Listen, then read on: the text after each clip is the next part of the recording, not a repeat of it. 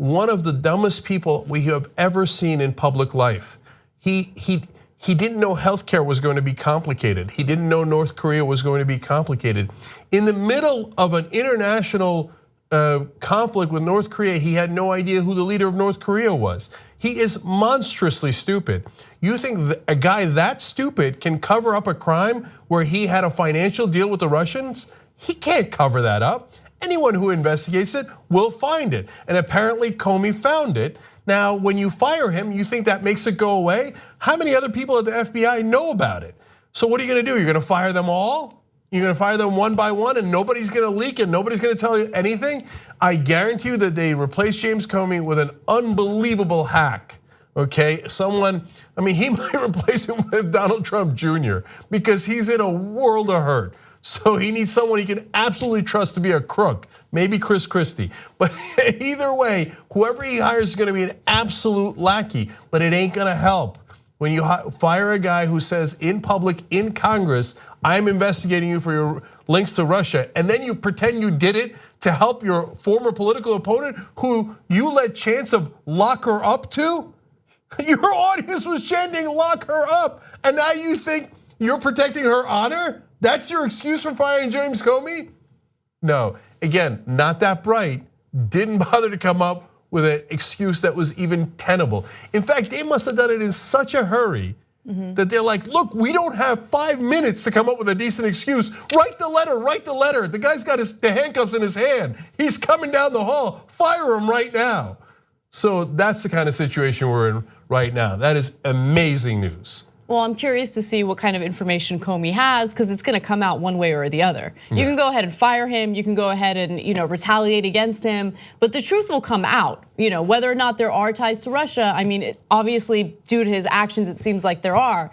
You're not gonna be able to hide that message. You're not gonna be able to bury it, and that's what he's trying to do. Whew. Breaking news in the middle of the show. Some serious stuff going on here. That's awesome. All right, now let's give you the rest of the news from today. All right. By now, you've probably seen viral videos showing people at the airport in Fort Lauderdale, Florida, outraged and engaging in some, physical activity with one another and cops after Spirit Airlines canceled a bunch of their flights. Now, airline companies cancel a bunch of flights all the time. It's super frustrating. Why did people lose their minds? Well, chaos broke out at the Florida airport on Monday after multiple Spirit flights were canceled, leading to long lines, irate customers, and altercations, okay? So we have a video showing a little bit of what the scene is like and what caused the flight cancellations, and then I'll give you an update on this story. Take a look. The chaos erupting inside Fort Lauderdale's airport spilled into the overnight as passengers were stranded. It got so bad, Spirit Airlines called in police, officers taking several people into custody. The mayhem starting after 11 cancellations and 26 delayed flights. And the airline, with the worst customer service and on-time record, blames some of its own pilots. Spirit claiming its ongoing labor negotiations with the Airline Pilots Association, saying in a statement to ABC News, this is a result of unlawful labor activity by some Spirit pilots designed to disrupt operations for our customers. So Spirit Airlines has filed a suit against the pilots here, the Airline Pilots Association to be specific, and a judge has literally just ruled that the pilots who are employed by the airline must go back to work. So there isn't, man, corporations have such a headlock on the judiciary and every part of our government. Right. They're even ruling in favor of Spirit Airlines. And no one really rules in favor of Spirit Airlines. Okay, so this was a recipe for disaster. You combine Spirit Airlines with Florida, and of course you're gonna have an absolute mess on your hands. The two things that are bound to lead to great frustration. Okay, if you don't know, if you haven't taken Spirit, it's a disaster. It makes United look like a classy airline. Right, well, the whole point of Spirit Airlines is we're gonna give you the absolute lowest price, but it will be a bare bones flight, okay? You're not gonna be able to recline your seat. We're gonna pack you in like sardines. There are no comforts associated with the flight. And I know that with most flights, there aren't much comforts associated if you are not willing to pay more than economy for your ticket. But no, Spirit takes it to the next level. And then if you want even a little bit of comfort, they'll charge you for it. Yeah, and it's more bare knuckle in this case than bare bones. And I was just on a Spirit flight just last week, and they increased the pain so that they can increase the amount of things that they could charge you for. So they not only charge you for checking your bags, so everybody's gotten used to that. They sometimes charge you for carry-ons. They charge you for every conceivable thing that they possibly can charge you for. I'm surprised they don't charge you for oxygen. And there's no service, like you can't check in at one of those kiosks, you gotta sit through the lines. They tell you gotta come 2 hours early because you will be on a massive line. I mean, every inconvenience there is, right? And I was, like I said, just last week on a Spirit airline, and everybody in line looked like they were on hard times, dude. Okay, including me. And it was a late night flight from Vegas to Baltimore. They were on hard times going to harder times. And you take those guys who are all on edge, right? You put them down in Florida, and then you put them on a Spirit airline flight, and then you cancel the flight. Of course you're gonna have fights. Of course. Exactly. It's like they did it just for World Star. It's not, that's funny. But it's not just about Spirit Airlines. I think that this is a symptom of increased frustration and anger. It's been pent up and we continue to suppress it more and more every single time we travel. And people have finally had enough. I think that this goes way further than Spirit Airlines. We're seeing more and more of these stories where people are fighting back against these airline companies because they feel like, it's one of the most expensive things that you can pay for in this country, in terms of travel. And you get treated like crap, right? The flight gets delayed, and instead of feeling as though they owe you something, like an apology, they treat you like you owe them something. Oh, no. And to be fair to the folks who work at Spirit Airlines, they're on their last rope too. I mean, because everybody they deal with is pissed because Spirit wound up pissing them off in one way or another. And they've taken so much abuse that by the time you're talking to somebody who works at Spirit, they're ready to fight. Like they all got a look on their face like, what now? What now? No, I'm charging you for that. What are you gonna do about it, okay? Say one more thing, I'm gonna charge you per word. Right? So, I mean, that thing is toxic. And so this is bound to happen. And you're right, Anna, we're all at our breaking point. Right, I mean, Cenk and I talked about travel yesterday. I believe during the post-game show for our members, you should join tytnetwork.com/join. But anyway, during the discussion, I mentioned something about how I'm done with travel, right? And it sucks because for work, oftentimes you have to do it. You have no choice. But in terms of putting myself through situations like that for vacation, it's just not worth it anymore. It's that unbearable. Yeah. And I just had to go to 5 cities in 10 days, and it wasn't easy, man. And sometimes, especially when a flight that's really late gets canceled, it is brutal, absolutely brutal. So anyway, good luck to everybody. Hope that the authorities let everybody go, man. Yeah. You got to understand, there's got to be a Spirit defense. Like, to be fair, Your Honor, I was on Spirit Airlines. Case dismissed. All right. By the way, some jackass Republican online or right winger online the other day claimed that I was making a $10 million salary, right? Obviously. Ain't nobody going on Spirit Airlines making $10 million. Also, have you not seen Cenk's suits on the show? I mean, how do you buy that he makes $10 million? But anyway, all right, moving on to some environmental news. The Environmental Protection Agency has removed half of its scientific board. These are individuals who are academics, who are trained scientists, who do very important work pertaining to our drinking water and our environment. And the government has decided that they're not going to renew the contracts of these individuals because they'd rather replace them with industry types. Now, Scott Pruitt, the EPA administrator, has chosen not to renew the terms of 9 of the 18-member board of scientific counselors, which advises the EPA on the quality and accuracy of the science it produces. The group, largely made up of academics, is set to be replaced by representatives from industries that the EPA regulates. So, I mean, corporations just didn't have enough of a say here in the United States. So why not give them government jobs so they can do things that suit their best interests as opposed to the best interests of the American people? So the committee has been eviscerated, according to the chair of the EPA. I'm sorry, the chair of the board. The committee has been eviscerated. We assumed these people would be renewed, and there was no reason or indication they wouldn't be. These people aren't Obama appointees. They are scientific appointees. To have a political decision to get rid of them was a shock. I would disagree. I don't think it's a shock. This is something that I could totally expect in Trump's administration. And so, yeah, they are looking out for the best interests of these corporations. They don't care about the environment. They don't care about your drinking water. They don't care about, chemical safety and all these other things that these academics had been focusing on. Yeah, I feel bad for them because they probably naively thought no, but they're not going to just take scientists and fire them and replace them with political hacks who just work for the companies that we're supposed to actually check on. So regulators are kind of like cops, right? They want to make sure you're not breaking the law, you're not hurting people by putting dangerous stuff in the water or the air, etc. So they were surprised to find out that they would fire the cops and hire the robbers. But that's the whole point of the Trump administration. Scott Pruitt sued the EPA 13 times. Scott Pruitt talked about how he wanted to destroy the EPA, and they put him in charge of the EPA. One of the reasons why he sued the EPA was because he disagreed with regulations pertaining to pesticides. The EPA had banned a specific type of pesticide because it was found to be dangerous, not only to the environment, but also to humans.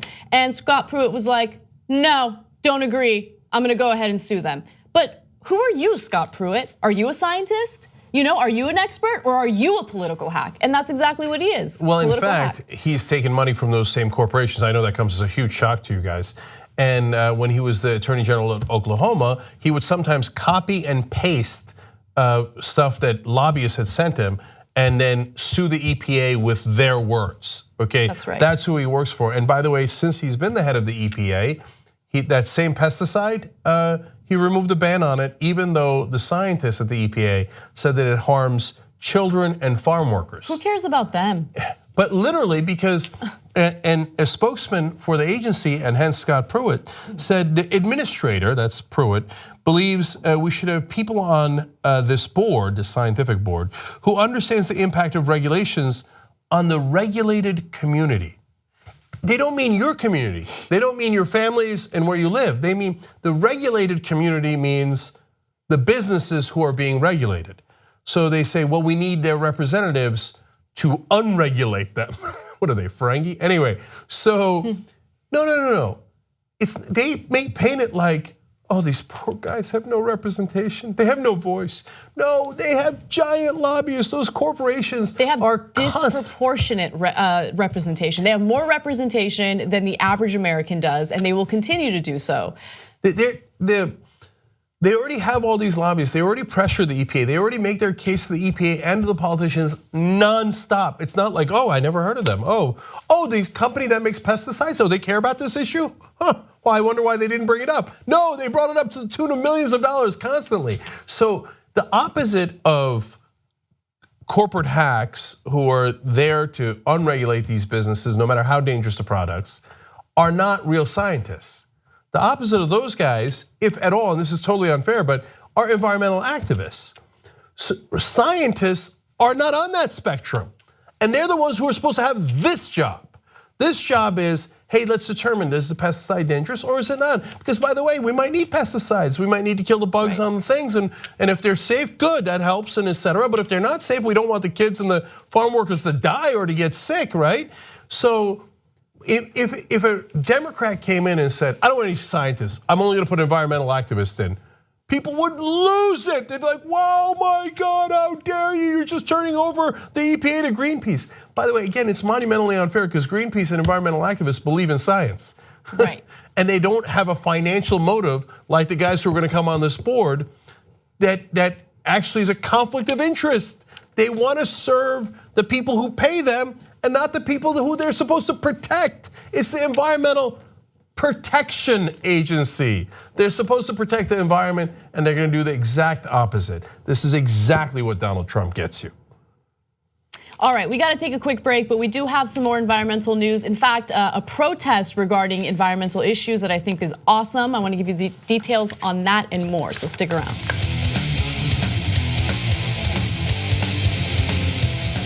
All right, back on the Young Turks. Let me read tweets, and then I have another James Comey update. Game Over writes in, number 45 fires Comey because he didn't lock her up. Makes sense if you're a tiny-handed, soon-to-be impeached orange buffoon. Brandon Adams says about the Spirit Airlines story, their slogan should be, "Where's your spirit?" And Kat says, "Spirit is a greyhound of the sky." I shouldn't read this, but I will. I shouldn't, but I will. Now, Gabby Marita writes, and Trump's got about the same temperament as the guy who farts in an elevator and then points the blame at some random kid. About right. Okay, so now another update on Comey, okay? So James Comey fired as the head of the FBI. He was investigating Trump's connections with Russia, stated that publicly, and apparently he was fired while in visiting the bureau in Los Angeles for the FBI. He was taken completely by surprise by it. As we reported earlier in this breaking news story, the firing seems to be in a panic. So they put out a press statement now where senior White House and Justice Department officials are saying that no, they've been working on building a case against James Comey for a whole week. What, you're gonna fire the head of your FBI and you only spent a week, even less than a week, because they said last week we were working on it. That doesn't even mean a whole week. You were working on it for less than a week? If you were gonna remove the head of your FBI, wouldn't you have a replacement? They don't have a replacement. Wouldn't you work on it for a little bit longer than a week? Wouldn't you come up with a little bit better excuse than I fired her because of I fired him. Sorry, I fired him because of what he did to Hillary Clinton. Okay, we reported this earlier as well. Deputy Attorney General Rod Rosenstein says he couldn't defend how James Comey handled the Hillary Clinton investigation. He, among the things that he said is that for him to release derogatory information about her in that press conference was unacceptable. Are you kidding me?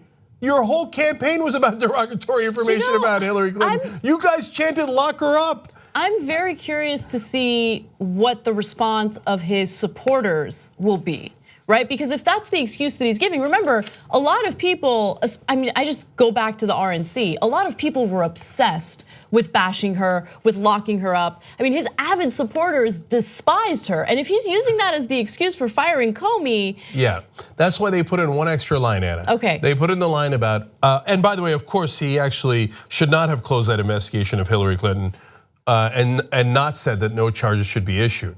So that's for his supporters to go, oh yeah, well he should have locked her up. Of course we're firing him. But remember, he knew all of that. And the Deputy Attorney General and the Attorney General knew all of that when they stepped into office, and they made an active show of keeping Comey on anyway. That's right. This is not new information. It is incredibly disingenuous to pretend that that stuff that happened months ago is new information. It isn't. Why all of a sudden last week, if you're to be believed, it's not that. It's even early. It's even more recent than that. All of a sudden you're like, oh my God, James Comey did a press conference about Hillary Clinton and didn't charge her and then made derogatory comments about her? Did anybody know this? Nobody knew this. Nobody knew that James Comey's investigation was gonna be this complicated.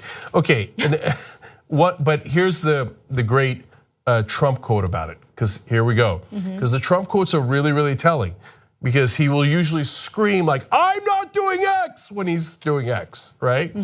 So he says, well, I greatly appreciate you informing me on 3 separate occasions that I am not under investigation. I nevertheless concur with the judgment of the Department of Justice that you're not able to effectively lead the Bureau. In other words, it's about Trump being investigated. And Comey didn't say that Trump wasn't under investigation. He said the Trump administration's links to Russia is what was being investigated. Trump goes, see, he didn't say me personally. But that's because he has to actually do the investigation. Apparently he had done enough of it. Trump, you're so stupid, you shouldn't say that quote. It's gonna draw everybody's attention, which they naturally would have anyway. But to the Russian investigation, when you go, now, let me remind you as I'm firing James Comey, this is not about the Russian investigation. Oh, yeah. So stupid. If we didn't already know that there was giant smoke coming out of the building, it's like you pointing to the smoke going, now remember, this is not about the smoke. And where there's smoke, there definitely isn't fire. And I didn't light that fire. Okay, is Donald Trump done? We're doing a poll immediately. tytnetwork.com/Trump. Is Donald Trump done? Period. I think he is. All right, what's next? All right. Protesters targeted Chase branches in Seattle to make a statement about Chase's investment in the Dakota Access Pipeline and other pipelines that, of course, activists are very much against for environmental issues and also drinking water issues. Now, the amazing thing about this is that the protest worked. Several branches had to shut down as a result. Police said 26 people were arrested by late afternoon. Activists said they disrupted operations at 11 Chase branches, and 2 other branches closed as well. One individual who was protesting said, I have a personal responsibility to make sure we have a livable climate. So that's what Andrea and of course all of these protesters are very much concerned with. And I think activists are realizing that it's one thing to go after those who are constructing the pipeline or the companies behind the pipeline. It's also very, very effective, though, to go after the banks that are funding the construction of these pipelines. Chase Bank happens to be one of them. Yeah, I think it's such an effective strategy. I think they took it from me, except I've never said it on air, so I don't know how they read my mind. We have some pictures of it, so let's roll through them as Cenk makes his point. Okay, so I think that these kind of actions at businesses are effective. I think that that's why people are worried about them. And I like that it was a kind of a jovial spirit, that they sang songs and talked about the things that matter to them. If possible, what I would want is small business owners to go to these, moms to go to these, your accountant down the street, your dentist to go to these protests. Because when you touch their pocketbooks, that's when you get real change.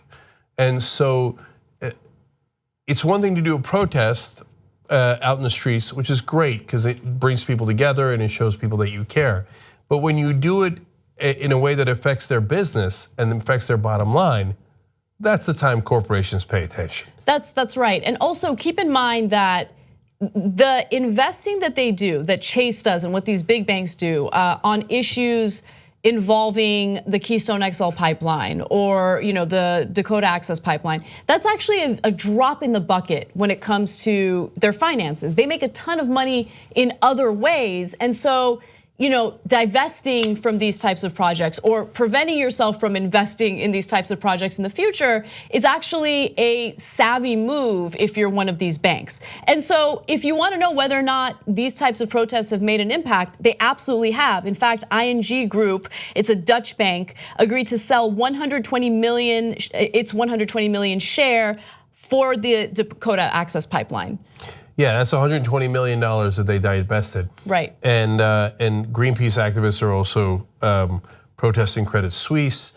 And so another really good point that these protesters made is, look, if you go protest the pipeline itself, well, that's their bread and butter. And they're not gonna wanna change their position on where they make all their money. But for the banks, these pipeline investments are actually a small part of their business. So it's easier to move them on this issue. So I think that that's exactly right, and the banks are where the money is. So really interesting beginning. I think that these protests are going to take on a life of its own. I think it's going to get much, much larger. So if the other side thinks that this is no big deal, well, what you just saw was the tip of the iceberg. My suggestion is to not run into that iceberg.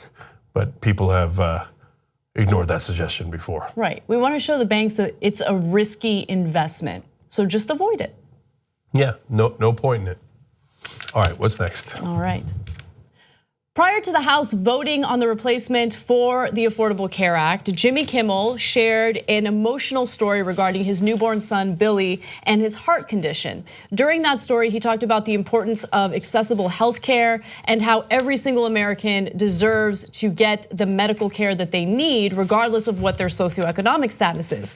Well, that seems like an uncontroversial stance, especially when you put yourself in a vulnerable position and you talk about your own family and your own struggles.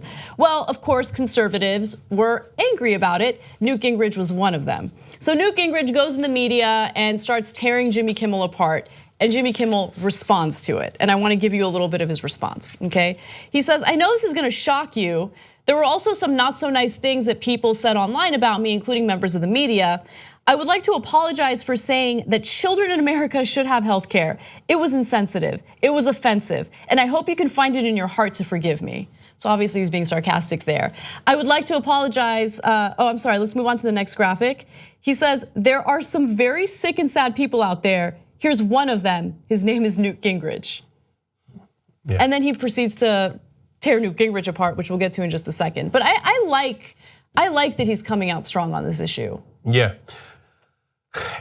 You would think that it's not that controversial. I mean, like when somebody says, hey, my baby has a heart condition, and I'm empathizing with other people. Now I happen to have money, and so, and I've got insurance, thank God, and we're taking care of it. But my God, what if you didn't have insurance? And to the point about Newt Gingrich, it's not, you can't just show up in the emergency room and you're done with it.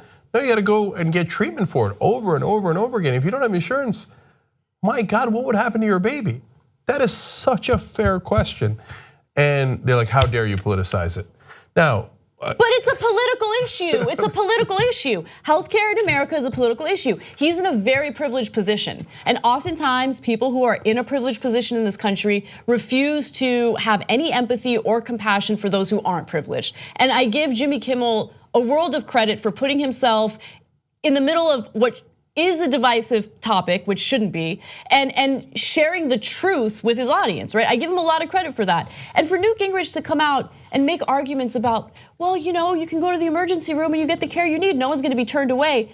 Yeah, but if you have a heart condition, it's not about going to the emergency room once, which by the way is gonna be extremely costly and will probably put you through bankruptcy, but it's also about treatment, it's about preventative care. We have terrible preventative care, or at least access to preventative care in this country. These are all issues that every American, regardless of their political ideology, is concerned about. And for Newt Gingrich to go out there and attack Jimmy Kimmel for putting himself in a vulnerable position and sharing the truth, it's unconscionable, okay? He does not, unconscionable. He does not care at all about the American people. He is just, I don't know. So Kimmel pointed out, hey, when your baby has a heart defect, not only do you need the surgery, but we've had to go to the doctor since then dozens of times. Yeah. So when you say, oh, what's the big deal? Just go to the emergency room. You're basically saying, I don't care about your kids. That's so pro-life of you, by the way, Newt Gingrich, right? You're so pro-life that you would rather have someone struggle without any health insurance and wait until a condition gets so bad that they have to go to the emergency room. And there's liars on every count, right? So they say, don't politicize any issue like this. But the minute it's an issue that they like, they politicize it immediately. If there's any kind of terrorist strike, they're like, let's invade, let's bomb, we knew it, we need to profile people, we need to do this. Wait, what happened to not politicizing things? They jump to politicize anything that they think is vaguely helpful to them, right? And then they're like, oh, a celebrity like Jimmy Kimmel getting involved. Yeah, but when Ted Nugent gets involved, you guys love it. When Kid Rock gets involved, you're like, yes, Kid Rock in the White House, we have a celebrity on our side, right? So you're total giant hypocrites. And then one of the other reasons they get so mad at Kimmel is because he's rich. And they're like, oh, hypocrite, you're rich. No, there's nothing hypocritical about that. It's called empathy. That despite the fact that he's rich and can afford it, he still cares about you if you can't afford it. That is not hypocrisy. I don't think you understand the word. That's actually being a decent human being. And that really gets under their skin because they're like, why isn't he mercilessly greedy like the rest of us? Why doesn't he want to crush everyone that isn't already privileged? Like what they said about FDR, a traitor to his class. Yeah.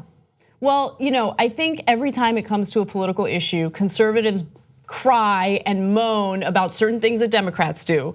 Democrats will correct their behavior, and then Republicans turn around as soon as they have a little bit of power, they do it 10 times more, like Trump with his executive orders. Look, all of these criticisms that conservatives throw out there are meant to intimidate people from being politically active, from speaking out, from being truthful about what's really going on. And we can't let that happen. I'm tired of Democrats being weak, and I'm really proud of Jimmy Kimmel for not stepping down. I'm really proud of him for bringing the issue up again and attacking Newt Gingrich the way he did, because that's what Newt Gingrich deserves.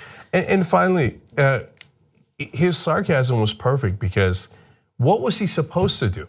Was he supposed to come out and apologize for pointing out that his baby has a heart defect and needed all this health care, and that if you don't have insurance, that he wouldn't survive, right? Like, is he supposed to apologize for those facts?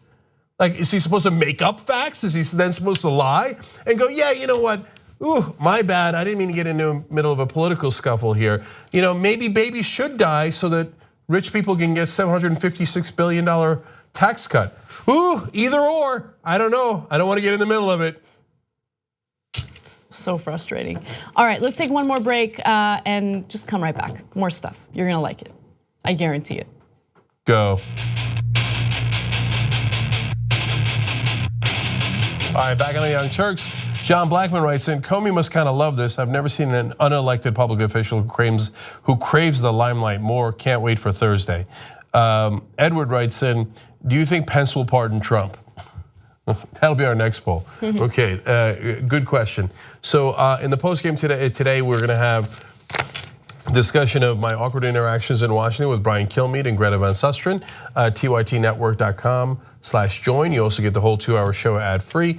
And tomorrow, don't forget, massive announcement, okay? Now, it was supposed to be earth-shaking, and it is, although today the earth got shook a little bit. So it's announcement week on the Young Turks. Today we announced the first Senate candidate for the Just Democrats, Paula Swearengin. PaulaJean2018.com, go help her run against Joe Manchin in West Virginia. Tomorrow at the top of the show, a massive, massive announcement, and we'll do that. And okay, more stories, go. All right, let's do it. Students at a Colorado high school were criticized after they put a photo of Donald Trump on a piñata and then proceeded to hit the piñata, which you're supposed to do. Now, there was a Spanish teacher involved who apparently allowed them to do it. He is now on administrative leave as administrators look into the incident and decide whether or not there was any wrongdoing. However, update to the story is that this particular school, Roosevelt High School in Johnstown, Colorado, had to cancel classes because of threats that they received after this whole story broke, okay? So look, these kids do the piñata thing, they're kids, and maybe they shouldn't have done it, whatever. But there's an interesting conversation taking place in the country about freedom of speech. I thought you were gonna say piñatas. No, but the country's a buzz about piñatas. Although piñatas are always fun, but think about it for a second, okay? These kids do what they do, and everyone's up in arms to the point where someone online threatens them, and apparently the threat is credible enough that they have to cancel classes for a full day, right? What happened to conservatives not being snowflakes? You're that offended by a piñata that has Trump's face on it? Like, think about that for a second. And what happened to free speech? You could argue that this is a form of political speech on a publicly funded campus, right? Yes, free speech for me, not so much for you. Right. Where's Ann Coulter? I'm sure she's outraged about this. Yeah, I mean, I hope you guys aren't offended. Right, okay, now on to the essence of the story. Look, I don't think that the question is that simple as to if the teacher actually is the one that led it and is the one that put the picture on, et cetera. When those are facts we're not really sure of at all at this point, based on the reporting in Colorado. Should they suspend them, et cetera, right? Because you always have to think about shoe on the other foot, right? So if there was a teacher that put Obama's face somewhere and encouraged the kids to hit it, shooting practice, I hope they're not doing that in high school, right? But, or a piñata, et cetera. I'm sure that we'd be pretty pissed about it, and we wouldn't want our kids being taught in a place where they're beating Obama's face on a piñata. Right. Look, and I think context matters, right? So if you're talking about an adult who's encouraging that kind of activity or that behavior, I get it. It's not right, okay? Regardless of who the president is.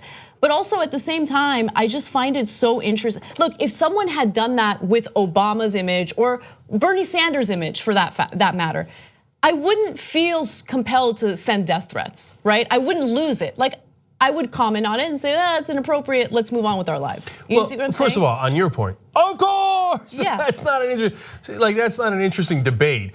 Okay, and you're right. The irony of whoever sending the threats is like, you are harming President Trump's picture, so I will hurt all the kids. What? Right? I think that your offense might be slightly worse than their offense. Now, but is it an offense? And I want to ask a poll question about that because look, there's one other wrinkle to it too. Because if you just were firing at a Hillary Clinton or Barack Obama target practice or something like stories we've covered before, that's unacceptable. But that's actually firing bullets. This is a piñata, you know. And to your point about context, Trump went after Mexicans, right, and called them rapists and criminals. So if people put Obama's face on a piñata because he deported more Latinos than any other president in history, which is true, by the way, I don't think I'd be offended, right? It depends on the context. If they say, look, he broke the record on deportations and it wasn't the right thing to do, and we put his face on a piñata, I totally get that, right? So now I'm not sure that I would have done it, but I understand it, right? And I understand that there's a very uncomfortable imagery of an African American where you beat it, et cetera. So that is an extra piece of context. Right. So that's why I think it's an interesting issue. Our poll here is tytnetwork.com/piñata. And we want to see, was it inappropriate for the teacher to use a Trump piñata, okay? If the teacher was the one who encouraged it, by the way. Okay, so that's, you can call it a hypothetical, okay? Right. So I'm genuinely curious about this and where you guys come out on it. And I'm a little split. For the reasons that I just explained. You know how you're voting? Well, if it's the teacher, I think it's inappropriate. Like, I don't want any teacher to do that. But if the teachers did it on their own, I don't really care that much who the politician is or what their ideology is. I think that it's a form of expression. And yes, I know that the First Amendment is limited when it comes to grade school campuses, even if they're publicly funded. But I think that it's important to allow kids to think critically and to share their political opinion and to encourage them to share their political opinion. I'm not saying encourage them to do violent things, but if they're frustrated about something, I think it's a teachable moment, and I think it's an opportunity to actually open up a discussion. So yeah, and also, look, I completely understand that in the past we have done stories where something like this happens or something similar happens and we're outraged, right? But now I've gotten to a point where I'm tired of the outrage. I'm outraged at the people that are constantly outraged. Okay, it's a piñata. There's a bunch of high school students hitting a piñata that has Trump's face on it. I just overall don't care that much. Okay, man. Interesting enough. Look, I keep thinking he attacked Latinos. It's a piñata. I get it, right? On the other hand, I keep thinking I don't want Bernie on a piñata. So yeah, it's a tough one. You decide. tytnetwork.com/piñata. All right, what's next, Anna? All right.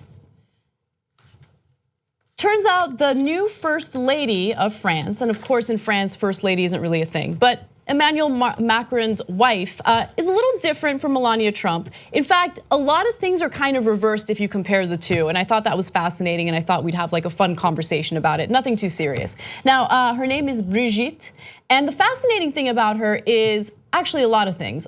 She is wealthy, she was born into wealth. Her family is a family of chocolatiers. And I argue that if you are to be a wealthy person, that's probably the best way of being wealthy, right? They're like, oh, how'd you get wealthy? Was it the oil business? Was it gambling? No, it was chocolates. Yeah. We're chocolatiers. Yeah. Now I know everyone, like people's heads are exploding because I know Emmanuel Macron is, friendly with the banking industry and all that, blah, blah, blah. This is not a conversation about that, okay? Let's move past it. But what's interesting is they actually met when she was his teacher. They met when he was 15. In fact, currently, he's 39, she's 64. That is so interesting, right? And of course, they're getting a bunch of heat for it and a bunch of criticism. But think about it, if the roles were reversed, there's no criticism. There's this like, yeah, he got a young one, right? Like Trump and Melania Trump. She's very much younger than him. In this case, it's reversed. Yeah, so a couple of things here. One, it really does point out the sexism a little bit because nobody even considers criticizing Trump on Melania, and they have almost the same exact age difference as Macron and his wife. She just happens to be older, and everybody's like, "Oh my God, did you know she's 24 years older?" Okay, so let's get past that because that's obviously not a big deal. And it's like out of a French love story. He told her, "You will not get rid of me. I will come back and I will marry you." And she said it was impossible to resist him. Okay, but here's another thing, right? Which is also very French. She was married at the time that they met, and she was like, I'm married, get out, get away from me, right? And he was just unrelenting, very persistent. And here's what she said about it. Love took everything in its path and led me to divorce. It was impossible to resist him. Yeah, so that's where you get into the actual drama, right? So she was married, had 3 kids. They met when he was 15. Now we don't know when they actually started their affair and relationship, right? He writes the letter about how you won't get rid of me when he's 17, right? So it's a little dicey. So if it started when he was 15, not really dicey, it's wrong. Okay, so that's just want to be clear about that, especially when she's a teacher. That wasn't your previous position on 15-year-old boys that get seduced by their teachers, but nonetheless, let's move on. All right, you want to point out hypocrisy? I hear you. Okay, and so, but that was a long time ago. I think we're past it now, and it is certainly an interesting story and an interesting couple. All right, we're out of time. We got to go. TYTnetwork.com/join. Bye. Tom Hardy is a goddamn superhero.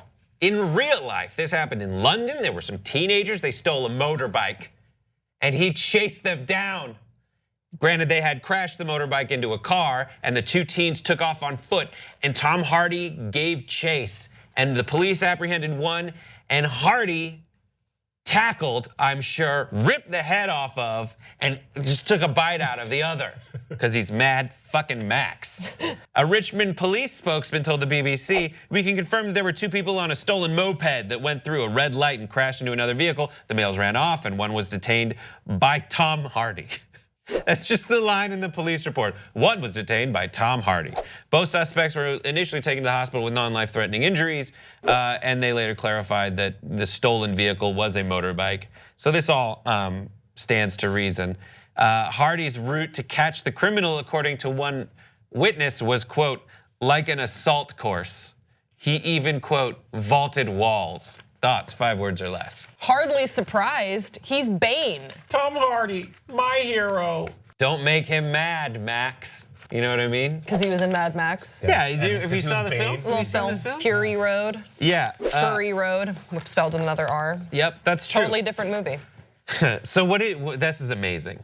I loved this. Yeah. Why did you love this? Because Tom Hardy is one of those actors that you don't know what his personality's like, right? Because he's been in so much. He was in this movie called Bronson, and in Bronson he plays like the scariest criminal in the history of criminals. And if you want to see his wiener, ladies, he greases himself up naked, giant, and the police try to tackle him. And he just has that happen so he can beat the shit out of him. And it's the most intense acting I've ever seen. I don't really like the movie, but it's like he's so intense. And then you have Bane on the other hand. Then you have Mad Max, where he doesn't really talk and he's a little scared. He's like almost like a scared warrior at the same time as being Warrior, vengeful. In the Warrior. the fight, I believe that was about like UFC fighting or yeah, mixed that's a martial movie arts. that I'm either too gay or not gay enough to like. Didn't he also have that movie with Chris Pine and Reese Witherspoon? That was my favorite one. What was that This called? Is War? This Is War. That was his best performance. But do you know what he's like outside? Yeah. So I actually saw an interview on with Tom Hardy, or it was one of those Facebook things that get shared around where it's like an interview with an actor set to very dramatic music with B-roll of like them when they were younger. And then I saw they have one going around right now about like Denzel Washington and Sylvester Stallone. I don't know who makes them, but they get shared a lot.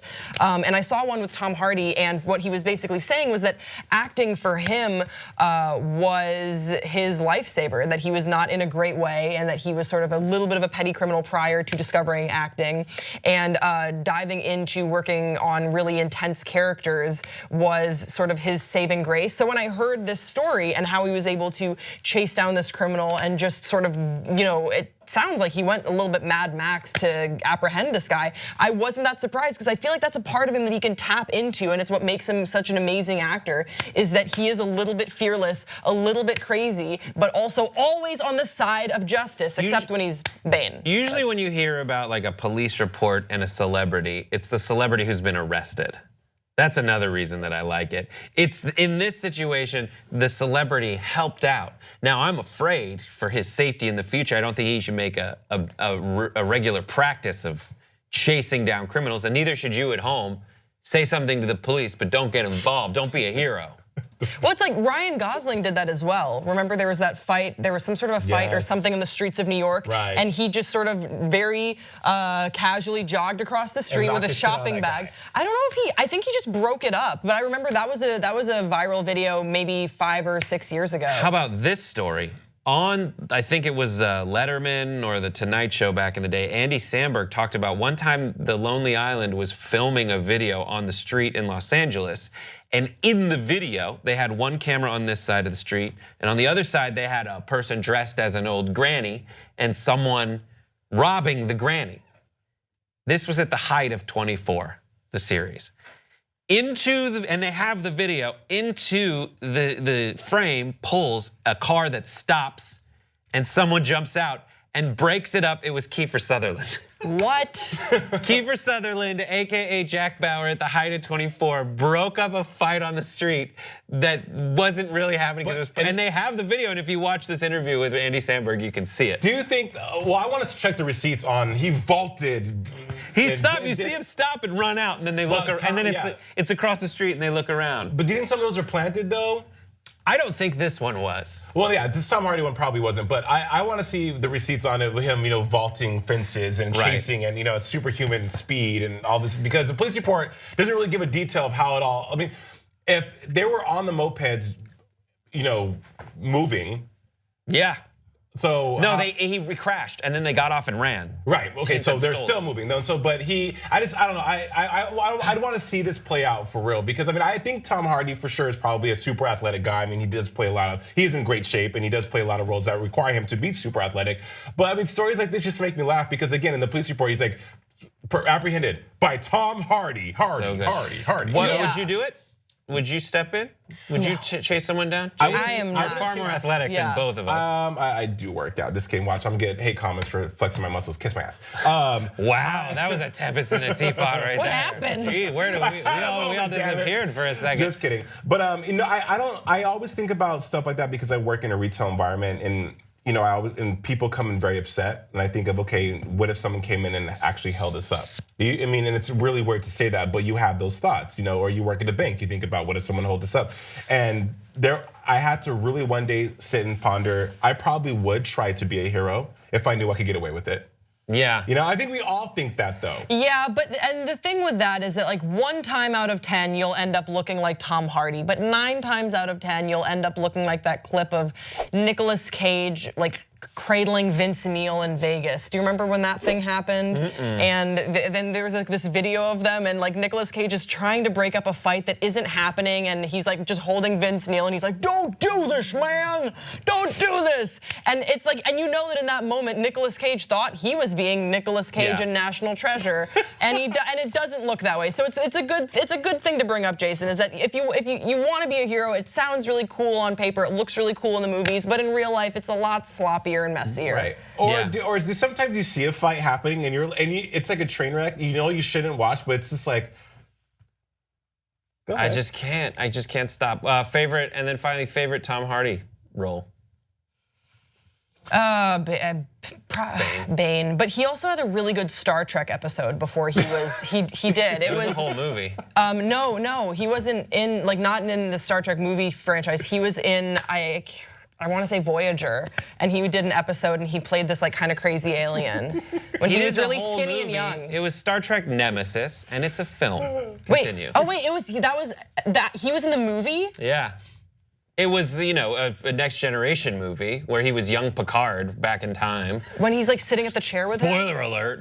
And he's like sitting at the chair. Yeah, he's like a creepy, skinny, cantaloupe on a toothpick kind of thing. Oh, I thought you were, yeah, that's what I've seen. That's what I liked. Yeah, really good. Guys, I just have to give it a super, super honorable mention to Grace Baldridge, because Grace, every week you have like the most underneath like tidbits of everyone. Like this flower was actually buried underneath soot that had like except she doesn't know the whole details of it. She's like, wrong. Don't get rid of the copyright because I remember I was like, all I knew was I'd seen Tom Hardy in a Star Trek thing and I thought it was an amazing performance and I thought it was an episode, and Brett's like, you remembered that wrong. In fairness, I was like 15. Yeah, no. Best Tom Hardy flick was when he was in Tu Wong Fu back in the 90s. Really? In drag. Yeah, it was awesome. You don't remember that movie? I do remember that. I mean, I never saw it, but I remember it happening. I'm joking. He was in that movie. Oh. I like how he was never in that movie. Bane was great, only because Tom Hardy has like this sickening jacked body.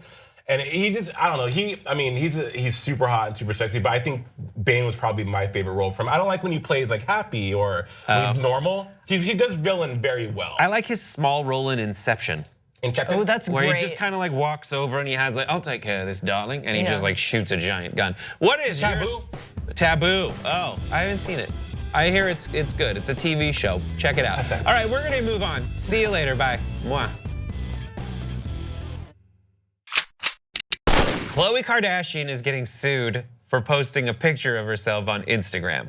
Now it's a little bit more complicated than you might assume. This is there's a company called Exposure Photos. It's a photo agency, and it claims that on September 14th, 2016, Khloe Kardashian uploaded a photo of Khloe that did not belong to her. Now, this was taken by a photographer when Khloe was ostensibly in a public place, and it was licensed by the Daily Mail, and they had originally licensed the photo, and it offers suggestions on how to nail the nude look with Khloe's naked wardrobe bodysuit. And here is their claim. They're suing for $25,000, saying that Kardashian's Instagram post made the photograph immediately available to her nearly 67 million followers and others, consumers of entertainment news, and especially news and images of Kardashian herself as evidenced by their status and followers of Kardashian, who would otherwise be interested in viewing licensed versions of the photograph in the magazines and newspapers that are plaintiff's customers. So essentially saying like, even though she is in the photo does not belong to her, it belongs to the photographer, which is the law in the United States. Thoughts, 5 words or less. Exposure, doing some exposing. Khloe's copyright confusion. Kardashian. You know what I mean? They're trying to cash in on that. What do you think? I think, go. Grace. Real quick, I'll just be honest. I feel like none of our 5 words were strong this go around. Yeah, that's right. Because this is kind of a weird, strange story to feel strongly about. Oh, I feel strongly about it. You do feel strongly? How do you feel strongly about it? Because the Kardashians could do no wrong. Just kidding, no, I don't feel strongly about it. But, so, okay. Khloe should have known better, because not only did she reposted the picture, but she removed the tag that has the copyright. You know, like Getty Images has theirs that says it's their copyright to use this picture. So she knew better. And also, okay, there's fair use. You guys know what fair use is, right? Yeah. So, fair use, you can use certain pictures without having to seek approval or permission from the copyright if it's for like educational purposes, parody, et cetera, et cetera. So, Khloe should have known better, and we do this daily though with Instagram when we repost pictures though, because that's copyright infringement as well. But there's no monetary damages when you repost a picture on Instagram. Yeah, it's weird, and you have a separate app, or at least I do. It's weird to me that within Instagram there is no equivalent of retweeting without getting like the repost app. And I forgot my Instagram password long ago, so I can't ever repost things. But people think if they give photo cred, like if I take a picture, if you take a picture of me and I say photo cred, I'm sorry, Grace Baldridge, and I repost it, it's still infringement, even though I gave you photo cred. Doesn't Yeah, and the big thing that she did wrong in this scenario is taking off the tag. Right. And the only reason why I know know that is because from doing Murder with Friends, my girlfriend, she was like looking at some of the videos we were posting, and I was asking her questions about fair use and making a video transformative, which is very important to fair use. She was like, just make sure whatever you do, never remove the tag. My girlfriend's a lawyer, by the way, so like she don't take that away. Yeah. Don't take the tag away because for whatever that's like really bad. I don't know why. So I know that that's why it shows intent. Yes, that's what it is. Thank you, Brett, you smart Chloe's man. That's what it is. Because her intent, she knew better. She, again, they license these pictures for monetary purposes. This is how this website, whatever in the UK makes their money. Exposure, get exposed makes their money. But people also ask the same question about the Oscar picture with Bradley Cooper, Ellen, the big one, the selfie. Who owns the rights to that? Some say Bradley Cooper owns the rights because he actually he took the picture, he created the image, but it was used on a Samsung phone that was, that American Motion Picture Arts and Sciences hired Samsung to use their product on set for the Oscars. So it's very weird. It's like a weird shade of gray when it comes to pictures. Right, but you should know that this does not belong to Khloe Kardashian. It is strange, but it just as like, a famous photographer who takes photos of, Yosemite National Park owns those photos. The same is true of someone taking like a shitty photo of like Khloe Kardashian shoveling pasta into her mouth. But okay, so it's weird because Khloe, I wonder did Khloe know they were taking that picture? It doesn't matter if she's in a public place. Okay. If it's about a reasonable assumption of privacy, and she has no reasonable assumption of privacy if she's out on Cayocho or wherever the hell she is. So what would be the countersuit from Kardashian then? There is no countersuit. So the thing, a lot of these suits when they have come up before, because they are usually settled very quickly out of court. Because what they want is monetary damages, and that's what they're gonna get. There's no reason why the Kardashians would be like, no, this is the photo that Khloe wants. This is hers. Yeah. So I think that they're probably gonna settle out of court. I think the rumor is something around like 25K is what they want, and then it'll just be washed their hands. If anything, I think the reason why Exposure is doing this is sort of to let other celebrities know, don't do this, don't take our photos, and don't steal the tag because we will come after you. I don't necessarily think that's the case. I think the idea is to keep it low enough where the celebrities might still use it, and then Exposure can cash in. There's companies in viral videos anyway, like ones in Juke and Media, who are like really want you to use their videos so that they can sue you because they buy the rights and then they put them online. And there's a bunch of videos that don't do well. They'll never generate $1,500 in revenue, but if someone wants to license it, it costs $1,500, and if they use it without license, then it costs way more because there's a threat of a lawsuit. But still small enough that people might rather pay it than go take it to court. Yeah. That's a very interesting and slimy conspiracy. But it's their right. They own it, and it's Yeah. really stupid of Khloe Kardashian's team, and I don't think it's Khloe. Actually, it might be Khloe, because I think the team would know better to do something like this. Anyways, what do you guys think? Give us your thoughts in the comment section below. Subscribe immediately, and if you use a photo of me online, I'll take it down. The scrotum. It doesn't just keep your sperm at ideal temperatures. It also can be used to apply makeup. Don't take my word for it. Take the word of Jonna Hines, AKA Punkzilla on Twitter, who tweeted out, "Y'all dare me to post a video of me using Damon Nuts as a beauty blender?" I like the adjective form, Damon Nuts. Not any nuts, Damon Nuts as a beauty blender. And then she got 3,400 likes on that, and so this happened. Check it out.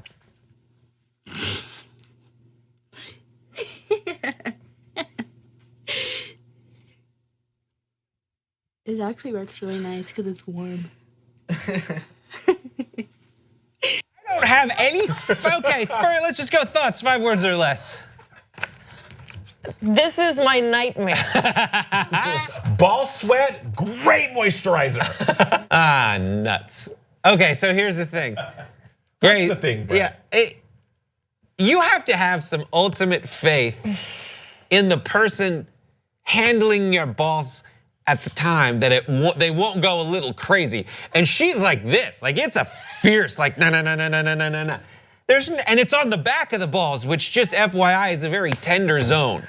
Am I correct? Not for me. I think yours are steel. Well, the posterior of the scrotum is pretty. For me, it's the front of the scrotum. But Brett, those are, I mean, man to man, and you got man. Amir is literally trying to leave the room. Amir let's keep it 100. Usually seated, calm, laconic. Amir's trying to leave the room right now. Those balls, he must have been either one commando all day or must have been hot as hell outside because they were super low hanging. Some people just have low hanging balls. Jesus. My friend David. David used to have to pull his balls up so they wouldn't go into the water in the toilet. Oh my God. Good for him. My friend Brad peed on a frat when we were in college and ran back naked. And it was just like goosh, goosh, goosh, goosh, goosh, goosh, goosh, goosh. Do you ever sit on your balls at the gym though when you're doing like press? No, I don't go to the gym very often. That's a problem. I did get Thai massage, and there's a lot of stretching. Yeah. And they don't care where your balls are. No. And yet yesterday I went, and then it was like this, and I was like trying to stop as she's like pushing over, and she's like, oh, you can't stretch that way. I was like, no, give me a second. And then you just kind of move them. I had a couple of questions while she was applying the makeup using the testicles because, Your Honor. Again, her face was very close. In the realm of cleanliness, audience, and I thought, was there a scent? Was there's just a lot of things. The answer is always. Yeah, there's a lot of things that go into play. Then also, what if you can get, you get pink eye. I know how it causes pink eye. What if maybe some urine might have ended in her eye? There's a lot of things that could happen. Ball stuff. Yeah. Grace, you've been pretty quiet. Grace, what's your experience with balls? Yeah, you know what? This is a video. Good. First of all, I think it is great that she and her boyfriend are this comfortable with each other, and she caught the attention of a lot of really major beauty gurus. That's great for her and her brand. I wish her well, her and her boyfriend. What a beautiful relationship. Hey, that said, this is a story about makeup and balls. Two things I really am not very into. So I feel weird about it. But look, what's the version that, what if people start using boobs? Yeah. Like applying boobs as like a beauty blender. Why not? If you want to, do it. What if they're great? What if it's just like, what if she's like, this was a joke, but. Whatever makes you feel happy, I don't judge anyone. She said they worked. She said they worked because they're warm. Well, that's my thing was how, because listen, I have a beauty blender here. Yes. I have a beauty blender. And if you guys don't know what a beauty blender is, it's an amazing apparatus to apply makeup. It's awesome. It makes you dewy and smooth. But I wanted to know about the quality of how the makeup looked after it was applied with the testicles. But I have to do you guys one better. I have a friend who can paint with her anus. Legit. I take hosting class with her, and her brand is that she paints with her anus. So does she put the paint in her butt and she poop puts it out? the brush, and she does Kegels. She puts the brush in her anus, and she can paint. It's a legit thing. I'm not making that up. You can Google her. The brush has to have a shape or something. Where like at the end, it kind of blouses out. But she's pretty well known. Yeah. Let me see this. The beauty blender, how you use it is it expands with water. Wait. We have to get Your friend paints with her anus. Yes. Okay. So what's so there is someone, you're saying there's a human that is lying on the ground and she is squatting over them and just like dabbing on their face. Yes. Yeah. And her no. She doesn't paint on people's faces with her anus. Yeah. It's like, whoa, thanks for the clarification. But she paints artwork with her asshole. And I'm not lying. Is it good? All right, first of all, that's totally, because you can do like abstract artwork and be like, this is art, I paint it with my butt. You can do that with any body part. She just very like Salvador Dali. I thought you meant like she paints people's faces, like painted by fame, painted by butt. Does, like it's saying though, like people. She's great at making is that people can use their body parts to create art, be it on their face or on a canvas. It's pretty cool. And hey, listen, if you had another one of these, it would be what we saw in the video. Right. You know what like my overall feeling is talking about this? Oh God. This is how you apply. It's that Lance Armstrong. It's just like, I keep coming back to, you can do this. You can do that. Why? Can I get the Lance Armstrong technique? Live strong. I mean, also because the skin on your scrotum is soft and easy on, it's not abrasive. So I wouldn't. Good for her. And I hope I never know. I think we've belabored this as long as we should. Yeah, what do you guys think? What other body parts can you use to apply makeup? Give us your thoughts in the comment section below. And if you paint anything with your asshole, we want to see proof. Bye. Heineken has a new ad out encouraging people to settle their differences over a beer. Let's take a look.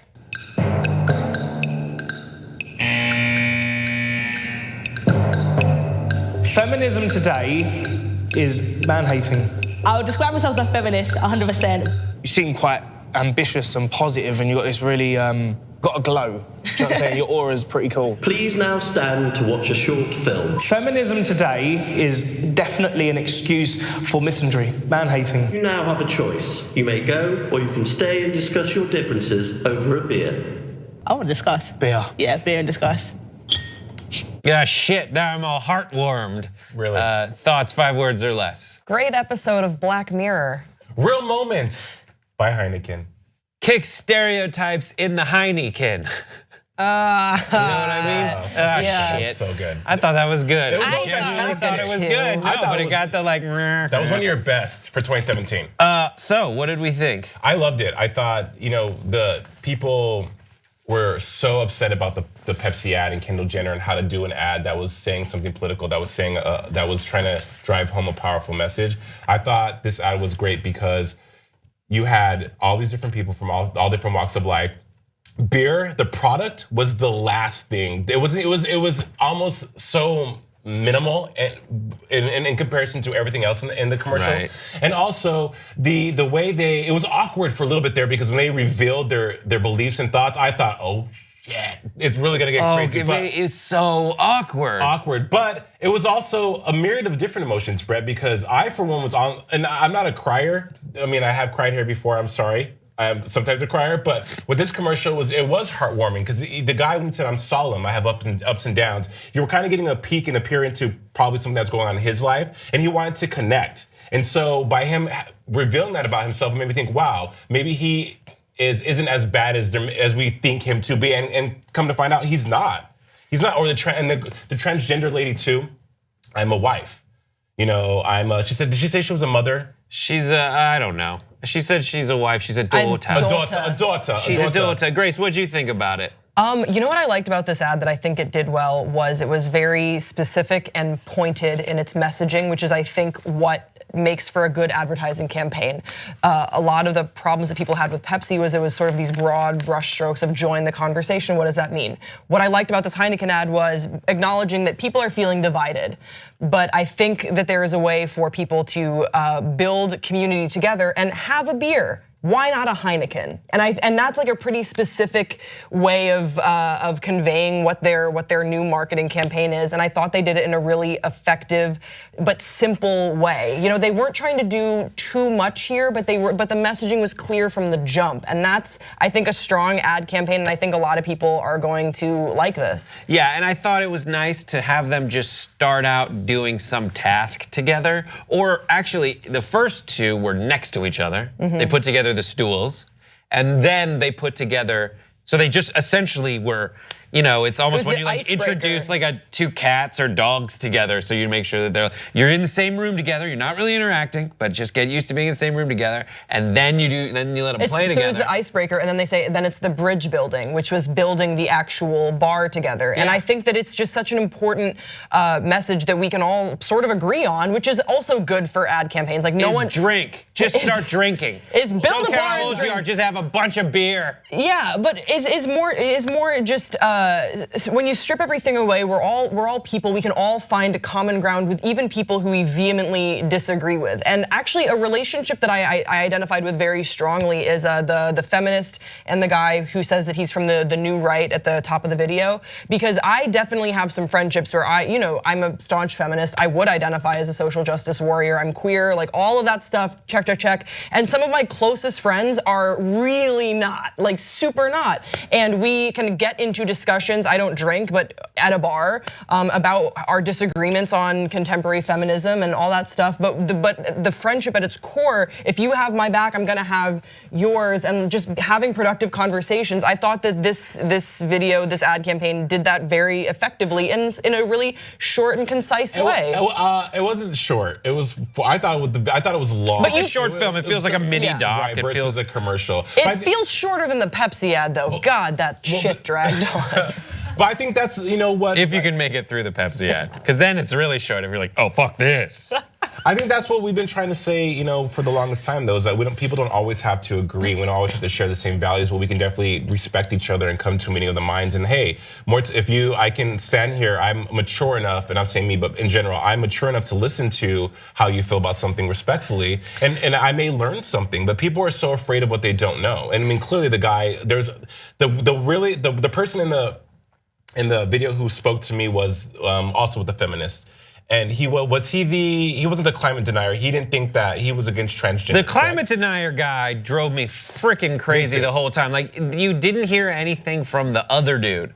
And also, it does set up that, like, if you deny climate, if you're anti-transgender, and what is the other one? If you are, new right, you're a shithead. Right. And all the other people are really nice. Because the only sound ups they said were things of like, I'm not inclusive of people, and then someone else going, really believe in inclusivity, essentially, right? It was. Yeah, I mean, I will say. I guess I do. I agree with all the ones that weren't like shaved head white dudes. You had to basically, the people on the division was someone that is for something, and then that was their factor, and then someone who is against something, which already makes them seem like a more negative person on its face, because instead of being like, I like this, it wasn't the guy being like, I like this, it was, I hate feminism. Yeah. And so you're like, oh, this guy is disagreeable. But I think that when we got a feel for their personalities, I didn't feel as though they were purely negative people. Although I agree with you, I think the climate change denier was like a little. He was the one I did. He was a lot. Yeah. It's like the guy, he jumped in over the other guy every time. And all the other. Always talking over him. Yeah, all the other dude got to say was always just say, yeah, just always talking over him. Really nice, you're nice to hang out with, I guess. Yeah, and to be friends with each other. It made me feel awkward, especially when they brought out like the clips of the reveal before intro videos, when it's just them talking straight to camera, and play that in front of everyone. That made me feel awkward, but what it did is made me feel awkward in the right way. Yeah. In a way where it's like, oh, I need to stick around for the resolution to this, because otherwise it's gonna just feel empty. The other thing I would like to see is them after like 7 beers. Just to see if all these breakthroughs still hold. Or if like the trans woman and the guy are just like naked on the table together. No longer naked. But we know when you call people out on their shit, though, it's funny how the tables turn, though, because they didn't know that was going to happen, so they were being held accountable for how they felt, be it negatively or bad. Yeah. Same thing with like comments on YouTube. When people write shit like, "Jason, your face is ugly," and I say, "Hey, thank you so much. I love my ugly face." "Oh my God, you read this comment? I didn't really mean it." Like when you hold people accountable, it's funny how the tables turn and they become vulnerable. They become the one on display, and I think that's what was awkward about the reveal in this video. Awesome. Well, I think we all enjoyed this. Did you? Let us know, and we'll talk to you later, probably like 7:30 p.m. on a Wednesday. Yeah. Bye.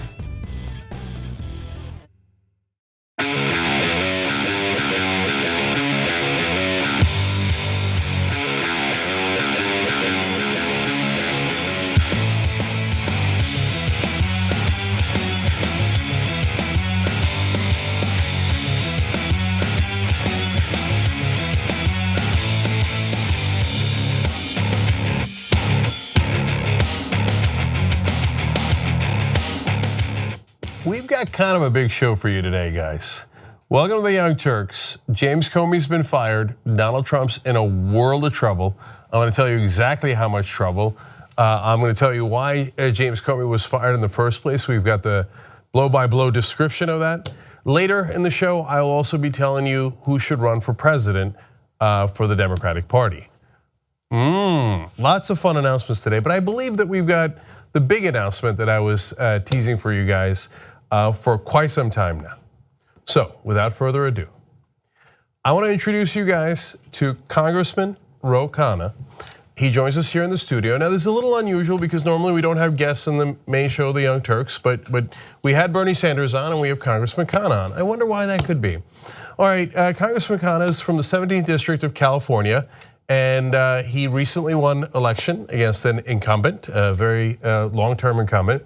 Well, Congressman Khan, are you aware of something called the Justice Democrats? Of course I am. You are. The strong progressive wing of the Democratic Party that's uncorrupted by corporate and PAC money? Absolutely. Yes. Quick question for you. Will you join the Justice Democrats? Yes, with enthusiasm. Okay, so you're officially a Justice Democrat now? I am. Okay. One more question for you. Will you be our champion? I would be honored to. There's a sitting US Congressman, a Justice Democrat. Now, I'm the host of the Young Turks. I'm also one of the founders of the Justice Democrats, so welcome. Thank you. It's an honor to be on this with Bernie Sanders being your only other guest. So. Yes. We have a lot of guests on TYT interviews, but we don't normally do it on the Young Turks, so it's great to have you here. So, as a sitting US Congressman joining a new wing of the Democratic Party, that's a big move. Why? What do you like about the Justice Democrats? It's time that the Democrats had a clear, bold, progressive vision, and that we had spine and willingness to stand up for those bold, progressive ideas. And that's what Justice Democrats are about. It's for Medicare for all, free public college, no corporate PAC money. This is what the Democratic Party needs to stand for. So, of course, the skeptics will say, no, you can't not take corporate or PAC money and win elections. You guys are being unrealistic. Well, I did. I didn't take PAC money or lobbyist money. And you know what happened? A lot of people in the district said, you know what, we're going to go and vote for this guy. We're going to support this guy because of that pledge. And I think Democrats across the country will realize if they take a pledge not to take PAC money, not to take lobbyist money, they're going to be rewarded by hundreds of thousands of people across this country. Bernie Sanders showed that. So they'll also say, now wait a minute, primarying incumbents hurts the Democratic Party. What's your take on that? I've never understood that argument. And I promised, because I ran against an incumbent, and I said, look, if I get there, I'm not going to close the door on other folks. This is a democracy. These seats don't belong to me. They don't belong to anyone. They belong to people. And you ought to earn the right to represent folks. And competition makes you better. I don't understand why an incumbent is afraid. If someone wants to run against me, great. I'll go share my ideas, share my vision. It'll make our party stronger. And this is, we have a 97% incumbent re-election rate in this country. The turnover rate in the United States Congress is less than European monarchies, according to an Economist article. This is why people are so upset, and we need competition. It's ironic because now everybody who gets into office immediately wants to, of course, burn the bridge behind them. Because not all of them, but almost all of them at some point beat an incumbent. Right. Right. But the minute they're in, no, you can't challenge incumbents.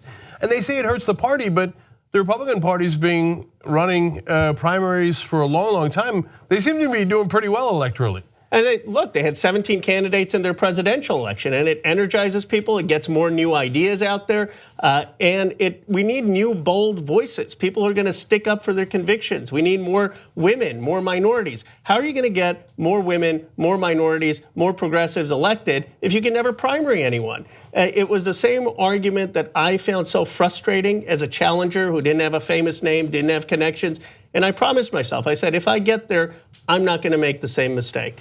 Yeah, but you do have a cool name, Ro Khanna. Sounds like a Game of Thrones, either Dothraki or from Dorne or something like that. So how did you wind up winning? Because Mike Honda was a very long-term congressman in California in a comfortably blue district. Right. So you had to take him on in a primary, and like you said, you had no name recognition, Dothraki or otherwise.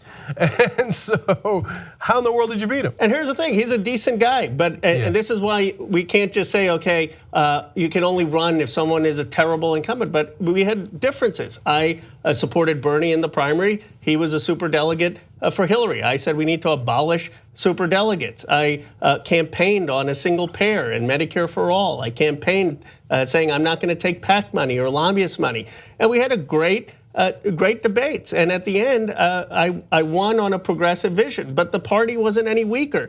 And it wasn't some awful negative campaign. And this is where I believe that challenges will actually strengthen the party. And if they're good incumbents, they'll win. If they're good challengers, they'll win. Yeah, and what do you think is the best way to beat the Republicans in general elections? I think it's one to have a bold, clear vision. Look at what the Republicans have done over the last 30 years. They have not moderated their vision. They haven't been incrementalist. They've had a spine for what they believe. We need to have a clear vision of how we're going to help people. What is our policy that's going to help someone in Ohio, in Michigan? In my view, that's let's give people a massive wage increase by expanding the earned income tax credit. Let's clearly stand up for a woman's right to choose and not obfuscate that issue. Let's be very clear about issues of racial justice. Let's be very clear of a single payer and Medicare for all. Let's talk about how we're going to make college affordable by making public college free. And let's say this is our vision and we have the guts to stand up for it. Yeah, and to your earlier point about how it's not personal, it isn't. Mike Hanna's a good guy, and and I think we had him on a long time ago on the Young Turks, and it's just a question of which policies do we like better. I mean that's what an election is supposed to be. So Cori Bush is a Justice Democrat nominee, right? She's a candidate, and she's running against Lacey Clay. It's not to say that Lacey Clay is a terrible person. It's just we think that Cori Bush is more progressive, right? And we like those, and it's a deeply blue district. Yeah. Paula Swearengin running against Joe Manchin now. That was announced yesterday. Now, Joe Manchin, again, I don't know him personally at all, right? But clearly far more conservative, right? Yeah. And Paula Swearengin far more progressive. So I just don't, like you said, Congressman Scott, I don't see why that battle of ideas hurts the party. Doesn't a battle of ideas to see what people are most excited about, driven by, and will show out to vote for a better thing for the party? It is, but it's not a better thing for incumbents. I mean, if you're an incumbent now, like I am, you say, okay, I've got a 96% chance of winning. Why take a chance? But that's what people were so frustrated with in the 2016 election. They were frustrated that they didn't feel like they had a voice, that they felt the game was rigged, that they felt that people decided in a closed door who could run. And I believe that if we have these vigorous challenges, young people running, progressives running, saying that they demand a bold vision, you're going to have incumbents more accountable. So you're going to have more incumbents signing on to Conyers single payer bill. You're going to have more incumbents saying, I'm not going to take PAC money. And you're going to have more people engaged in the process. In the long run, this is going to make us a better party. So my guess is that this move will make you fairly popular with voters, yeah, right? Well, hopefully, yeah. No, and I'll tell you why, because which voter says, no, I'd like to have less choices, right? Right. And you said, look, you don't mind running in primaries yourself, right? Absolutely. If I've said I will debate someone who wants to run against me. I've said, let's have third-party candidates. I don't understand why, if you have confidence in your vision and your record, you should not be afraid of competition. And I've never understood why people feel so risk-averse about competing. An election's an awesome opportunity to share your vision, to connect with people, to inspire people. Yeah, it's partly because the Republican and Democratic parties have a duopoly on power, and they don't really like to give that up. So my guess is that your colleagues might not be overly happy about this. That's probably true. So how do you deal with that if they come and say, what are you doing here? You're helping a wing of the party that might primary me? I say, look, it's not personal. In many cases, I respect the contributions of people who Justice Democrats may decide to run. In some cases, I may even think they're good incumbents who should win. But it's a philosophical principle that if we're not going to change, if we're not going to help break through the stagnation of politics and let in new voices, then we're never going to change the system. And so I would say, go run a good race. If you were a true progressive, you're likely going to win because there's so many advantages that incumbency has. In fact, welcome and embrace the competition. Yep, absolutely. All right, now before we leave you, I heard your grandfather worked with Gandhi somehow. Is that true? Spent 4 years in jail in Gandhi's independence movement in the 1940s. Wow. I mean, we want to talk about a revolutionary and a guy who knows how to challenge power. And that's, I think, what gives me a sense of perspective. Here he was in jail for 4 years. He spent 30 years of his life fighting for India's independence. He didn't know whether India would be free or not.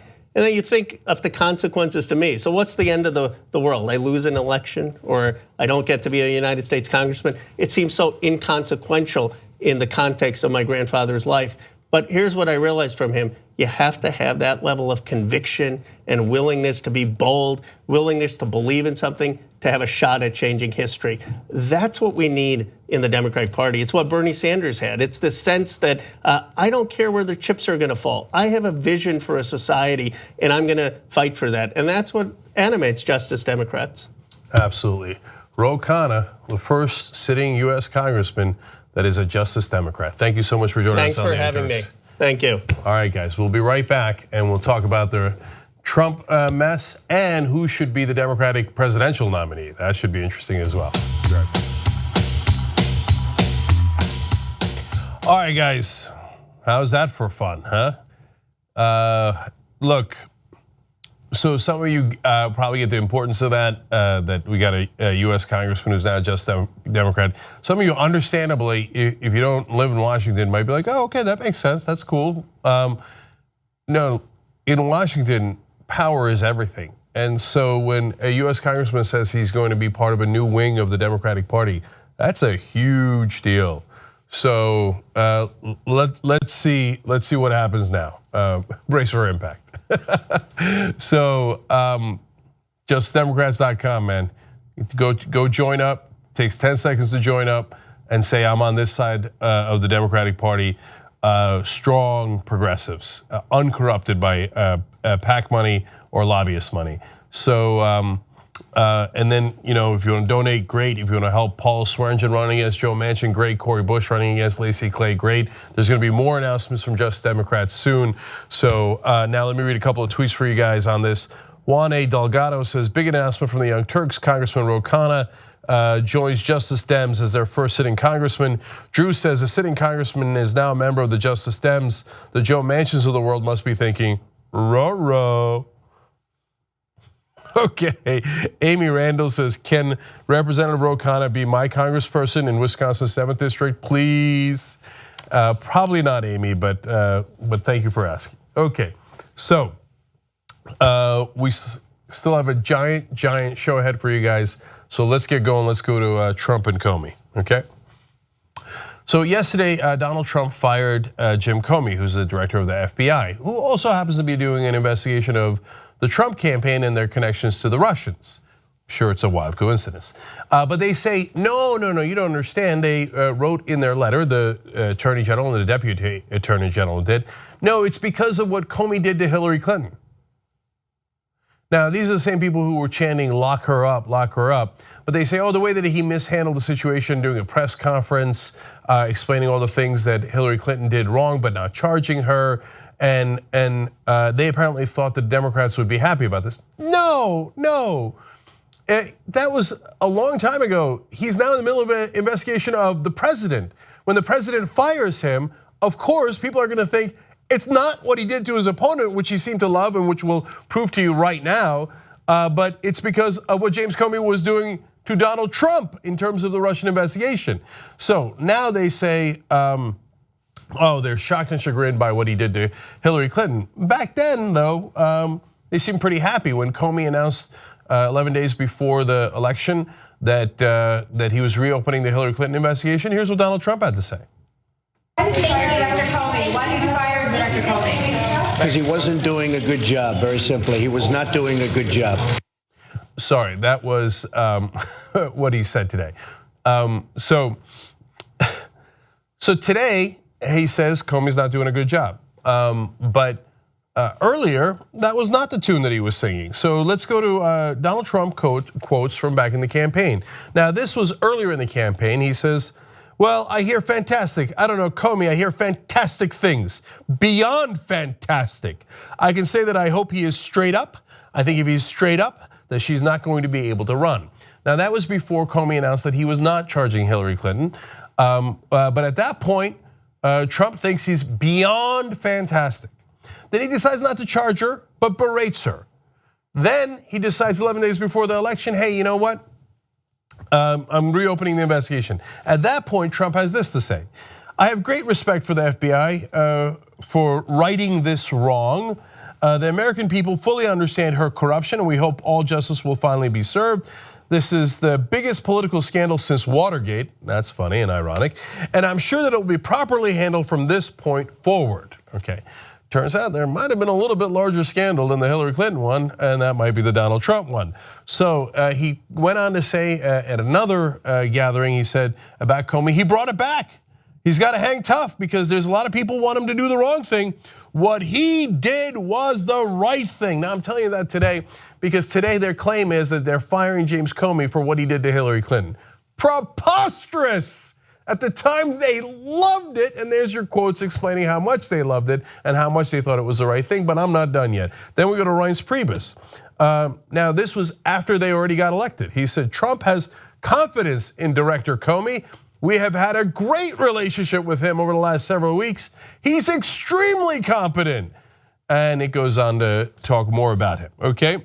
Then we're gonna go to Sean Spicer. Now Sean Spicer, this was not after the election, this was not right before the election, this was last week. That's the White House press secretary. He said, the president has confidence in the director, okay? So that is very, very clear. Now, let's go back to the campaign. And after the announcement that that Comey was reopening the investigation on Hillary Clinton, and let's listen to again Trump and Jeff Sessions, who of course now is the Attorney General, who fired Comey. Watch. Lou, I don't think it's a little bitty matter. I don't believe he would re-announce this unless he thought there was something pretty darn serious here that he had to tell the American people about rather than keep it secret. Because if it's different from what he told the Congress in his testimony and the American people, then he had to correct. FBI Director Comey did the right thing. When he found new evidence, he had no choice but to report to the American Congress, where he had under oath testified the investigation was over. He had to correct that and say this investigation is ongoing now.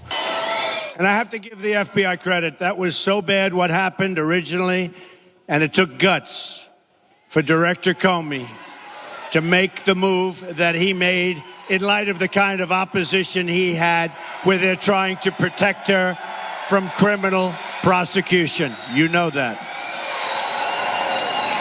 It took a lot of guts. I really disagreed with him. I was not his fan, but I'll tell you what he did, he brought back his reputation. He brought it back. He's got to hang tough because there's a lot of people want him to do the wrong thing. What he did was the right thing. What he did was the right thing.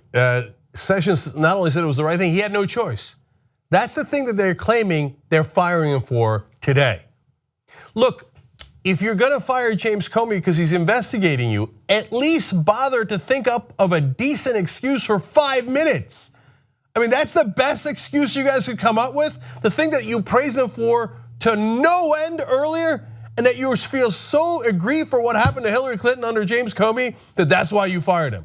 That is the world's worst excuse. Now, if that's not bad enough, we found a video of Donald Trump after he's elected. They're in the Oval Office, blowing a kiss to James Comey. Now you think, okay, this is the beginning of a joke and we're gonna show you some other video. No, we're not kidding. We're gonna show you the actual video. This is the guy, he says, now at this point he already knows what he did to Hillary Clinton. Later he would claim that they're so upset at how he handled the Hillary Clinton investigation that they had to fire James Comey. But they already know it when this is happening. Watch. Oh, and there's James. He's become more famous than me. Director Comey. Oh, and there's James.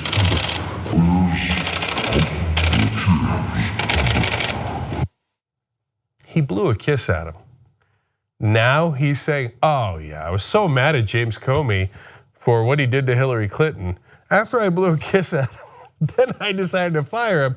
Coincidentally, after he asked for more funding for the investigation of me and my ties to Russia. Does anyone in their right mind believe that? Even if you're a conservative, deep right-winger, do you really think, oh man, he's just sticking up for Hillary? You don't believe that. You know why he fired Comey. He fired Comey because he was looking into Trump and Russia. It is the most obvious thing in the world. Maybe the last guy to investigate Trump, right before he puts the handcuffs on, could go, Okay. So now we move on to what happened right before, okay? So,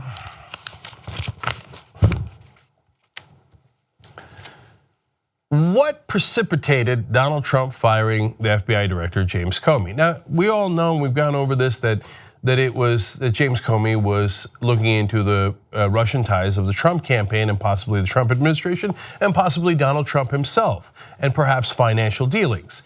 So now what we find out today is the internal proceedings and what was happening inside the White House. As usual, leaks inside the White House, senior advisors to the president talking to the press, in this case Politico. So let's dive in there and see what happened. They explained Trump's firing of high-profile FBI director on the 110th day after the president took office marked another sudden turn for an administration that has fired its acting attorney general, national security advisor, and now its FBI director, whom Trump had praised until recent weeks and even blew a kiss to during a January appearance. Indeed. So that's a lot of folks fired or recused because of the Russian investigation. And you still think there's no pattern at all? Well, let's go further in and find out what was happening behind the scenes. They say that President Trump had grown enraged by the Russia investigation. Two advisors said, these are not advisors to Politico, they're advisors to President Trump. They're frustrated by his inability to control the mushrooming narrative around Russia, he repeatedly asked aides why the Russia investigation wouldn't disappear and demanded that they speak out for him. He would sometimes scream at television clips about the probe, one advisor said. Look, this guy's totally unhinged. Even his own guys know that he's unhinged. And look, if it was a no big deal issue, is he gonna be in a rage saying, why won't it go away, and yelling at the TV? Well, the dude's so unhinged, it's possible, I suppose. But more likely, the things that he gets most mad at are the ones that are truest, the ones that have the most facts behind them, and the things that he is most worried about. So they explained Trump had grown angry with the Russia investigation, particularly Comey admitting in front of the Senate that the FBI was investigating his campaign and that the FBI director wouldn't support his claims that President Barack Obama had tapped his phones in Trump Tower. So he feels like, well, if I'm the president, you have to just do whatever I tell you to do, and if I tell you to lie, you have to lie. If I say Trump tapped my phones and it's not true, your job as the FBI director is to go out and lie to everybody. And when Comey didn't do that, he's super mad. And what are you investigating me for? I'm your boss. I'm not gonna allow you to investigate me. And you might find something. No. See, he still thinks he's running a family business. He's like, why would I allow one of my employees to investigate me? Yeah, of course I'm a crook. Look at what I did at Trump University. Look at what I did with the casinos and all the bankruptcies. What, this is so silly. No, if I've got a guy investigating me and he's my employee, I fire him so that he can't find out what kind of a crook I am. He's like, no brainer, I got it. But that's not how the government works, because you're not just working for yourself, you're supposed to be working for all of us. So we have to make sure that you're working for us and not for your own financial interests or whatever other deals that you might have done. And the FBI director is not your lackey. He is not some lower level employee at Trump Tower that you could just fire when he annoys you by investigating you. Okay, now we're gonna get into how much Donald Trump misunderstands the world. You're gonna see what a knucklehead he is here based on what he thought was gonna happen. Okay, they explained that the fallout seemed to take the White House by surprise. Trump made a round of calls around 5 p.m. asking for support from senators. Wait, you fire the FBI director investigating your ties to Russia, and it surprises you that people are not on board with that? That they're a little concerned about that? He was even surprised the Democrats were pissed. Oh my God, that's so unbelievably stupid. Listen to this. White House officials believed it would be a win-win because Republicans and Democrats alike had problems with the FBI director, one person briefed on the administration's deliberations said. You think that you're gonna fire the sitting director for investigating you and Democrats are gonna go, oh, that's a win-win, yeah. Way to go, Donnie. That is so stupid. Even if you're on Donald Trump's side, How could you not see that that would cause everybody to go, whoa, you just fired the cop looking into you? That means that there's an excellent chance you're guilty. Even if he isn't guilty, how could you not see that that's what everybody would think? That would be the natural conclusion. Oh, I thought the Democrats would like it if I fired the guy investigating me. Oh, I'm telling you, he is way, way dumber than anyone else thinks. He's everything. Who knew healthcare was complicated? Who knew North Korea was complicated? Who knew that if I fired the guy investigating me that people wouldn't like that? I thought they'd like it. I thought they'd be a win-win. You did. The thing is, guys, what's amazing is he did think that. He is that dumb. Okay. Instead, Senate Minority Leader Chuck Schumer told him he was making a big mistake. And Trump seemed, quote, taken aback, according to a person familiar with the call. You called the leader of the opposing party and you tell him you're firing the guy investigating you. And he's like, dude, I don't think that's a good idea, right? And you're like, what? You're not happy about that? Well, that's so weird. Who is that stupid? It's unbelievable how stupid he is. He thought Chuck Schumer would be happy about the news. Okay, by Tuesday evening, the president was watching the coverage of his decision and frustrated. No one was on TV defending him, a White House official said. Now, so this is Joffrey, right? The child king. So he's like, why is nobody defending me when I fired the guy investigating me? Why don't you go out there and defend me? Because it's a stupid, knuckleheaded move to do. Look, the only way that it's dumber than if he's guilty is if he's not guilty. If he actually doesn't have a deal with the Russians, firing James Comey is so, that's even dumber than I could even imagine. If somebody's investigating you and you didn't do it and you fired him, the message that you send to everybody is, I likely did it. Oh my God, but the reality is, of course he did it, of course he did it. And you think this guy's smart enough to cover his tracks? No, there's gonna be documentation everywhere. If it's not Comey, it's gonna be somebody else. I know he's gonna put in one of his henchmen to be the head of the FBI, Giuliani, Christie. Maybe he'll put in one of his knuckleheaded sons. Maybe he'll put Bo Dietl in. Okay, I don't know. It doesn't matter. There's too many people at the FBI who have access to that. There's also people at the Treasury Department who have access to your financial records, you idiot. What? Man, these investigations are more complicated than I realized. Okay, so then he gets mad, of course, the child does, and he starts tweeting. The Democrats have said some of the worst things about James Comey, including the fact that he should be fired. But now they play so sad. He's the president. He's writing things like they play so sad. God, if you're proud of this guy, you're one of the saddest people I've ever met. Like, oh yeah, I like it when the president's a baby. And you should go, why would he be defending me? You guys are playing so sad. And then one more, he says, Comey lost the confidence of almost everyone in Washington, Republican and Democrat alike. When things calm down, they will be thanking me. What's amazing about that is, I'm telling you right now, you think like that's him being like bragging and saying outrageous things to get people.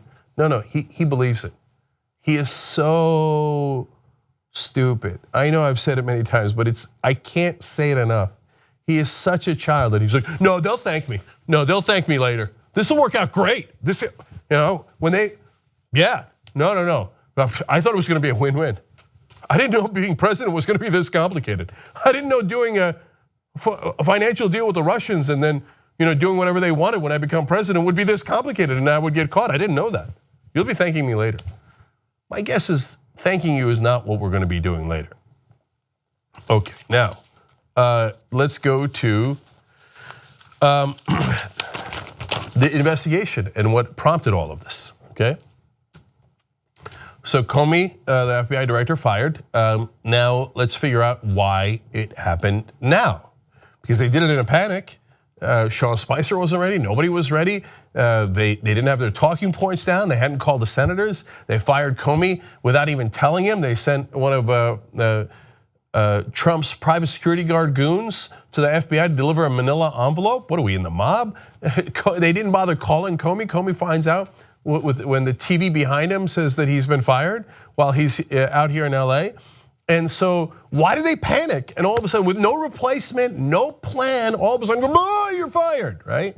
Well, let's get into that now. CNN reports Senate Russia investigators have sent a request to the Treasury Department's Criminal Investigation Division for any information related to President Donald Trump, his top officials, and his campaign aides, the top Democrat on the Senate Intelligence Committee told CNN on Tuesday. Now, the Treasury Department is where they have the information on financial dealings. Oh, now this is where it gets interesting. Now, my leading theory on this was that he made not just, hey, you guys helped me win the election, Russia, with some, you do some leaks, etc. And then, I'll be nice to you guys and I'll be more inclined in your direction. What I'd been telling you guys is, no. He made a financial deal with the Russians. Now, that was my best guess. Obviously, you have to prove that out. That's what Comey was in the middle of doing. And they were also looking at the Treasury Department to see if they could find such a financial deal. That's when Trump panics. So now Mark Warner is that leading Democrat on the Intelligence Committee, and he says, you get the materials that show if there have been what level of financial ties between, some of the stuff, some of the Trump-related officials, Trump campaign-related officials and other officials, and where those dollars flow. It says not necessarily from Russia. Well, he's doing an investigation and he doesn't have those facts yet. That's why he asked for the information. My guess is it'll be from Russia. That's why he fired Comey. He's like, no, don't find out any of that. Okay. Now, FinCEN is the specific part of the Treasury Department that has that information. So CNN explains, FinCEN is the federal agency that has been investigating allegations of foreign money laundering through purchases of US real estate. That's exactly what we've been telling you about on the Young Turks. Trump has all these properties. In some of the cases, he happens to sell them to Russians at outlandish prices, way above what he bought them, way above the market value. One of his knuckleheaded sons, Eric Trump, brags to a golf writer a couple of years ago about, oh yeah, we got the loans for all the golf courses from the Russians. And so all that information would be at FinCEN, or a lot of that information in the Treasury Department. So on the one hand, Comey's investigating the FBI. On the other hand, the Senate Intelligence Committee is asking for that information from the Treasury just recently. Okay, all this is happening at the same time. Now, The Hill explains Trump also insisted that Comey's firing did not impact a discussion Russian Foreign Minister Sergei Lavrov and Moscow's ambassador to the US, Sergei Kislyak, earlier in the day. So that happened today. So he fires Comey the day before he was going to talk to the Russians. Then he has the Russian ambassador in and the Russian foreign minister. Remember, Kislyak, the ambassador, is the guy that Mike Flynn, our former national security advisor, had the conversation with and told him that, hey, this is what we think is going to happen with the sanctions. Then Mike Flynn lied, saying that they didn't talk about the sanctions, and that's why Mike Flynn was fired and stepped down from being national security advisor. So that same Russian ambassador comes in and talks to Trump right after he fires Comey. It's like, yeah, that's very good, nice job, Donald.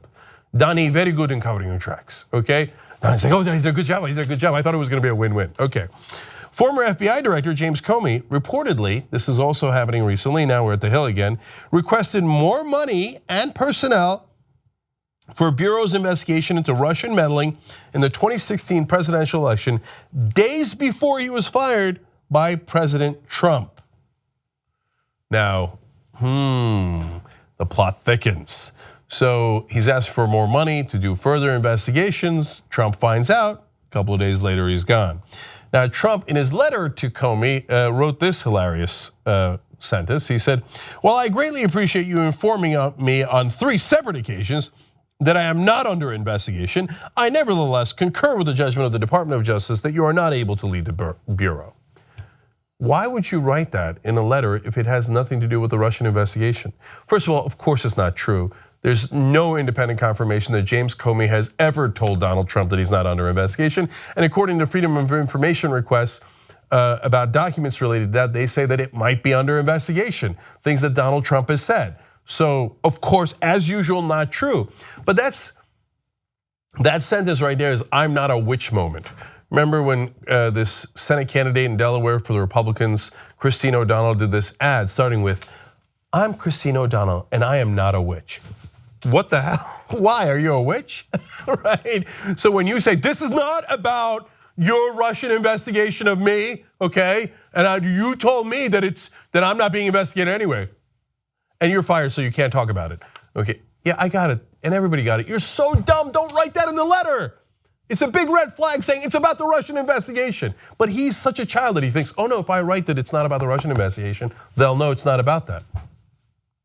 Okay, now back to CNN. CNN reports the news comes just a few days after the revelation that Senate investigators sent broad-based requests for documents to 4 key potential witnesses in their probe. Former Trump campaign chairman Paul Manafort, former National Security Advisor Michael Flynn, former advisor Roger Stone, and former foreign policy advisor Carter Page. So requests for information and documents from those witnesses who might have had dealings with the Russians who were part of the Trump campaign.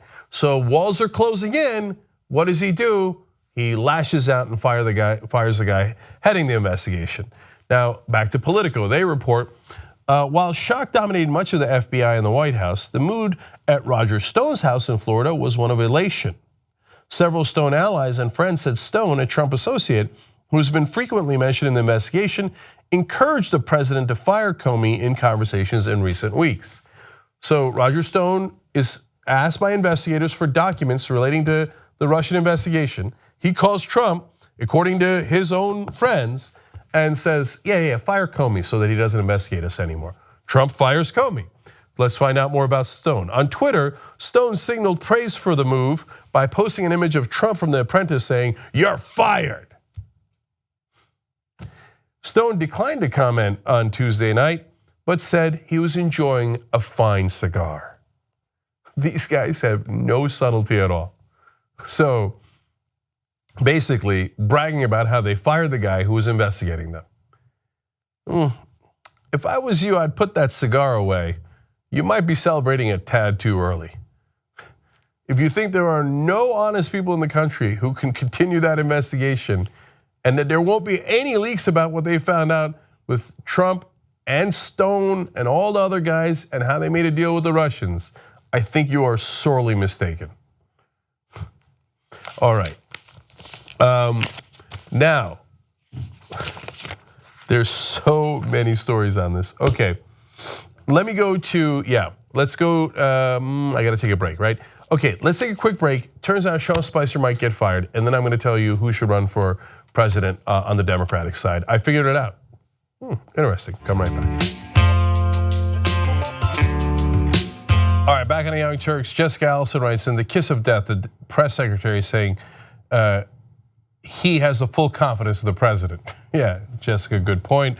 Who do we go into next here? Derek Martin with a super old school reference. Donald Trump is so politically tone deaf, he's the William Hung of presidents. I like that old school reference. All right, Jessica B says Donald Trump has blatantly gotten away with incompetence without consequences. Figured this bullshit excuse firing Comey would work too.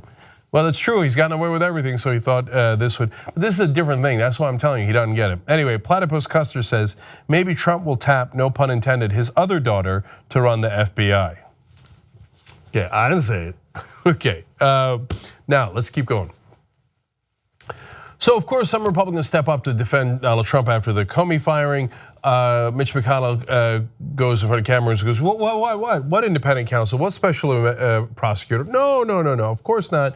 Nothing to look at here. And then Sarah Huckabee Sanders, who is the deputy press secretary, now filling in for Sean Spicer, apparently soon to be fired. Well, we'll see how that turns out. Anyway, comes in with, what investigation? Watch. A lot of the analysis concerns investigation. How will the firing of Comey affect that? I don't think it affects it at all in any capacity whatsoever. You've still got the same people that would be carrying out that, whether it's through the Department of Justice, that process continues. But I think the bigger point on that is, my gosh, Tucker, When are they going to let that go? It's been going on for nearly a year. Frankly, it's kind of getting absurd. There's nothing there. We've heard that time and time again. We heard it in the testimonies earlier this week. We've heard it for the last 11 months. There is no there. It's time to move on, and frankly, it's time to focus on the things that the American people care about. They're not worried about this false narrative that the media continues to want to drive. He just fired Comey. Time to move on already. I mean, why are we still talking about this, right? So of course, the president's loyalists will come out there and say absurd things like that. Now, on the other hand, there were plenty of Republicans who were like, I don't know, man, this looks pretty bad.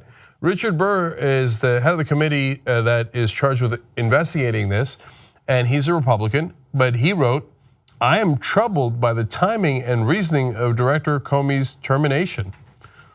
Like, really? We're firing him because of what he did to Hillary Clinton? I'm troubled by that very weak ass excuse.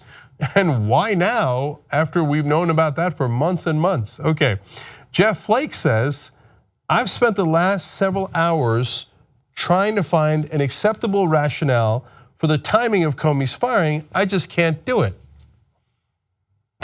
That is a sitting Republican senator going, there's no rationale for this. Of course he fired him because he was investigating Trump, not because of what he did to Hillary Clinton earlier. John McCain said he was, quote, disappointed with what happened. He went on to say the removal of Director Comey only confirms need for a select committee to investigate Russia's interference in the 2016 election. Now, what did I tell you guys? Once the Republicans start heading for the doors, that's when you know Trump's in a lot of trouble, because Republicans will stick together almost no matter what. If they're now all of a sudden tiptoeing backwards, like, and what did I tell you was the first step?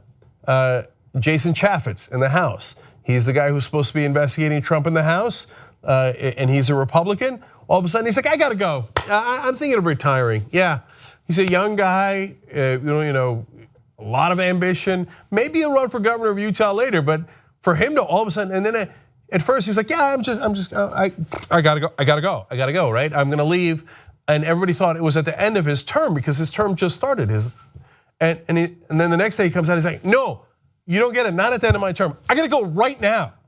Because he doesn't want to be stuck investigating Donald Trump. It's a lose-lose for him. So now that's one of Trump's allies. A lot of these guys, not so much allies, right? Flake is, never ginned to Trump to begin with. They've had interactions back and forth that were not pleasant. And then John McCain, of course, you remember what Trump said about him. I prefer people who weren't captured, said the guy who never went to Vietnam. Okay, so that's Donald Trump, got 5 deferments. Now, he ran against Governor Kasich in Ohio. Here's what Kasich had to say. He said, I am extremely troubled by the circumstances surrounding the dismissal of FBI Director James Comey, who has served this nation honorably. Both parties in Congress must put partisanship aside and put our country first to ensure there are full and fair investigations into Russia's effort to influence our election.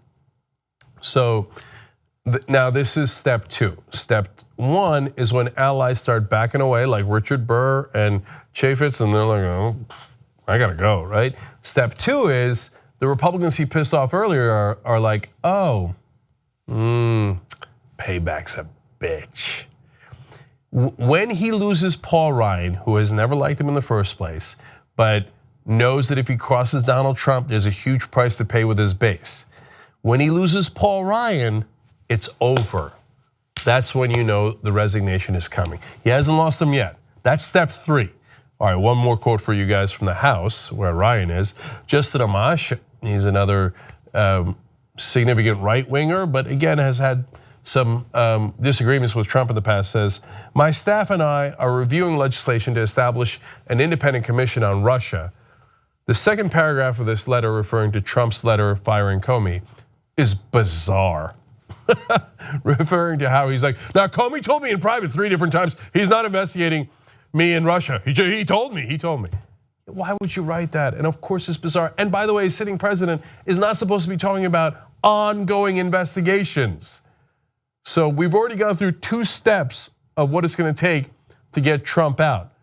And these are the things I laid out for you ahead of time, and these are the things that are happening today. So those were your markers for if Donald Trump is in trouble, this is what will happen. 2 out of the 3 has happened.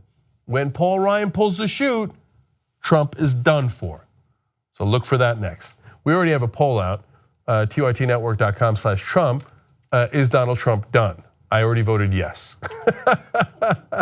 So Paul Ryan will be the final nail in the coffin, but I can see where this train is headed, and it's not headed for a good place for Donald Trump. Okay. Now let's go to Sean Spicer. Okay. So yesterday, Sean Spicer is told by the president, oh, by the way, I fired James Comey. Good luck trying to explain that, go ahead. And he said, what just happened? Okay, he's the White House press secretary. And of course, Trump stumbled into it without any plan at all. And now Spicer has to somehow figure out how to deal with this. So he's put in an incredibly awkward situation. And there's press all around him when all of this stuff breaks, when the news breaks. And there's cameras right around these set of bushes. So he goes with a couple of aides and hides behind the bushes. All right, this is going from bad to worse, right? And then an incredibly awkward interaction with the press happens, which I'm going to tell you about in a second. But today we find out the president was not happy with how Spicer handled this, and he's in a world of trouble. So let's go to Jim Acosta's tweet from CNN. White House sources, highest levels, including president evaluating Sanders, that's Sarah Huckabee Sanders, the deputy press secretary, subbing for Spicer in briefing room last night, quote, embarrassment, disaster. So the reason you're seeing Sarah Huckabee Sanders all over TV right now is because they've pulled Spicer. The president is so mad at how Spicer handled the situation last night that he's now having Sanders try out basically in prime time. It's go do all of these. I mean, look at how important this is, right? Spicer's not on vacation. This is as important a story as it gets. You just fired the FBI director investigating you. So when Spicer's not out there, yeah, that's a vote of big no confidence. By the way, one other thing the press is not talking about that might be happening, and I don't know, okay? I grant you that this is speculation. Maybe Spicer is uncomfortable defending Trump for firing the director that was investigating him. If you have any morality at all, and I don't know that Sean Spicer does, you could be uncomfortable trying to defend that horrific position. And by the way, if you fired Comey, likely he had something on you, likely you're gonna get caught. Anyone with, even if you don't have morality, with any common sense, pulls the chute and gets the hell out of there and goes, I don't do it, man. I left as soon as he fired Comey. So I don't know which way it goes. We do know that Trump is mad at him. Let me give you more details on that. According to CNN's senior White House correspondent, Jim Acosta, who cites 2 unnamed White House officials as his sources, quote, officials at the highest levels, including the president, are, quote, monitoring Huckabee Sanders, who will conduct the briefings for the rest of this week. Those officials, including the president, were reportedly not pleased with how Spicer handled the release of the news of Comey's termination. Now, then we go to the Washington Post and they explain that awkward interaction last night. They say that Spicer, quote, spent several minutes hidden in the bushes. Okay, and then when he comes out, he tells everybody, turn the lights off, turn the lights off, I don't want any lights. And he won't talk to any of the reporters until they all turn their lights off. I think there's a metaphor in there somewhere. Okay, whatever you do, I don't want the spotlight on this issue. Okay, so then they ask him, when's the last time Trump and Comey spoke? His answer, I don't know. I don't know. There's some, I don't know. I don't know. Okay, that's pretty bad. Now, I'm going to defend Sean Spicer. You know why? One, he doesn't know. Okay, I'm not kidding. Like the moron in chief, the president, goes out and fires this guy who's investigating him, doesn't tell Sean Spicer anything, doesn't tell him the last time that he met with James Comey, doesn't tell him, doesn't give him a battle plan, then goes out there and goes, come on, go defend me, make everyone like me. But that's an impossible job. What you did was incredibly stupid and incredibly corrupt. And then you put Sean Spicer out there and go, okay, now tell the press what a wonderful thing it was. That's not doable. So, look, Sean Spicer is not a guy that I have a lot of sympathy for, but this is an impossible situation that he was put in. So if they wind up firing him, they're actually doing him a huge favor. So Sean, you might be annoyed now that you've been sidelined when they got Sarah Huckabee Sanders in there. But if I was you, I'd be counting my blessings, man. And I'd go into the president and be like, oh, I'm so sorry I let you down, that I couldn't defend you firing the guy investigating you. I'm gonna have to submit my resignation. Get out of there, man. Here's my message to Sean Spicer. Somebody take a picture of me. Get out. Okay, random reference to the movie Get Out. Okay. Quick one on Blumenthal. Let's do that real quick. Okay. Richard Blumenthal is a senator that's on the Democratic side. He thinks Comey getting fired is a disaster. Here he is on TV. I've been calling for the Deputy Attorney General to appoint a special prosecutor. He's the one to do it in the Department of Justice because the Attorney General has recused himself.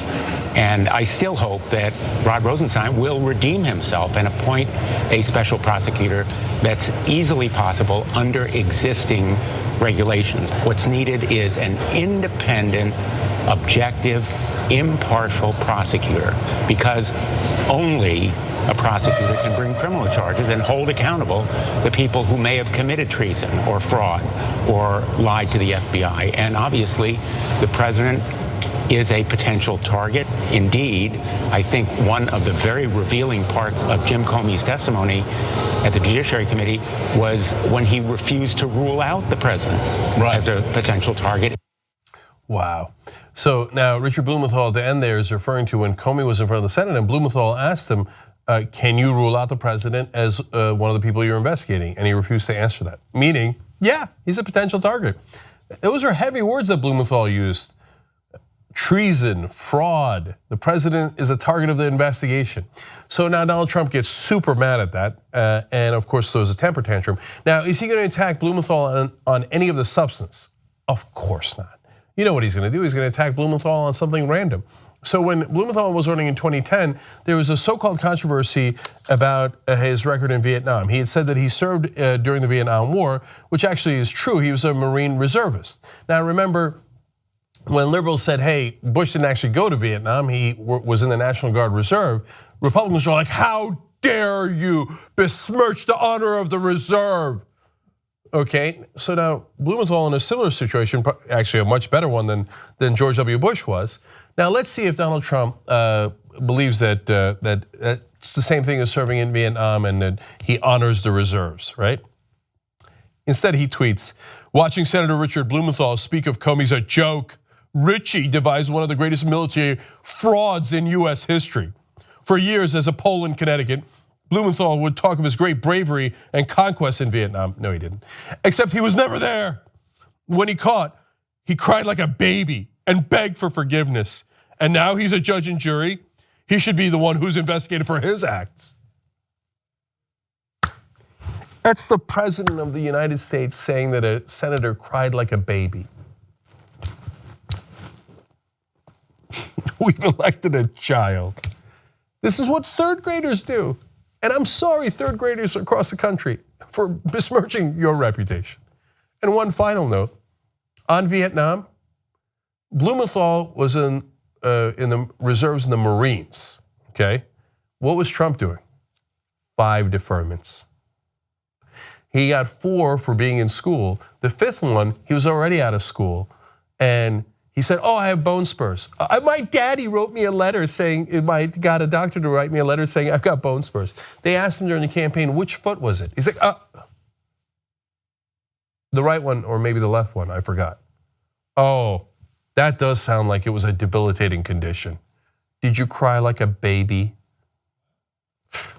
Okay, now, finally, we go over to the Democratic side. I know lots of Comey news today. Comey and Kana. That's what today was. All right. I was recently in Washington and a lot of people understandably asked me, hey, what do you think, Cenk? Who's gonna run on the Democratic side in 2020 for president? It's a good question and one I actually didn't have a great answer for, because when you get past Bernie Sanders, it's not entirely clear who would be the front runner. And then I thought, oh, wait, there is a guy who actually could. Oh, how about Bernie Sanders? Now, there's a reason why everyone, including me, by the way, I'll fess up to this, thought, well, no, it's not going to be Bernie Sanders. Why? Because it's conventional thinking, and I was guilty of it for a couple of months here after the election. Well, Bernie Sanders is going to be too old. Well, let's investigate that. Yes, in 2020, when the election is, Bernie Sanders will be 79, right? But Donald Trump will be 75. Hillary Clinton, oh, God forbid, will be 73. A person who's often mentioned in these conversations, Elizabeth Warren, will be 71. They're all in their 70s. Now, let me ask you something. You take Bernie Sanders at 79 or Donald Trump at 75? You take Bernie Sanders at 79 or Donald Trump at any age? I'd take Bernie Sanders at 79 or 109 over Donald Trump at any age. So, look, guys, you got to get past the old ways of thinking. And so when Bernie first started running, people were like, no, he's too liberal. No, in the old days, he's too liberal. And today, people want a progressive. They want someone who's honest. Oh yeah, he just keeps saying the same thing over and over. Yeah, you know why? Because he means it. That's not a disadvantage, that's an advantage. Oh, he looks all frumpled and his hair isn't combed. In the old days, that would have been a terrible disadvantage because all the politicians were slick and they're like, hello, everybody. Right? These days, that's a disadvantage because we know you're a phony. It's a huge advantage for Bernie Sanders. So now, again, in the conventional way of thinking, they're like, well, Bernie Sanders will be too old. Really? I mean, people live really, really long lives now. He'll pick a great vice president. 79 is not that much older than 75. Presumably the person he'll be running against is Donald Trump, although I don't know if he'll make it. So I propose that maybe the most popular politician in the country is the one we should consider the front runner. I know, wild and crazy. So let me show you a recent headline. Bernie Sanders is the most popular politician in the country, according to a poll. The Harvard-Harris survey published first in the Hill found almost 60% of Americans view the Vermont senator favorably. Way ahead of Donald Trump, way ahead of Hillary Clinton, way ahead of everyone else, as you'll see in a second. In fact, if you say, all right, yes, but now look, remember he lost the primary to Hillary Clinton, who, by the way, had the entire establishment behind her, had the biggest brand name in Democratic Party history, okay? And he closed a 60-point lead anyway. So you say, oh, but they have all this nonsense talking points against Bernie Sanders. Oh, he only gets white Democratic voters. Really? Well, let's look at the polling and see what happens. Among certain demographics, the progressive politicians' ratings are even higher. 80% of Democratic voters, 73% of registered black voters, 68% of registered Hispanic voters view Sanders favorably. So it turns out, no, he's doing wonderful. Even among Democrats and every kind of Democrat there is. Okay. Meanwhile, how's Hillary Clinton doing? Look, I know that we shouldn't even be having this conversation. Hillary Clinton, you already lost to Donald Trump. But people in Washington are seriously considering it. No. Let me show you her numbers now. Her numbers now sitting at 35% favorable, 55% unfavorable. Bernie's at 60%, she's at 35%. I'll do quick math for you guys. That's a 25-point lead he has on her in favorability. This is not a conversation. So there is someone who is the presumptive nominee of the Democrats, and it is very clear. I'll give you one more though. Here's another poll. They looked at, so of all places, a Fox News poll. Even Fox News has to admit, Bernie Sanders is not only the most popular politician, the most popular anything in the country. They polled both politicians and issues and organizations in politics. Bernie Sanders came in #1, plus 29 positive. By the way, Donald Trump, -9. So if it's a Sanders versus Trump race in 2020, Sanders right now has a 38-point lead on him. 38. Now that's on the Fox poll that I just showed you. And then when you just look at flat out favorability, one versus the other, 61-44. Even there, a gigantic 17-point lead on favorability. That doesn't even take into account the unfavorable numbers that I was mentioning earlier. So, who's the presumptive nominee for the Democrats in 2020? It's the most obvious question of all time. And by the way, I remember when Hillary Clinton was the presumptive nominee, and the entire Democratic Party told us that no one should run against her. Hey, we have a very similar situation here. Someone who is the most popular politician in the country, lucky you, he's on the Democratic side, and he just ran.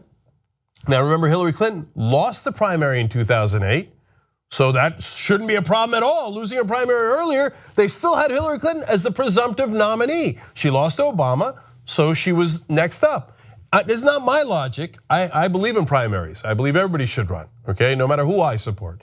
But according to the Democratic Party establishment logic, Bernie Sanders would be up next, and the guy up next is incredibly popular. Lucky you, Democratic Party. So I assume that you will all now fall in line behind Bernie Sanders and tell everybody else that they shouldn't even get into the race. Let's see how that turns out. Young Turks.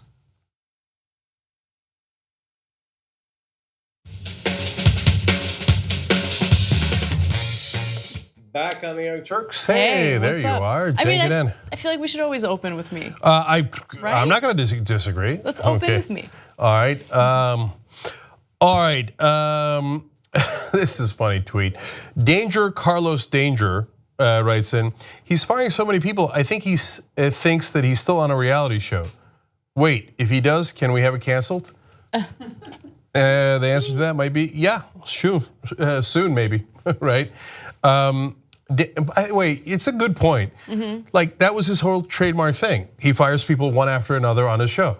And here he is in his administration, firing one person after another after another. Meatloaf is next. Be careful, Meatloaf.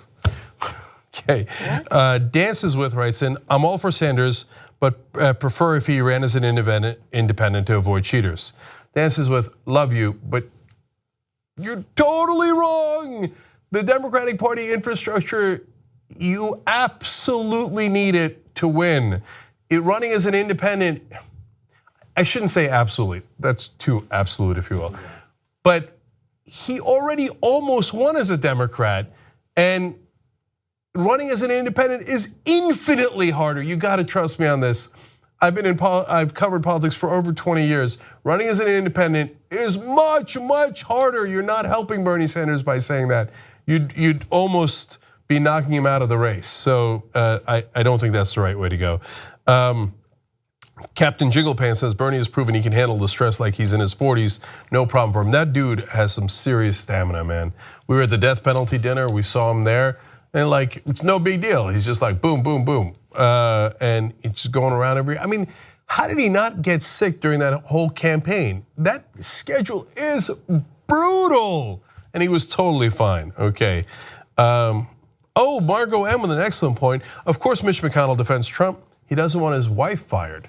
Remember, his wife is Elaine Chao and is one of the cabinet members for Donald Trump. Joe Rums. Okay, Casper. All right, I'm ready. What do we got? All right, let's start off with Betsy DeVos getting embarrassed during a commencement ceremony. Betsy DeVos was the keynote speaker at the Bethune-Cookman University, which is a historically black college in Florida. And of course, there are going to be some students that are very much against her speaking at their commencement, especially considering her stance on issues relating to student loan debt and privatizing education.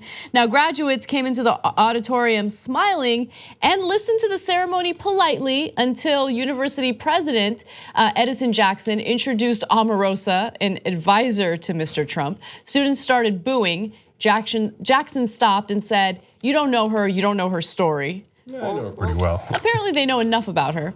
Now, school leaders at the front of the room and some faculty applauded as he introduced DeVos to give her an honorary doctorate, which is always hilarious to me. Just let her give the speech. Why do you have to give her an honorary doctorate? Let's move on. But many students booed. When she began speaking, thanking Jackson, the room erupted in shouts. DeVos had to raise her voice as she thanked the moms attending the ceremony. Now, we have a short video kind of showing you what the scene was like. Let's take a look at that and we'll discuss. Later today, I will have the honor of visiting Dr. Bethune's home and paying my respects at her gravesite. I am moved by words in her last will and testament, where Dr. Bethune described what she hoped her legacy would be. The beautifully written testament cited love, hope, and a thirst for education as the ideals she wanted people to embrace in her memory. So, mixed feelings about this, but I want you to know a little bit more context. So Donald Trump, just last Friday, seemed to signal that he was going to cut a key funding source for schools just like this one. And so you can understand why people might be a little aggrieved that you're telling us that you're respecting traditionally African-American schools, and they're doing this PR campaign, both Trump and DeVos are saying, oh, we're reaching out to these schools, reaching out with the back of our hand as we cut all your funding. Anyway, then, because to be honest, he's an idiot, so he doesn't really know what he's doing. We have no idea if he meant that or he accidentally said the wrong thing, because they then on Sunday flip-flopped and said, put out a statement saying we have, quote, unwavering support for historically black colleges. Now, do you know what his real position is? No, neither do I, and neither does he. Right? He has no idea, because he's a pathological liar. So could he cut funding for those schools anyway? Of course he could. Of course he can. Of course he can. And if we're not paying attention, of course he will. Now look, when it comes to Betsy DeVos, a lot of the negative attention that she got from the press focused on what she did in Michigan with turning public schools into charter schools. A lot of those charter schools ended up, failing significantly. And of course, a lot of people are concerned about that. But the issue with Betsy DeVos is not about what she can do to our public grade schools. It's about the impact that she has on colleges and universities. And so, look, I'm in favor of free speech, okay? Even if I disagree with what your speech is or what your political ideology is. I stood in favor of Ann Coulter giving a speech at Berkeley, but here's the thing, this is a commencement. This is not a situation where people are sharing ideas. This is a graduation ceremony. People are graduating, people are celebrating, right? So if you want to make an argument that, hey, Betsy DeVos should be able to speak and share different perspectives, that's fine on a college campus, just not during a commencement, okay? And also, what she represents fundamentally destroys our, or exacerbates the problem that we have with student loans and with colleges, okay? Already, the Trump administration, with Betsy DeVos in it, of course, has done away with certain consumer protections for student loans, right? And they want to protect, the initial regulations passed under the Obama administration would protect student borrowers from these lenders and these collectors that go after them aggressively, right? Trump comes in, he's like, I'm doing away with that, okay? She is very much in favor of for-profit colleges and very much in favor of doing away with any regulation that was passed under the Obama administration to rein them in so they stop robbing American taxpayers and our students, right? She's in favor of those colleges, let's deregulate as much as possible. She represents everything that's wrong with the system. So would I be upset to see her at my graduation ceremony giving a speech pretending like she cares about the founder of my college, pretending like she's gonna go visit, the grave of the founder of this university? Yeah, I'd be upset. She has no business being there and acting as if she wants to represent the best interests of those students. She does not want to represent them, and I'm glad that the students are exercising their free speech in booing her when she's standing there and straight out lying to them. Yeah, I'd be surprised if she didn't think like, what? I came here to talk to these folks. I'm just trying to reach out. But all the things, that policy positions that you have that Anna laid out is why they're mad at you. So if you actually want to have a conversation, what you should do is have it be two-way, because you're actually representing those people now. You're the education secretary. So how about if you, like, maybe after the commencement got together with some of the students and said, hey guys, what is it that you're upset about? Now, I'm not saying I'm going to fix it. I'm not saying that I'm going to agree with it, but let me hear you out. That would be amazing, right? So then that would be freedom of speech and an actual conversation. And so it doesn't even have to be a debate. You could just hear them out. Now, look, I know that speakers don't normally do that. And your point about commencement, I know people are trying to celebrate during their graduation. At the same time, if you don't want controversial speakers at commencement, I understand the distinction, but then you're gonna get like really vanilla speakers at commencement. So yeah, great. Okay, all right, I hear you. Let's move forward. In fact, here's what I would prefer at commencements, okay? No speakers, okay? That's a different point. Let's go, let's move on with our lives. We wanna get, our diploma and go, okay? So I'm not interested in hearing Betsy DeVos or whatever vanilla politician they're gonna invite onto the campus to pretend like they give a shit about what I'm going through. I hear you. On the other hand, the last commencement I went to was my nephew's at Rutgers, and Bill Nye spoke. You might have enjoyed Awesome. I don't care. Okay, I love Bill Nye, don't get me wrong, absolutely love him. I will watch his show, I will watch whatever content he puts out there. I'm done with commencement speeches. I'd rather hear from the actual students than anything else. Well, I don't know about that either.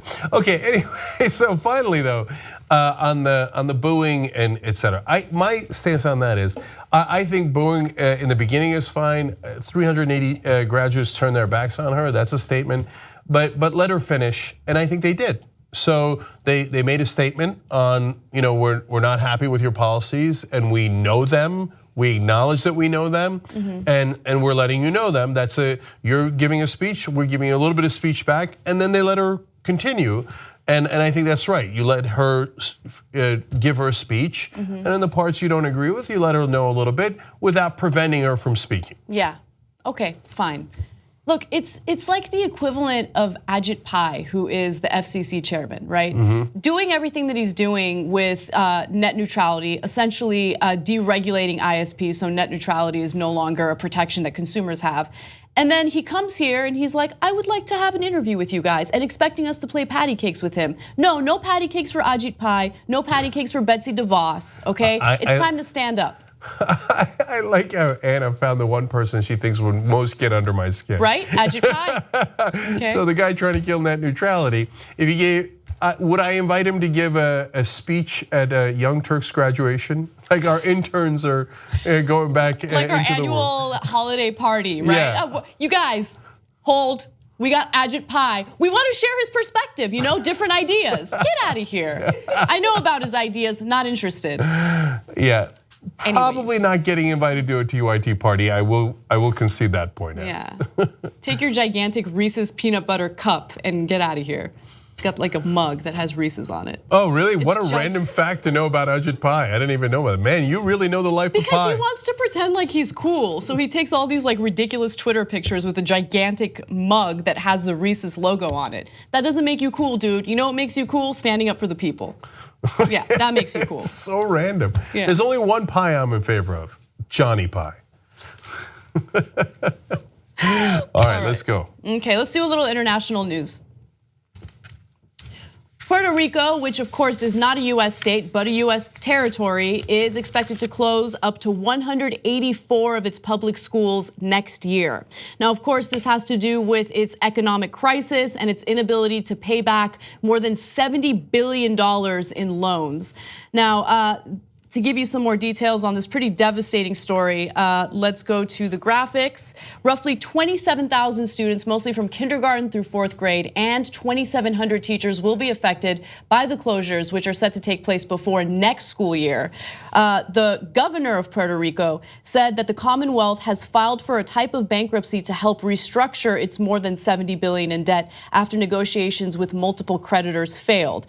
Now, there are multiple reasons for why the economy in Puerto Rico fell apart, but also understand that even though it's considered a US territory, it does not have the same protections that US citizens have. Now, the people in Puerto Rico are considered US citizens, but again, they don't have certain protections like Chapter 9 bankruptcy, for instance, okay? So let's move on to some other details. About 150 school closures happened between 2010 and 2015 already, and 10% of its population in the last 10 years, 46% of the population lives below the US poverty level, and unemployment rate is more than 11%, and the labor force participation hovers around 40%. So let's get into the details of why everything is kind of falling apart in Puerto Rico. And it really goes back to, the mid 1990s and some of the economic behavior that occurred in the 1980s. So in the 1980s, a lot of corporations in the US were like, yo, let's go to Puerto Rico. because it'll serve as a little bit of a tax haven, right? Yeah. We don't have to pay the same amount of taxes as we would in the mainland US. And so they went there, and of course that created jobs, let's keep it real. It created a huge tax haven for these corporations, but it also really helped with the economy there. And the economy became very reliant on these corporations.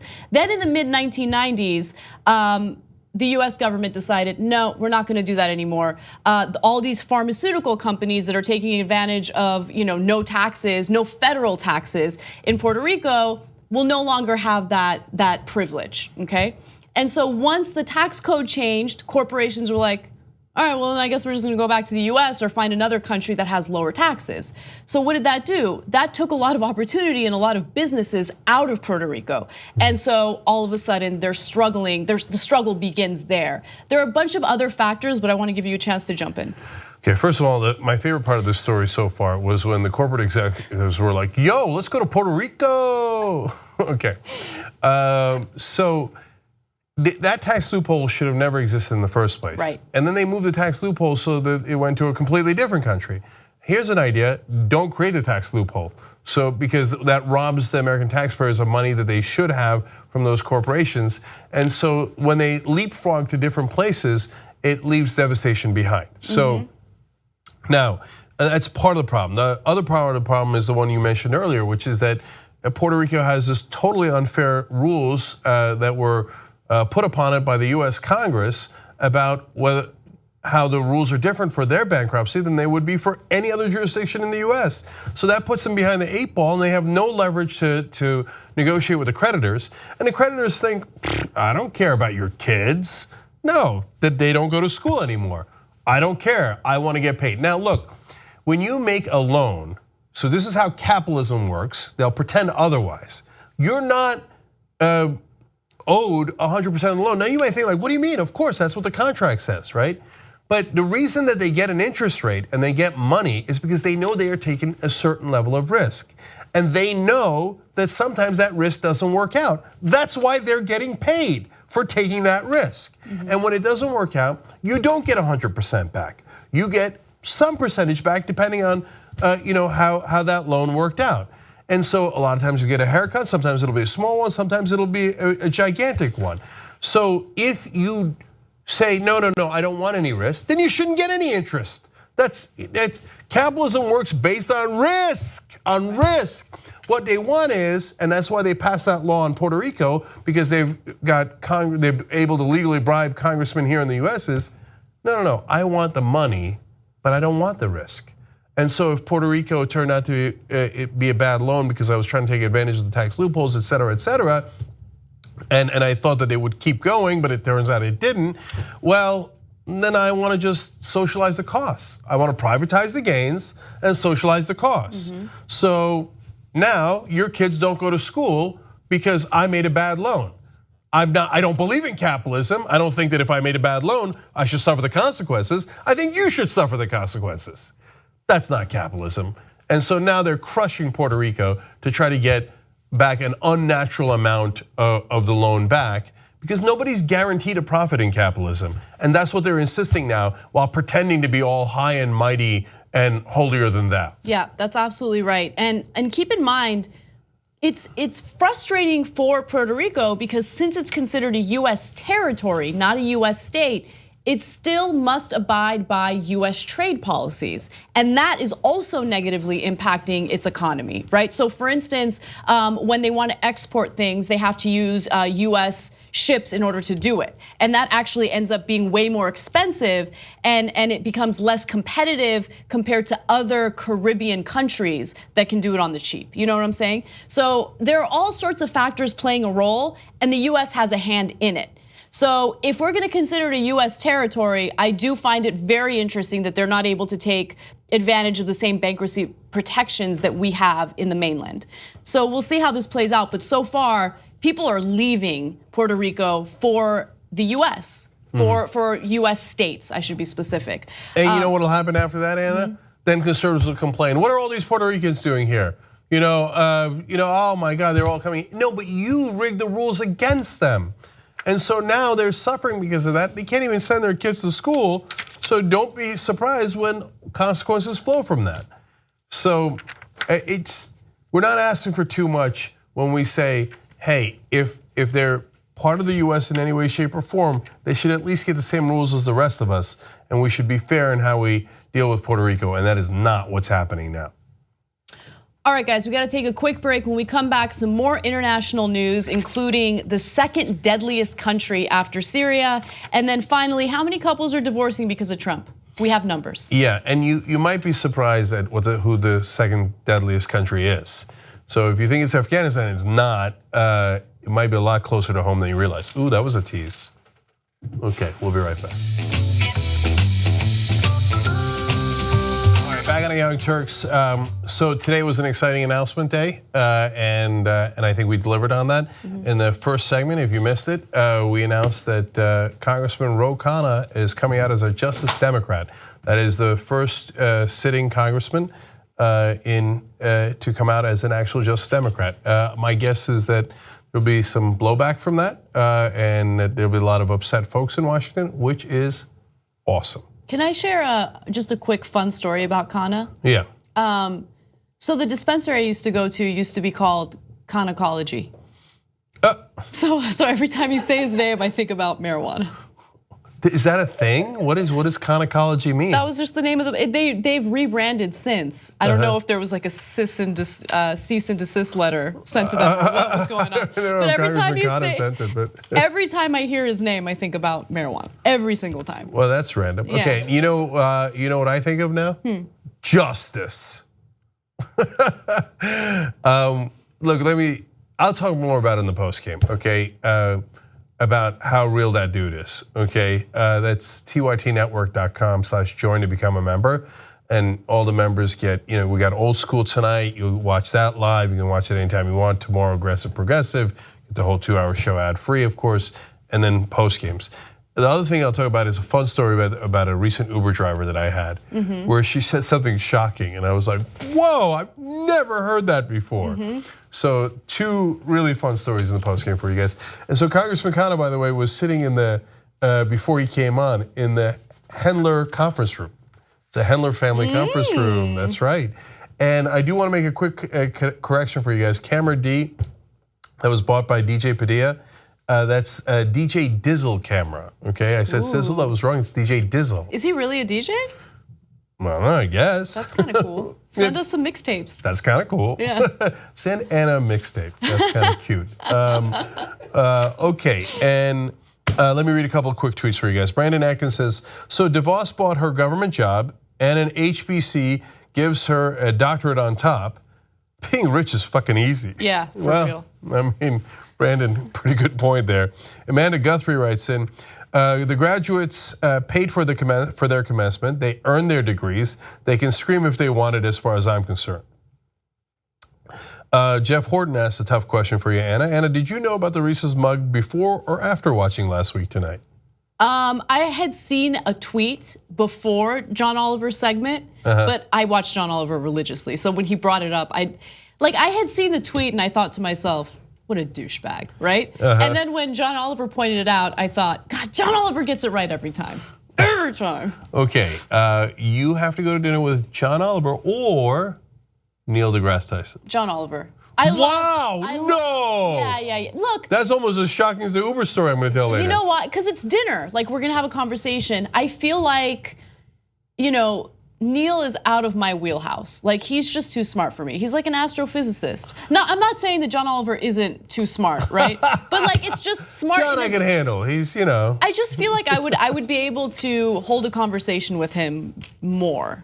You go hold a conversation with either. What am I gonna talk about? Like, oh yeah, like the stars, like they're pretty.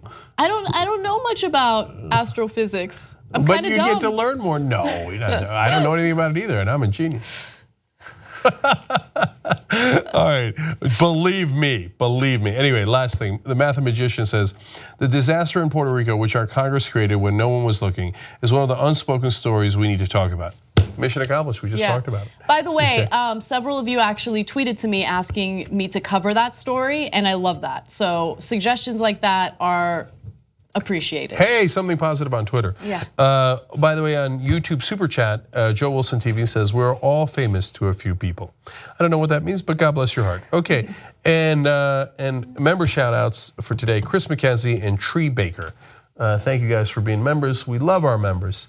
tytnetwork.com/join. Okay, next. Okay.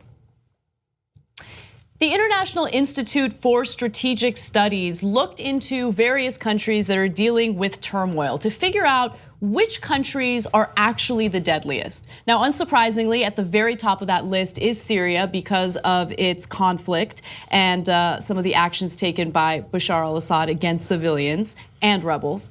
But just to compare the numbers, you should keep in mind that Mexico is actually the second country that's considered the deadliest, where tens of thousands of people are killed every single year due to the cartel violence there and the continuous drug war. Now, Syria is the world's deadliest conflict zone for the 5th consecutive year, causing an estimated 50,000 casualties in 2016. Wow. That is an insane number of people who have lost their lives as a result of the conflict. In Mexico, the number is a little under half. So 23,000 people died in the fight against drug cartels in 2016. In other smaller Central American countries battling cartels, including El Salvador, Honduras, and Guatemala, another 16,000 have been killed. But let's just pause there for a second, Anna, because combined, that's 39,000. They're almost caught up to Syria. Yeah. I mean, nobody talks about it, but this insane war on drugs cost 39,000 lives in just those countries in just last year. It drives me crazy. We know Nixon's aide told us we started the war on drugs for political reasons because we wanted to target the two sets of political people against us, blacks and liberals. And we thought, oh, we'll get to imprison them. And before those political reasons, we now have this insanity. We know marijuana is not any more dangerous than alcohol. There's a ton of studies that show that it's actually far more beneficial than alcohol. And yet we continue this madness. We imprison all these people in America, right. Millions upon millions of people. And then all those tens of thousands of people die in Mexico, but here in America, we're like oblivious to. There's Joe Manchin in West Virginia, a so-called Democrat, saying we start a new war on drugs. No, it's so dumb. But honestly, this goes further than marijuana. And I know that this argument makes some people uncomfortable, especially considering the fact that we're dealing with a heroin epidemic here in the US. But right now, cartels are turning from marijuana to other harder drugs, because the reality is that as you legalize drugs in the United States, like marijuana, there's less of a business opportunity for these cartels. And so they're like, okay, well, they're legalizing it, there's less demand for it, so let's turn to other things, whether it be cocaine or poppy plant production is actually through the roof in Mexico right now, and the government's trying to find a way to deal with it. And it's because there is a huge demand for heroin, there is a huge demand for opioids. And so, yeah, we can criminalize all we want, or, and again, it makes people uncomfortable, you can legalize it and regulate it, or at least decriminalize it and regulate it the way Portugal did.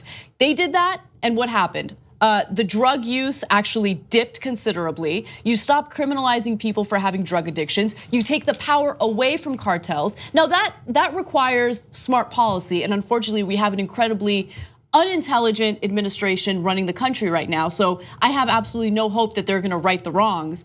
But these are the things that we need to have real conversations about. Continuing the war on drugs is not gonna help. The number of casualties in Mexico actually dipped a little bit, but then shot back up, and I'll tell you why. So the arrests and killings of top leaders in major cartels like Los Zetas, infamous for their brutality and mass decapitations, contributed to the dip in violence, but new groups have emerged adopting similarly brutal strategies for territorial expansion and control. So it's like the war on terror, right? Let's go after the terrorists. But the more we get involved and the more we try to fight this war on terror, the more you see other groups of terrorists emerge, right? And so there's smart policy, or there's a continuation of what we've been doing, which hasn't been working. But there's a reason why these wars are never ending, just like George Orwell warned us about, because people profit from those wars. So that they think, yeah, the whole point of the war is that it's supposed to be perpetual. Now, if you are an American citizen or a citizen of any of these other countries, does it look like it's working for you? How many decades are we gonna go with this failed strategy before we turn around? So it's on you, especially in America, to make the decision to stop voting in favor of this insane war on drugs. Look, prohibition never works. It didn't work when we did it with alcohol. What did it create? It created gangs, Al Capone and all those other gangs out of Chicago and so many other places. Then when we did prohibition on marijuana, what did it do? It created gangs. What did both those gangs do? Kill a lot of people, whether it was in America or in Mexico and other places. And by the way, Anna's right, prohibition on those other drugs don't work either. And legalizing it or decriminalizing it doesn't mean you like the drugs. You shouldn't take heroin, it's a disastrous idea, right? But when you do those things, it actually makes that drug use less, not more. Right. When are we going to actually look at facts and make decisions based on those instead of letting our politicians drive us into these endless wars that only benefit them and not us? I want to talk about this story a little more in the post game because I want to make more of an immigration point related to that story, a story about or a point about refugees and all that. So let's talk about that in the post game. All right, moving on. Political disagreements seem to be front and center on social media, but some research indicates that those disagreements actually lead to some turmoil in personal relationships as well. In fact, there was a recent study that looked into how many couples have either gotten into significant arguments or have completely broken up because of disagreements over the Trump administration. So according to the International Business Times, new research shows that 1 in 10 US breakups are now the result of political disagreements.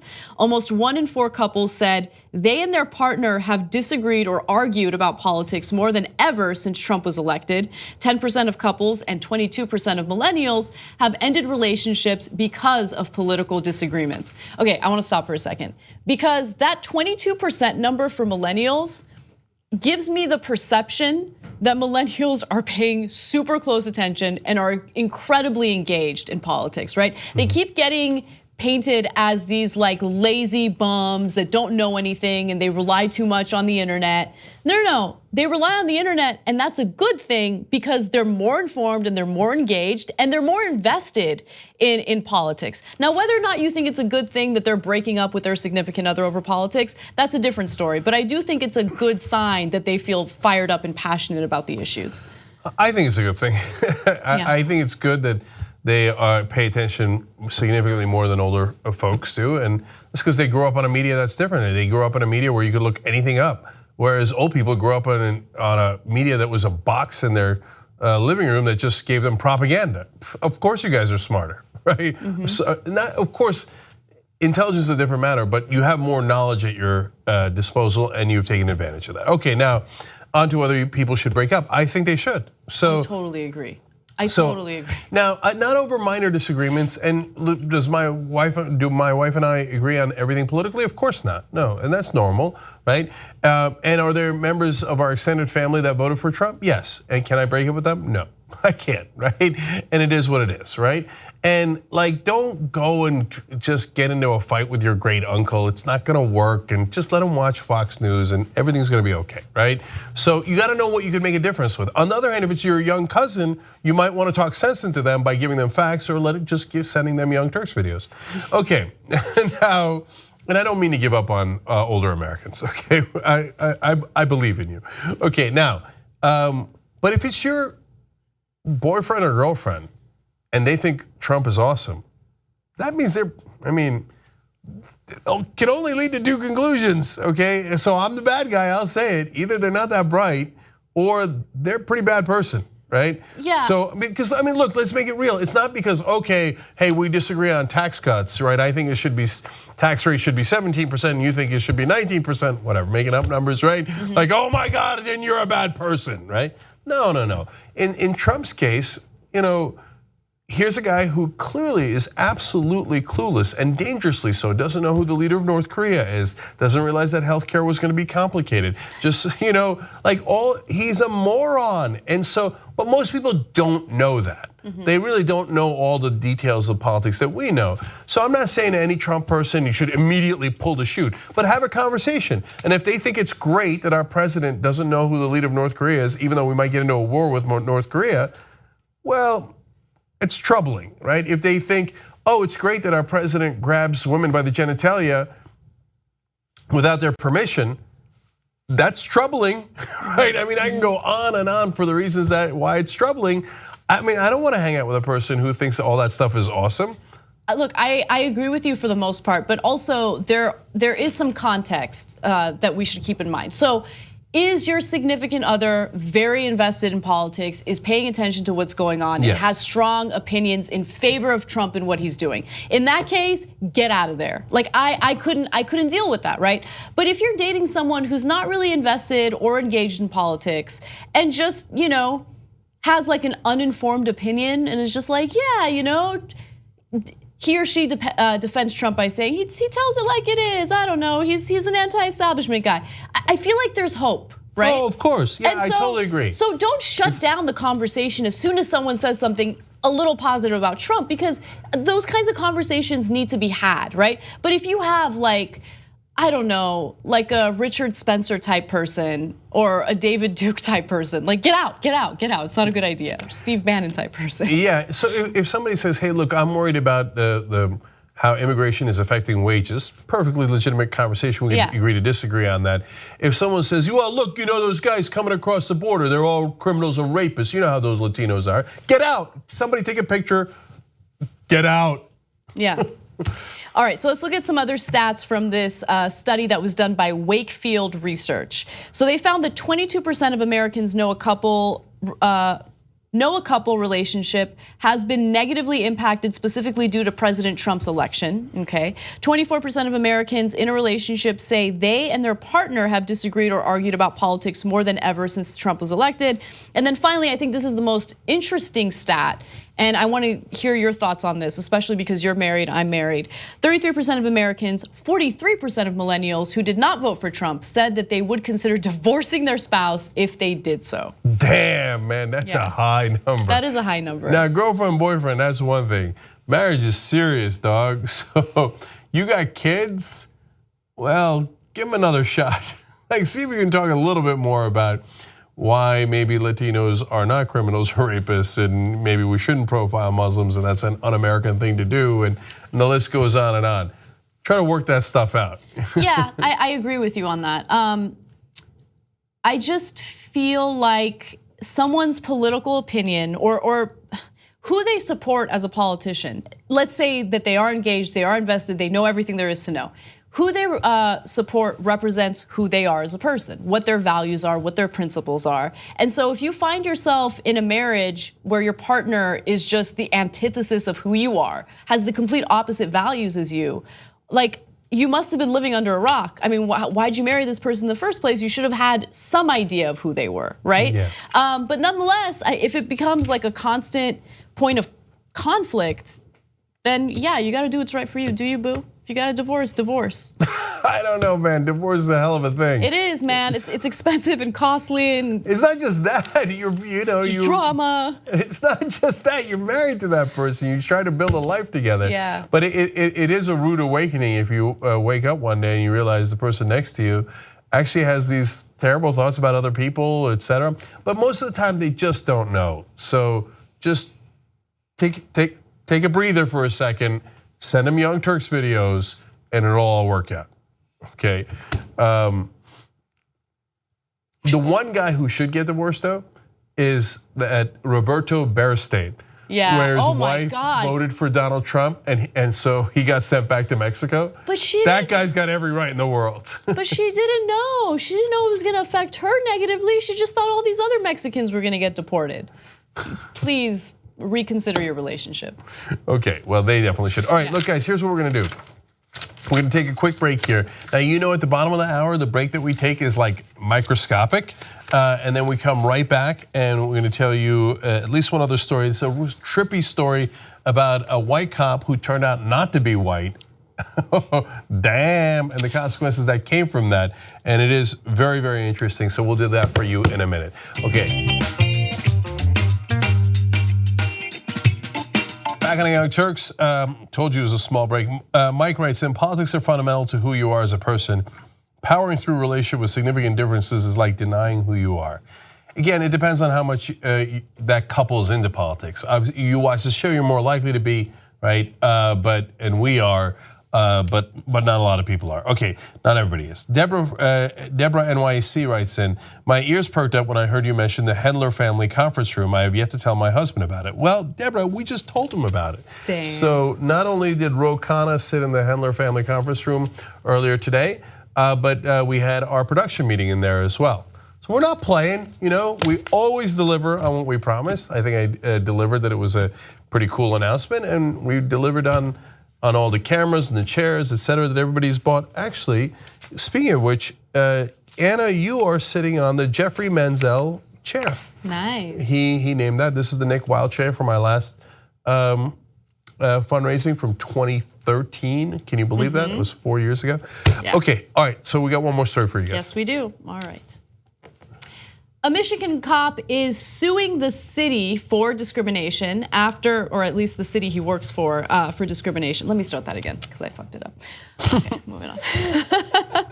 Okay, I almost spit out there. Okay. All right. A Michigan cop is suing the city that he works for, that's Hastings Police Department, for discrimination after he, a white police officer, took a DNA test and found out that he's actually 18% black. Okay, so let me give you the details of that. So it's a chain of events that began when he took a genetic test through Ancestry.com in December and was surprised to learn he could trace 18% of his DNA to regions in Africa, okay? So he tells this to his colleagues, and then they start constantly poking fun at him. To the point where he's like, I can't take it anymore, I'm now gonna file a lawsuit, a discrimination lawsuit. Okay, so they start calling him Kunte, okay? Of course, after the novel Roots. And then they had like a Christmas tree during the holidays, and they had one ornament dedicated to him. Let's take a look at graphic 23. That said 18%, of course, referencing the Ancestry.com DNA thing. And then his name. His name is Cleon Brown. His name is Cleon Brown, and he didn't know he was black? I know. So there he is. It's really interesting because all of a sudden, the shoe is on the other foot, right? And so it's interesting that he gets made fun of and then he immediately sues for discrimination. I wonder what his reaction would be if there were a black police officer, a visibly black police officer, who would sue for the same reason, right? Would he stand up for that person? I don't know, Cleon, maybe he would. Nonetheless, the treatment that he's dealing with is inexcusable, and I'm glad that he's standing up for himself with a lawyer. Yeah. No, this whole genetic composition thing is trippy, man. And what does it mean to have an identity, right? So for example, a friend of mine who's black found out recently that he's got a portion of his family, I think that's Spanish. So I'm like, Nige, did that make you feel more Spanish, right? No, because he grew up in a culture that, he's from Trinidad, that was already very specific to that, and it's really the culture you grew up in. But it's still a mind trip because like there's an eighth of my family that we're not sure if they're Kurdish or they're originally Crusaders, etc. So I kind of want to take one of those tests. Now, is it going to make me go like, oh my God, I now totally appreciate Crusaders? No, unlikely, right? Yeah. But by the way, guys, you don't know what's in your DNA, so maybe you should be open-minded to everybody already. I know that's a radical idea, right? Exactly, but like I get that human nature is tribalistic in a lot of ways, and maybe there's an evolutionary advantage to that, to survive. But we're now supposed to be civilized human beings who should understand that overall we're the same, regardless of the way that we look. And it's true, like. We're all mixing. Like we're all mixed. We all mixed in the past. We're all mixing now. It's a lot of fun. Like just it's a lot of fun. Like just everybody open your minds and allow it to happen. Enjoy it. Like what? Really, you're gonna make certain fun things of have already been open. That's why we mixed in the first place. Right. So just open up your mind as well. Look, it's look on the discrimination part.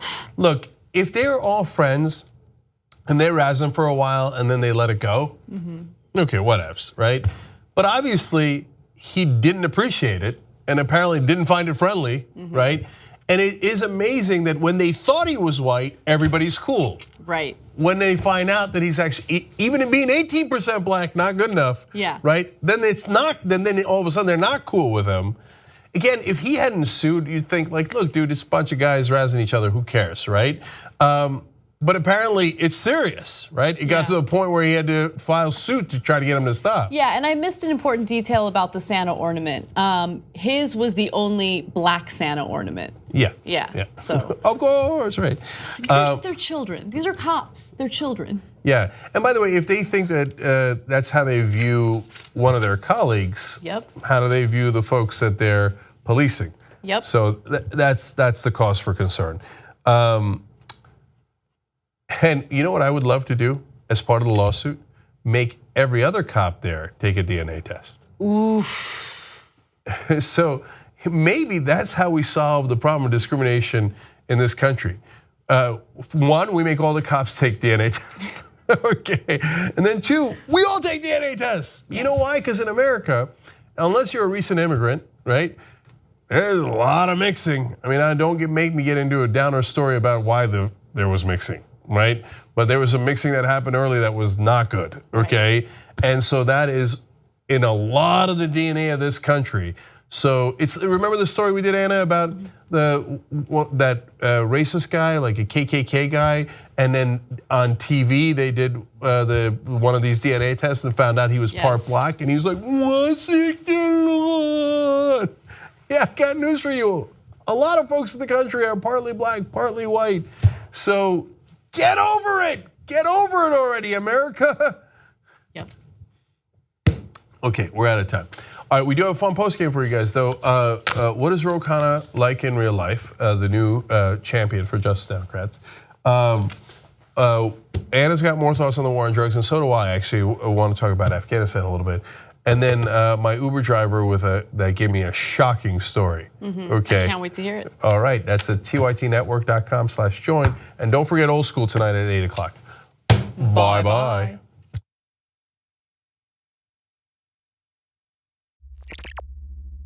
30 years after the original Blade Runner was set, 37 years if we're talking our time, we now have Blade Runner 2049. Let's take a look. There is an order to things.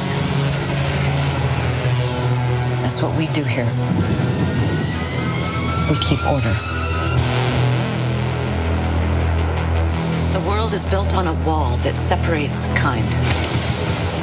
Tell either side there's no wall, you bought a war.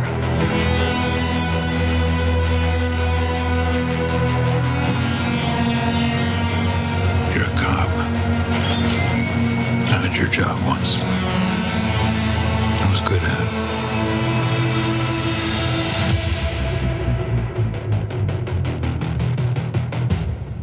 I know. What do you want?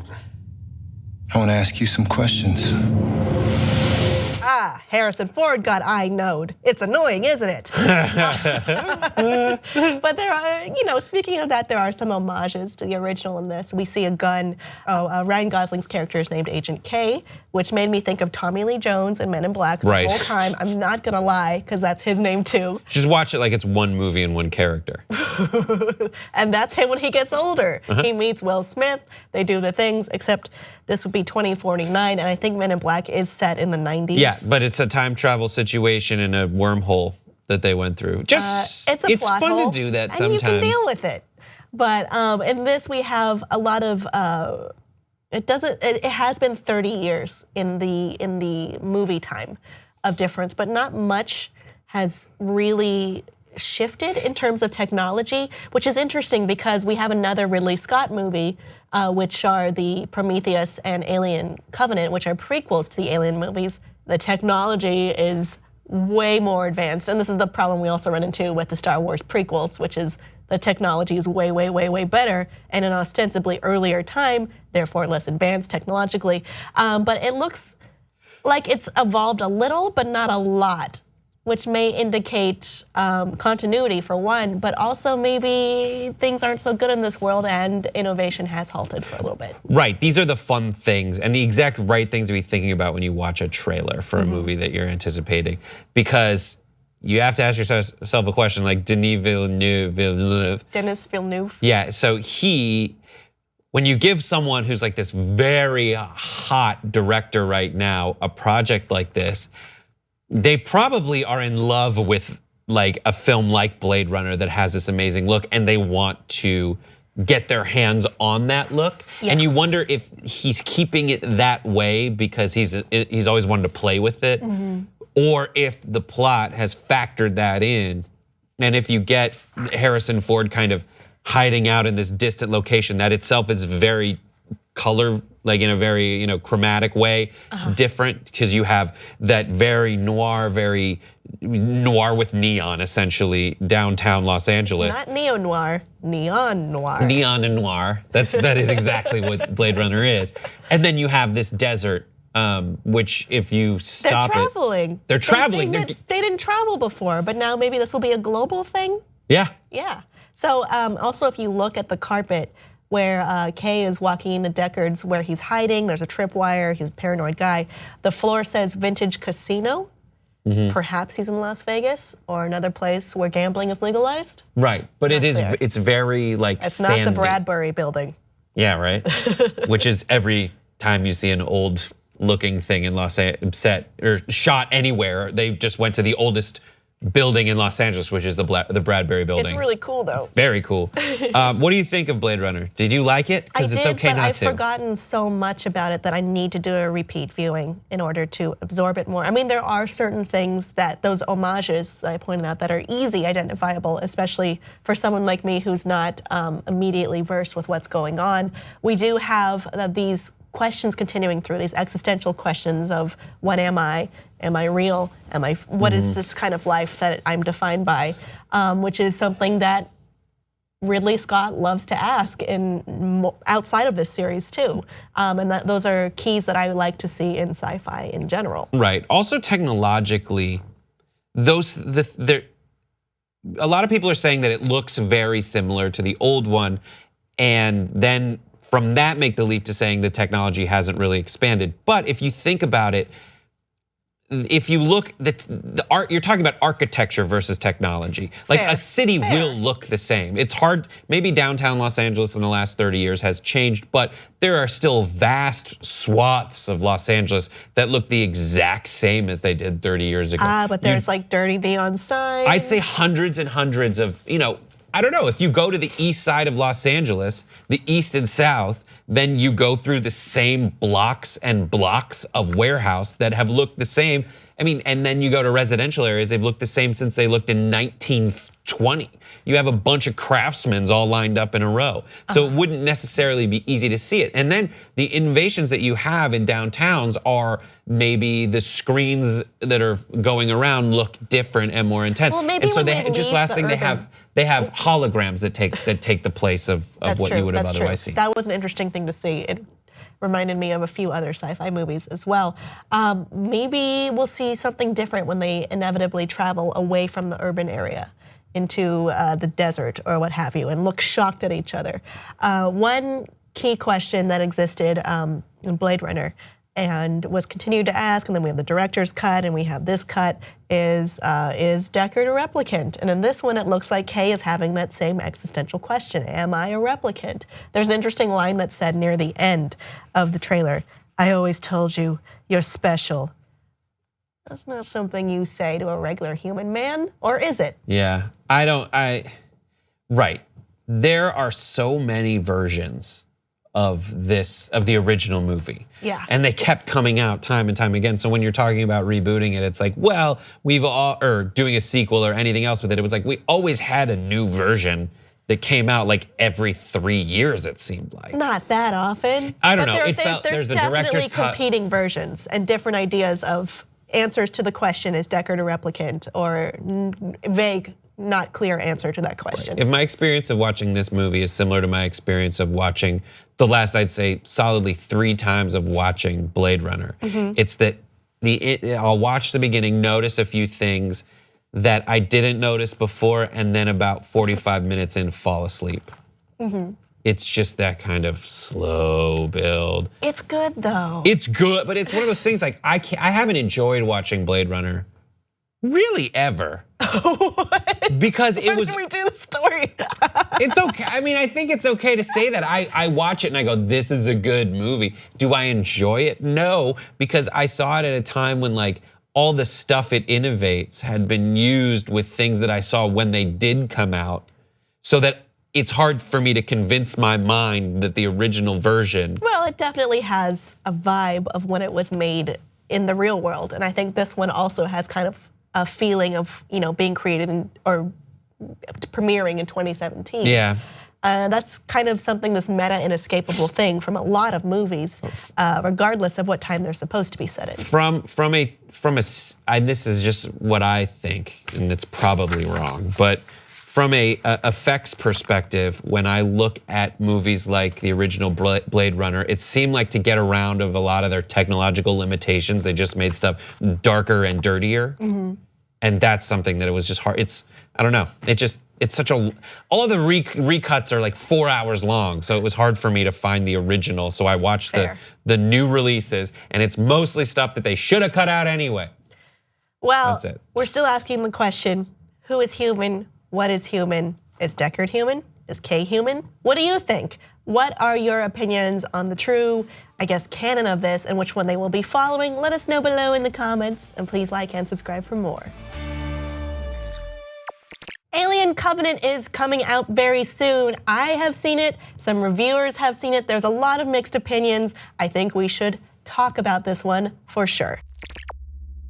So this is following in the footsteps of Prometheus immediately. Well, 10 years chronologically in the time frame in the movie, but it's also trying to follow the footsteps of Alien and Aliens. We're ignoring the other two, and it certainly seems reflected in some of the reviews that it's kind of reminiscent of Alien and Aliens, where kind of similar to how Star Wars: The Force Awakens has vibes of A New Hope.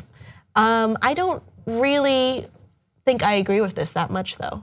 Really? I think it's more like Prometheus, but more action oriented. The trailer, what they show you in the trailer, which is what everyone who hasn't seen it is working off of, is that they are kind of exploring an area, and then it's foreign to them, so they're encountering it for the first time, hence the callback to the original Alien. Yes. And then there's stuff jumping out onto people's faces, and so folks, I saw the trailer and thought to myself, this looks like the original series, A, because you have a female protagonist who looks a lot like Sigourney Weaver. Well, we also had Elizabeth Shaw from Prometheus. So I only watched enough of Prometheus to be, and it's similar to what I'm feeling with this, where like folks are talking me out of it on the way in. Where the trailer looks cool and I'm really excited, but people come out of it going like, hey, it's not that important to see this movie. I wouldn't describe this as a good movie, but I Really? wouldn't describe this as a terrible movie. I remember parts of Prometheus were very heavy-handed because we have this focus on the balance between scientific evidence versus faith. And it was very heavy-handed in Prometheus. And now we have, in Covenant, we have that same balance. Again, it's a little bit more understated, Okay. but it does pop up and it is something that carries through. They're trying to answer questions that were brought up in Prometheus, because this is 10 years after Prometheus, but 14, maybe 18 years before Alien. So they have to kind of get there. And I have heard that Ridley Scott wants to make 1 or 2 more in this group of prequels. Sure. So we're answering questions like, who made all of this stuff happen? Who created the facehuggers? Who is responsible for the xenomorphs, or they're called neomorphs in this one? And there is an answer to that. I won't say what the answer is. Oh, cool. That's exciting. They do answer that at least, it's not vague. I like that. Yeah. Yeah, and what it also looks like in this movie is that you get a more realistic, fully fleshed out motion of the xenomorph or whatever they are in this. Yeah. Of their movements, which looks much scarier than just kind of like the, you've got the the original one with the person in the costume. Yeah. It's very different from that. It is a lot more action oriented than Prometheus. So if you didn't like that about Prometheus, you might like this a little bit better. The heavy handedness from Prometheus is relaxed a lot. A woman doesn't immediately have sex with a man after he makes fun of her, so that was nice. I'm trying really hard not to get into spoiler territory with this. Okay. Fassbender has been described as giving really good performance. However, he plays a dual role. This is not a spoiler. He plays both David from Prometheus and Walter, another synth further in the line, developed by now Wayland Yutani. It was then Wayland.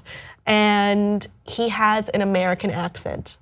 I do not like this American accent. It's not very, there's one American accent that that actors from the UK like to do. Yes. And it's a very specific sound, and this very much follows it. Right, and it's also, I think Annette Bening has the same, like that's her voice. There's in acting, there's like a transatlantic or transcontinental accent that people put forward, and the R's get like rounded a certain way. That's what I always hear from people who are from the UK doing American accents. And I think that Australians doing American accents just sound cooler. And that's how they have so much work in Hollywood. Hemsworth. Hemsworth, Mel Gibson has, I know he came very early, or he is more American than the others, but Russell Crowe. There are moments in this movie though that I feel the character should be shocked by. We shouldn't be shocked as the audience because we have this omniscient point of view, but they're not shocked by it. Really? That was weird to me. Okay. We do answer questions brought up in Prometheus that we do leave a lot of them kind of vague. I would say about some biological questions that are left very vague. Okay. To be fair, the action is pretty good. There is, if you're a fan of chest bursting, you're gonna have a great time. Because that's back now. We've gotten to that middle point, I guess, between Prometheus and Alien where that kind of thing can happen and will happen many times. As with all Alien movies, don't get too used to the crew. Gotcha, yeah. I mean, you see Crudup has a pretty rough day of it in the trailer, so I wouldn't, don't indicate whether anything else happens. Every single person has a rough time. It's a rough thing to get through. Yeah. I think it's better than Prometheus, if I had to say. Good. I would give it maybe a high 6, low 7. Okay. Yeah. That's good, that's solid. On a scale of 10, it's all right. That's the kind of thing. I think nothing will ever live up to Aliens for me though, because that one is like the best one. It's so good, I love it. Okay, and then Danny McBride, last question. Danny McBride, good, bad? He doesn't play like you think he would, because James Franco's in this movie too. Oh, I didn't know that. But it's not, he plays a role in this. I think he's in the trailer as well. Okay. They don't do the typical McBride and Franco thing. It's very understated. I like Danny McBride in this. Great, yeah. I like him. So, Alien Covenant, overall it's all right. It's not the best, it's not the worst. But though many people disagree on this fact so far, if you like action in your Alien movie, you're gonna like this one, I think. You might be angry about some of the revelations. Do you want to see Alien Covenant, or are you burned out after the last one? Let us know what you think. Also, if you've seen it already, try not to ruin it for everyone, but tell me what you thought about it below. Fans of SourceFed Nerd got an unwelcome surprise because their beloved old channel was now taken over by Now This. Was it the exact same thing that they were promising? I think not. Let's take a quick look at the announcement. Hi guys, my name is Michael Calabro and I want to talk to you a little bit about the future of this channel. It's been just over like 5 weeks since SourceFed Nerd stopped production and we're all saddened about the loss. I too was a big fan of the channel. It took a lot of time, talent, and hard work for SourceFed Nerd to build such a loyal and passionate following. But unfortunately, things change. While this wasn't our decision, I'd be lying if I said I wasn't honored by the opportunity to produce some great content for such an awesome, loyal community. Our ultimate goal is still the same as SourceFed Nerd. We want to give you insightful and entertaining videos on movies, games, comics, and everything else people like us care about. At the end of the day, I want this channel to do right by the community that SourceFed works so hard to bring together. Look, I know what a lot of you guys are thinking right now. I get it. And frankly, like, I kind of feel awkward sitting here because I know all you guys are watching me like I'm Ramsay Bolton in Winterfell. I understand what you're feeling. I really do. But at the end of the day, we all love the same stuff. And we're going to work hard to deliver our unique take with content that informs you and entertains you. I know we can keep this community going strong. I want to thank you guys so much for listening to me, and I hope you'll continue to watch what we put out every day. Hey guys, SourceFed Nerd is done forever, but we're real sad about it. But anyway, we're gonna continue to bastardize their legacy. Yeah. Yeah, that's. I mean, you're right. I don't know. It's not his fault. I don't think this is this guy's fault. I think as a meta, as someone who hosts videos, smiling kind of vaguely and staring ahead and slapping your hands around is one of the most disingenuous kinds of moves you could make. Like when people do this too. But like, hey, yeah, You yeah, mean subconscious being psyched about vagina everything. hands? Yeah, people, I don't like this, but that's so off the topic. That's like, that would be pertinent to us and us only. Right, but the thing is, like, it's the first thing that we all thought, and it's the first thing that people thought when they first saw the video. And so it should be the first thing that the producer next to him. He is the producer. Well, there needs to be someone else in that room. If you bought a channel, you should be able to finance it. There's somebody who set up the camera. It's not a one-man show is what I'm saying. Someone needs to look out for this guy, and that's not nice that he had to go through that. That said, this is a corporate takeover of a channel that was absolutely a corporate takeover. So you may remember SourceFed and SourceFed Nerd were both shut down after Group 9 took over the assets. Phil DeFranco has his channel still, thankfully. I think he's working hard to launch a new, I guess, media empire, as it were. And I think that will probably be successful because the thing is, Philip DeFranco and the host of SourceFed and SourceFed Nerd were able to cultivate something very unique and a love of a community, and a community. And if you just swap that all out and just make this disingenuous claim. By the way, they say, I'm a nerd, like 3 times in the video, and nothing comes off as more phony, as inauthentic as that. It reads as so corporate and so mandated. I've been there. And no, I've been there too, because I host a show/channel called Nerd Alert, and when I first started, people were like, this yeah, but bitch, it's a chunk who reference. does she think she is? Olivia Munn, and it's just like, okay, I get it because of their race and gender. But no, I was not afraid that. to say racist. No, it's absolutely, we have a similar look, and yeah, that's where that's going to come from, and you have to fight so goddamn hard to build a community, to be able to relate to people and have people relate back to you. You don't just swap everything out, gut it, and then put someone else in and expect nothing to have ever changed. They're not gonna respond well. And of course they didn't. But isn't this the second? Sorry, go ahead. The subscribers have been fleeing. Right now it seems like they've lost about 60,000 since May the 4th. The subscribers have been fleeing SourceFed for a while. Well, okay, to be fair, SourceFed wasn't doing well. Yeah. However, they were doing way better than this. They had people who were loyal and dedicated, and they built a lot in their time. I mean, I think sometimes people expect different shows, channels, MCMs to not like each other, but I have to point out, I know and like all of these people. Yeah. I am very close friends with Trace Dominguez, who hosted Seeker Daily. Before that, it was Test Tube, which has now also been taken over by the Now This brand, and has also fared incredibly poorly with the fans because they're expecting something, and you can't just talk about the same topics and assume that it's the same thing. It's not. Well, in my experience, Now This, AJ Plus, and Attention have done a good job at identifying what makes videos viral on Facebook, what made it in the wake of the autoplay feature.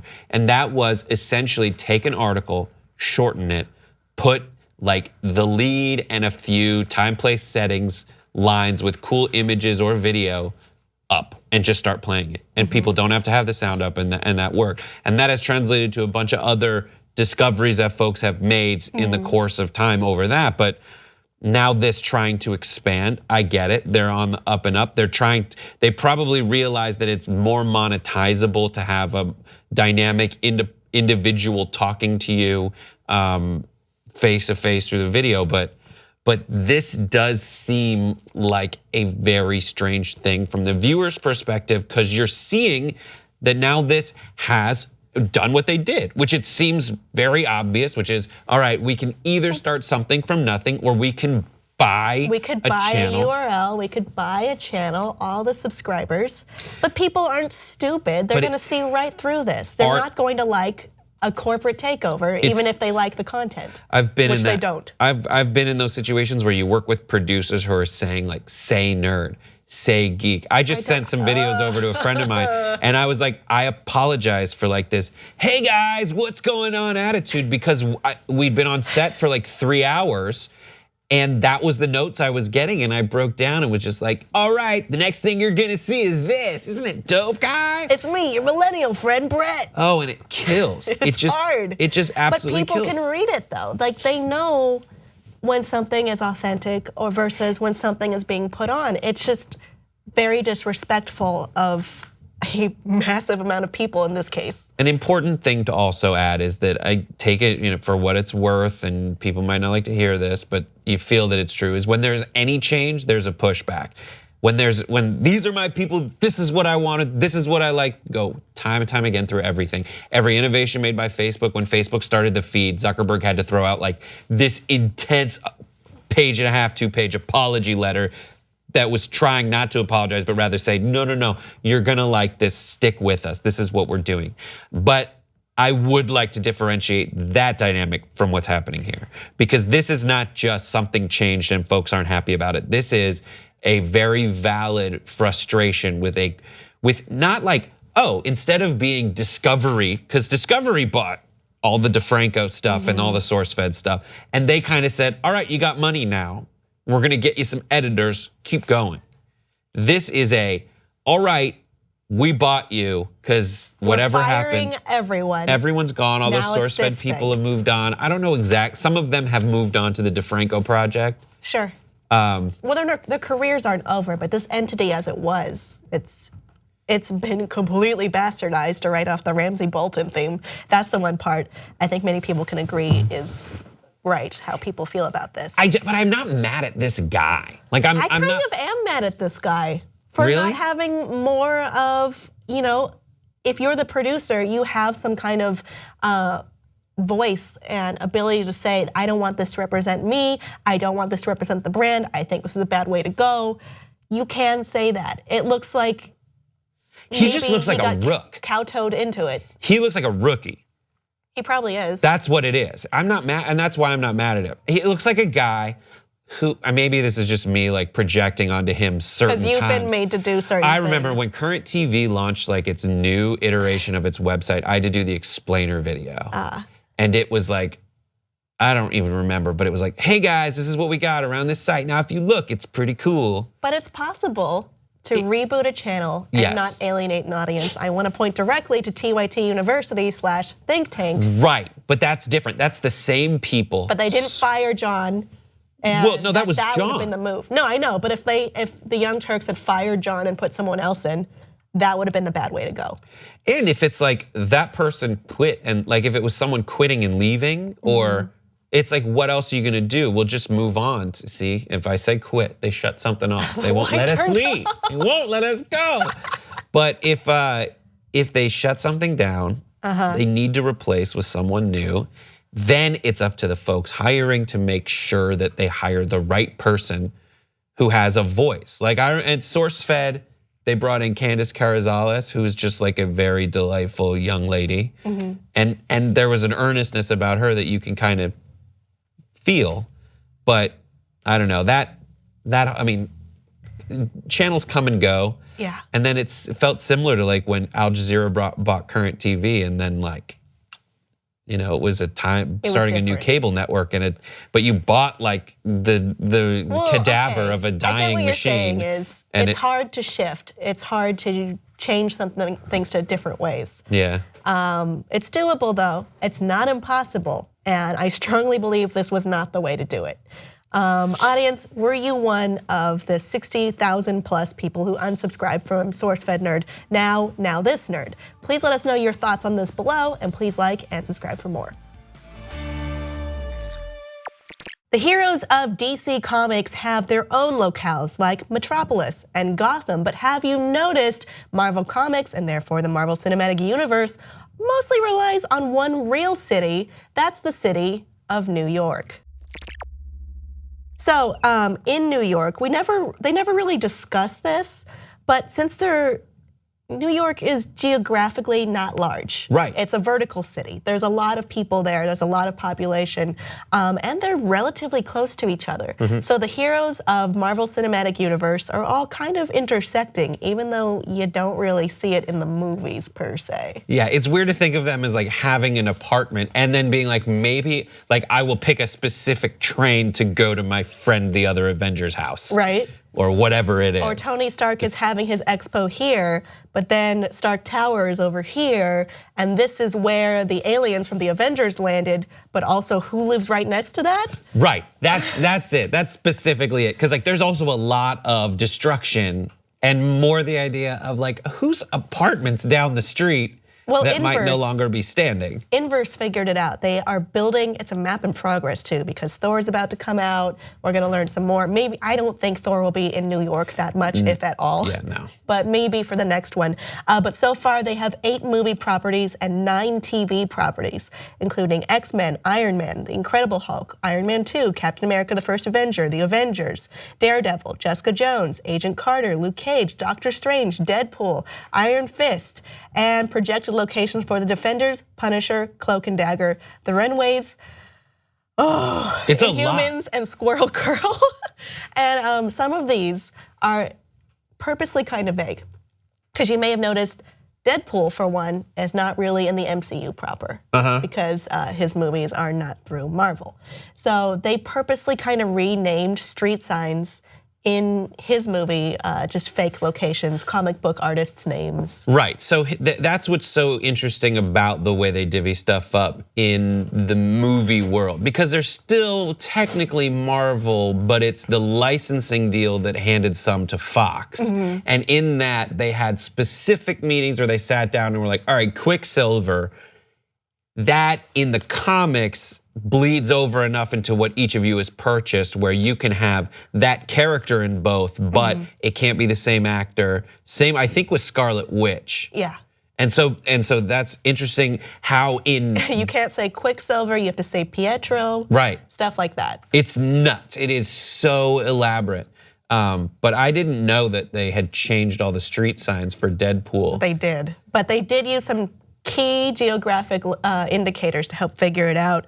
One is he shows up at Charles Xavier's School for Gifted Youngsters. Yes. And he didn't fly there, he had to drive there. So they had to figure out, based on his cab fare, how far of a radius he was away from where he started. There's also, he and Vanessa go on a date in a bar with skee ball and some sorts of arcade machines, but it's not a Dave & Buster's. It's not anything in particular, but they did figure out there was one called Fun Fusion in New Rochelle, which is probably where their date was.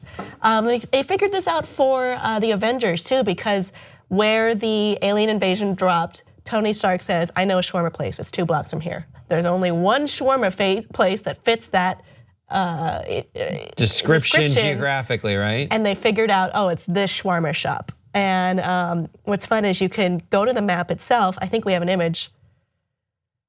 So you can zoom in. This is the zoomed out version. A lot of this is on Manhattan. Right. Most of it is on Manhattan, I would say, and you can figure out how close different things are.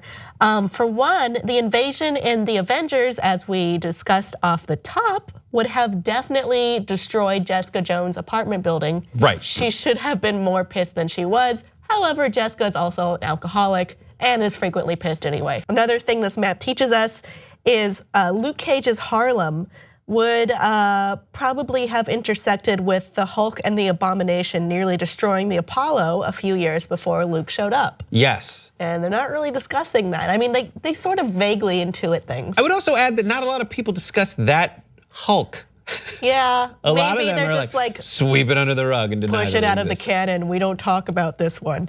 I think this is something that when you think through all that you have to do as the continuity expert, and something that Marvel and any like comic book universe creator or whatever curator has to think is how is the continuity working?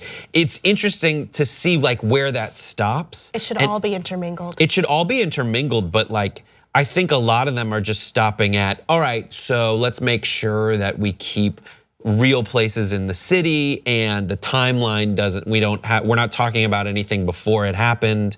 But if they were able to give us those Easter eggs, because they always are planting Easter eggs, like it's right down the street. Maybe this will call that kind of attention. It also reminds me of, remember when 24 came out and someone tried to plot how fast Jack Bauer would have to drive? And it was impossible, right? And it was like 400 miles an hour.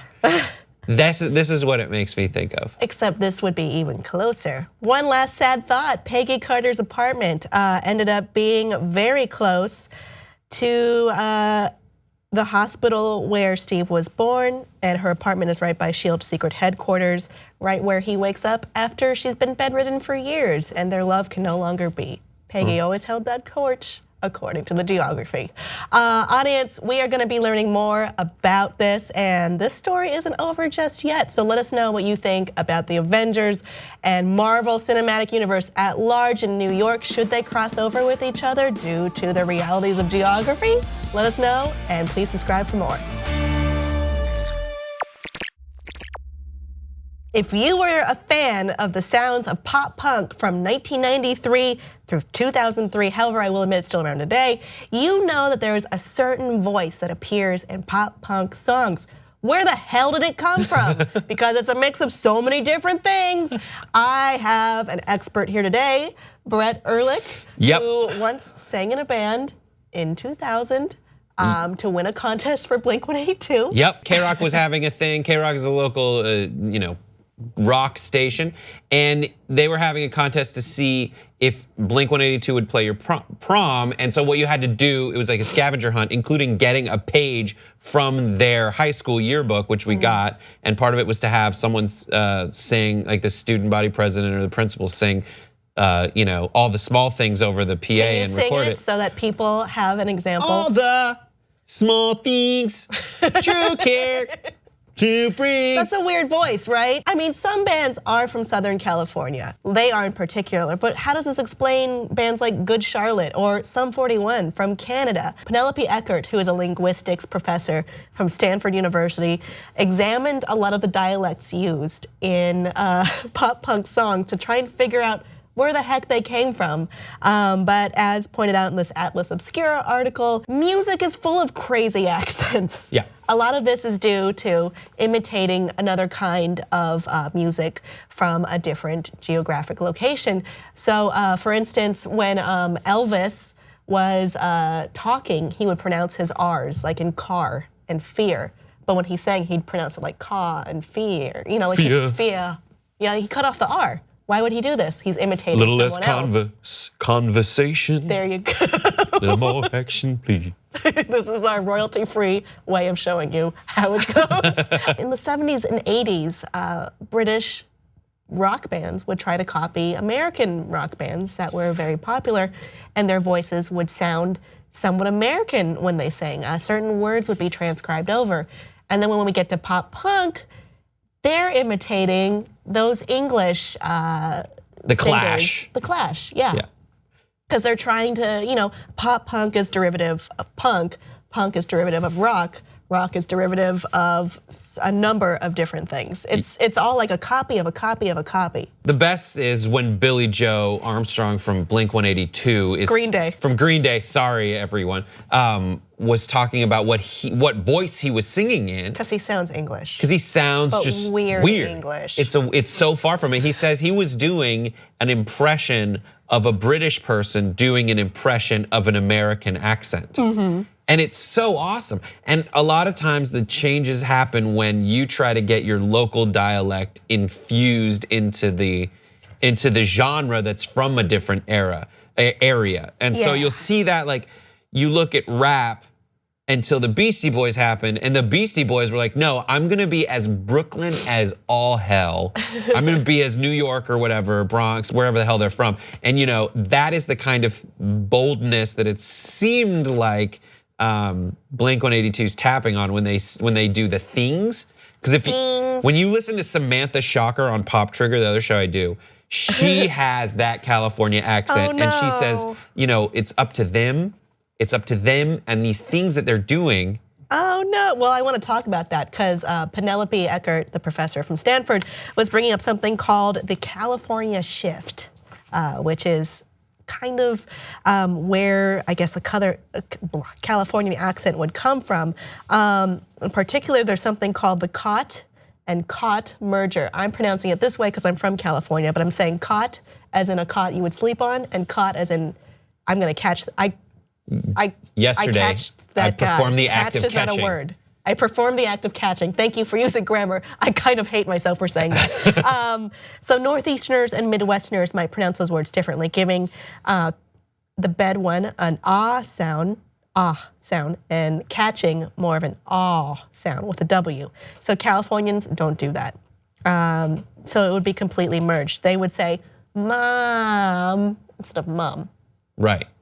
Ma'am. And then it just, we shift the vowel over a little bit.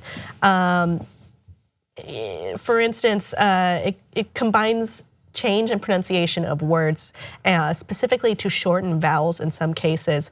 The easiest ones are the words kit, dress, and trap, which should be turned into cat, drass, and trop.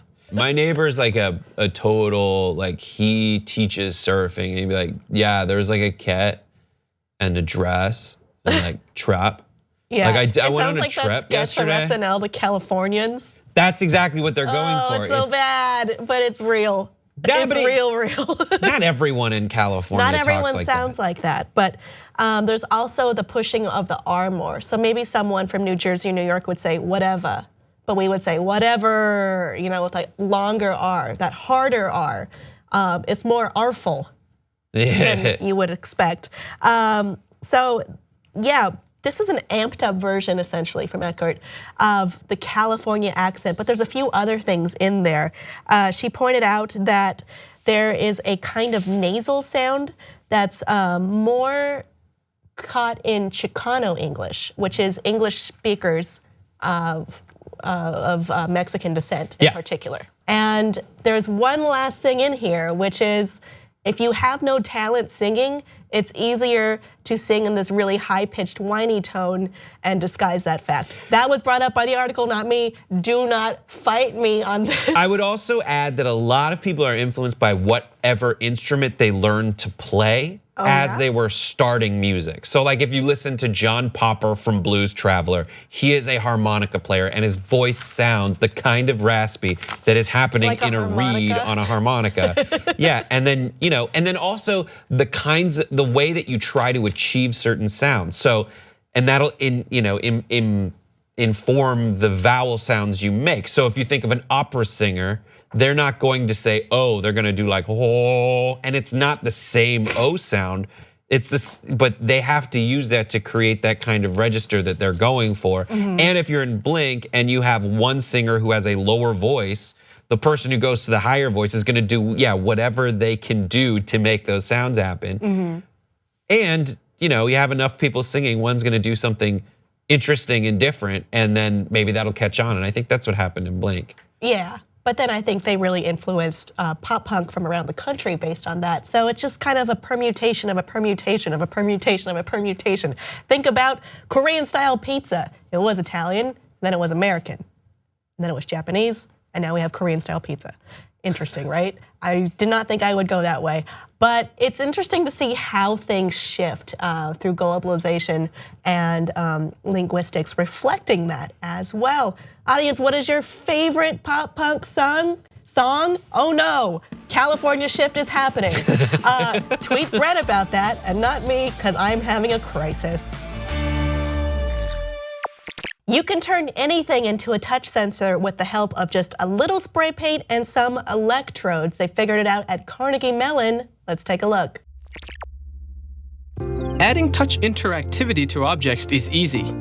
First, we add a conductive coating to an object. Then, we attach sensing electrodes to the periphery of the desired interactive area. An optional top coat can be applied. With this setup, Electric can detect different touch locations as well as enable coarse, continuous touch tracking. Our sensing principle works by injecting a small electric current into the conductive layer using a pair of electrodes. We then measure the voltage at all other adjacent electrode pairs. When a finger touches the surface, some current is shunted, causing a localized reduction in voltage. To better estimate the touch location, we rotate the current-emitting pair and repeat this process. This results in a mesh of cross-sectional measurements. Using tomographic reconstruction, we can create a 2D touch sensing image, revealing finger locations. So with this, all you would need is that conductive paint, the electrodes attached to the bottom, and using the shunting technique, which would send a small amount of electric current to the ground, you can turn nearly any shape into a touchpad. So this could be used maybe for an entire wall. It could be used to display things, to maybe teach people. Kids could learn in a very literally hands-on way. So awesome. It's super easy. A whole wall. Or anything. Yeah, or anything. They were showing in the video, they were showing how you could just take something that's the shape of a game controller, turn the whole thing into the touchpad, put a little mat over it with windows, and suddenly whatever the hole is, you have a remote control. Yes. It's just amazing. Well, think what we can do even for the consumer level. So like smartphones or smartphone cases even, you could have that level of control besides just touching the screen, or it kind of works like a touch screen, but it's not nearly as expensive as having a touch screen. Maybe this would be a solution if you badly cracked your phone, which a lot of us are known to do.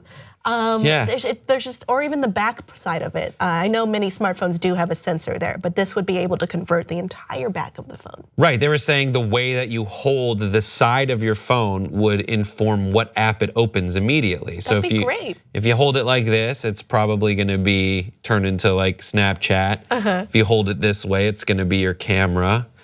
It's amazing. I love every bit of it. And then also if you have some kind of transparent conductive paint on it, then you can put a screen behind it and you replace the entire mechanism at work that probably is a good amount of what's inside your phone to make it a lot thinner or more pliable. Yeah, I love this a lot because it's a lot more affordable. It's an affordable way to do touch. So you could do that whole wall and not spend, I don't know how much money to make an entire wall a touchscreen. Yeah, they also had if you have a steering wheel. Oh, wow. So good, so you can. I love thinking of these applications. Swipe left, swipe right. If you want to turn your music up, you just go like that, down, up, over the outside of your wheel. This could add to so many different applications. I like this better than haptic technology. So this came from CMU, Carnegie Mellon University, PhD student Yang Zhang, and it's called Electric. His suggested uses include wood, plastic, drywall, Jell-O, Play-Doh. It's amazing. I don't know about spraying Jell-O, but because I would definitely break a chunk off.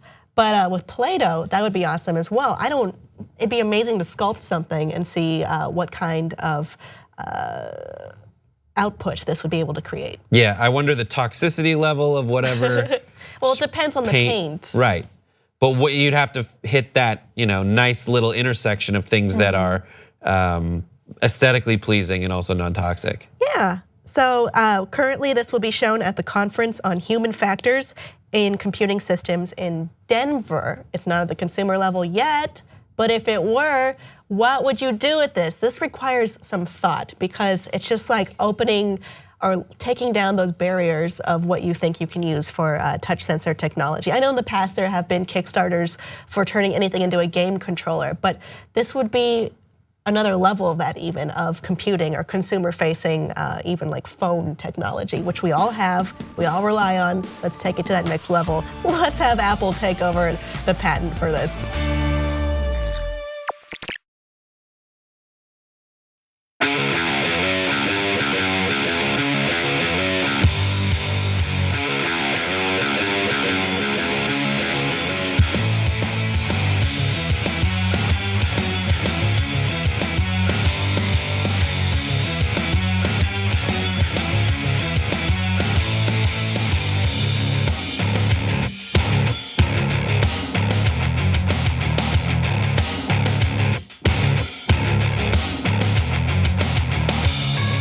All right, welcome to the Young Turks. Big show ahead as usual for you guys.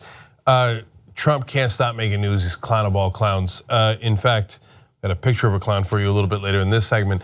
Okay, later in the program, Trump gives himself an A+ on something. What is it, and is he correct? Okay, here, pro tip, not correct. In the second hour, lots of controversial stories, one on rape. We've got an exclusive on that and a story that one of our reporters broke. And then a very mysterious death in Ferguson. Super strange as to what's going on over there. Amazing stories in the second hour. And then a little bit later in this hour, I take on MSNBC. So I'm gonna tell you what they're up to, and it is not good. All right, now, none of these stories are light in the sense that it's about incredibly important matters like treason and constitutional crisis, etc. But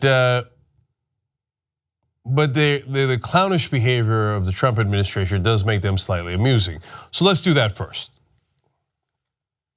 Let me go to the first story. All right, thank you. So James Comey, the FBI director, was fired. So now we've got the acting FBI director, Andrew McCabe. Well, one of the reasons that they gave for firing Comey, they've been searching through a lot of different reasons. My favorite, of course, is the first one where they said, it's because of what he did to Hillary Clinton. Outrageous how he held that press conference berating Hillary Clinton even though he didn't charge her. We could all laugh out loud at that. That's the most preposterous thing we've ever heard. They knew that all along, and I don't think that the Trump administration fired Comey because they're trying to protect Hillary Clinton's honor. So then one of the other excuses they went to is, no, he was really disliked at the FBI. I mean, it was a mess. He wasn't winning over there. And so we had to bring order to the FBI because he just had lost control of the people there and they just don't like him. So, well, lucky for them, the acting FBI director came in front of Congress. So Senator Martin Heinrich asked him about that. And I'm curious about his answer. Was Comey disliked, including by McCabe? Were there any issues at all? Let's find out. We've heard in the news that claims that Director Comey had lost the confidence of rank and file FBI employees. No, sir, that is not accurate. I can tell you, sir, that I worked very, very closely with Director Comey from the moment he started at the FBI. I was his executive assistant director of national security at that time.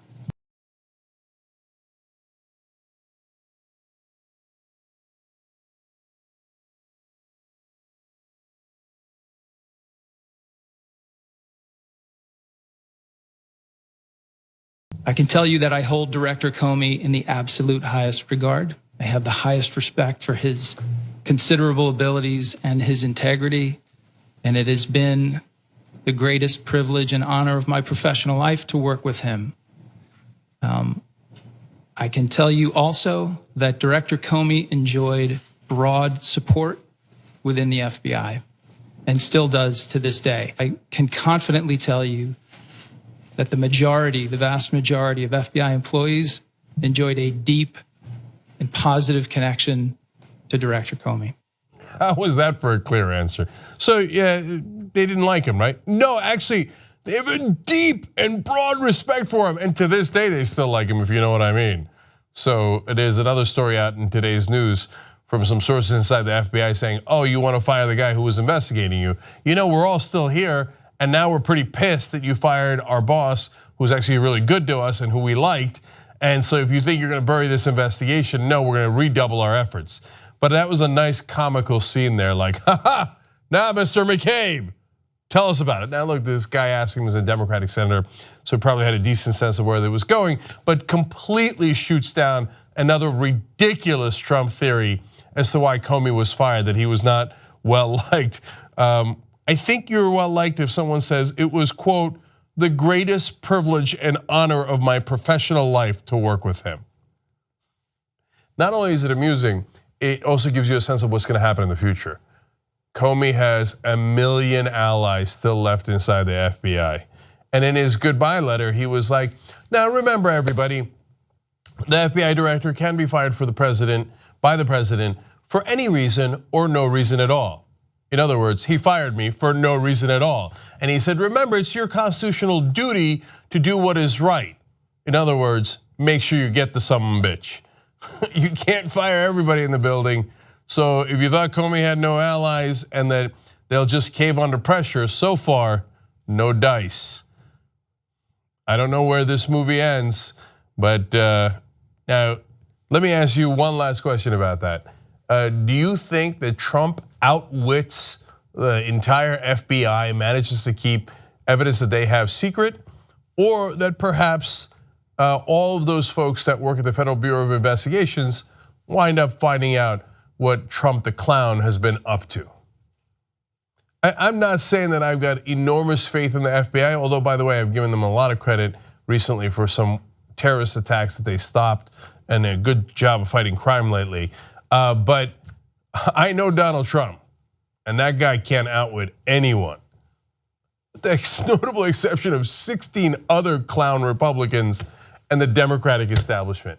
Every time I think about that, I think it's just the most pathetic failure of the Republican and Democratic Party in American history. Well, at some point, being that dumb catches up with you.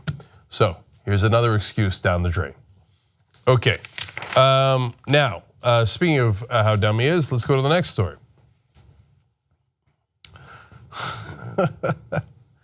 So Donald Trump invited the foreign minister of Russia and their ambassador over to the Oval Office the day after he fired James Comey, who was investigating his links to the Russians. First of all, brilliant optics, well played. It's like rubbing your face in it. He doesn't mean to do it on purpose. He's not trying to be a tough guy. He just doesn't think these things through. He thought that James Comey being fired would work out well. Has it? He thought the Democrats would like the move. They're like, he's like, oh, you didn't like Comey because of what he did to Hillary, and he's investigating me over my connections to Russia, so I fired him so he doesn't find out what I did with the Russians. Oh, you're upset about that? I thought it was gonna be a win-win.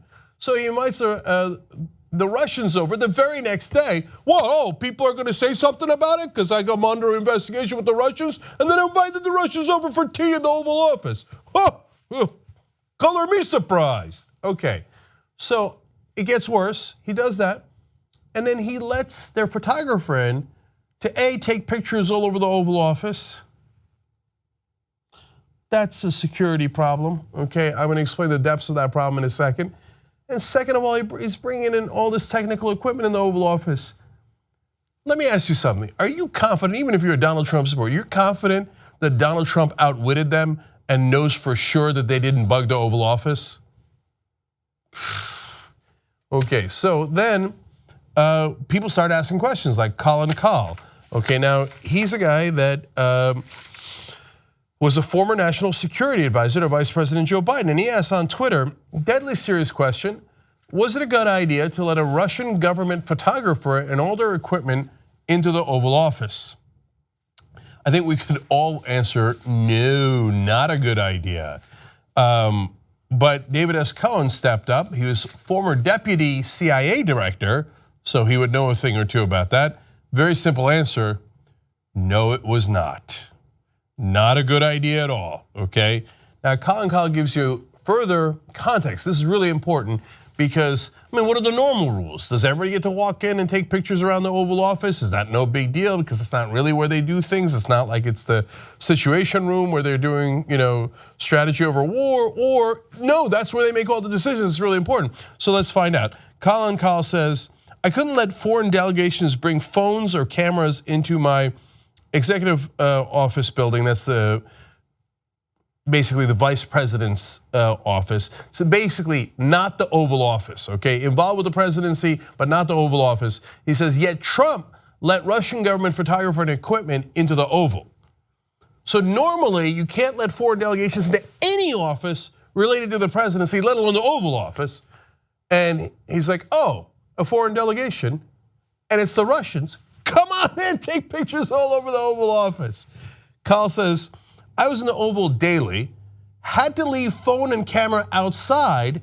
Apparently that doesn't apply to Russian government in this White House. If you work for the vice president as a national security advisor, you had to leave your phone and camera outside. No one is to be trusted with that kind of equipment inside the Oval Office except the Russian ambassador and the Russian foreign minister. Clown of all clowns, Donald Trump. Can't you think through anything? Okay, now if you think, no, he's playing three-dimensional chess, you can't understand his genius, Cenk. Hold, because they're about to tell you what they think of this in a second. We go to the Washington Post. They say, the officials cited the danger that a listening device or other surveillance equipment could have been brought into the Oval Office while hidden in cameras or other electronics. Former US intelligence officials raised questions after photos of Trump's meeting with Russian Foreign Minister Sergei Lavrov were posted online by the TASS news agency. That's the Russian government's news agency. And again, not only that they could take pictures, but they could also leave bugs behind. Now, the White House says, we routinely check for that anyway. And they say, oh, we checked their equipment before they came. You really, how long did you check their equipment? If the Russians are bringing in stuff to record inside the Oval Office, you'd have to dismantle that thing to make sure that you've checked it properly. I mean, we're not going into any regular old building going through a metal detector here. They didn't take that long to dismantle it. No, they did a routine check. Of course you can't figure out if it's a sophisticated piece of equipment that can listen in or not. So, and this is, by the way, not just me saying it, all the experts, the guys who worked in the Oval Office before are saying it. Former deputy director of the CIA is saying it. The administration officials said the White House had been misled about the role of the Russian photographer. Russian officials had described the individuals as Lavrov's official photographer without disclosing that he also worked for TASS. Sorry, guys. Give me a sec.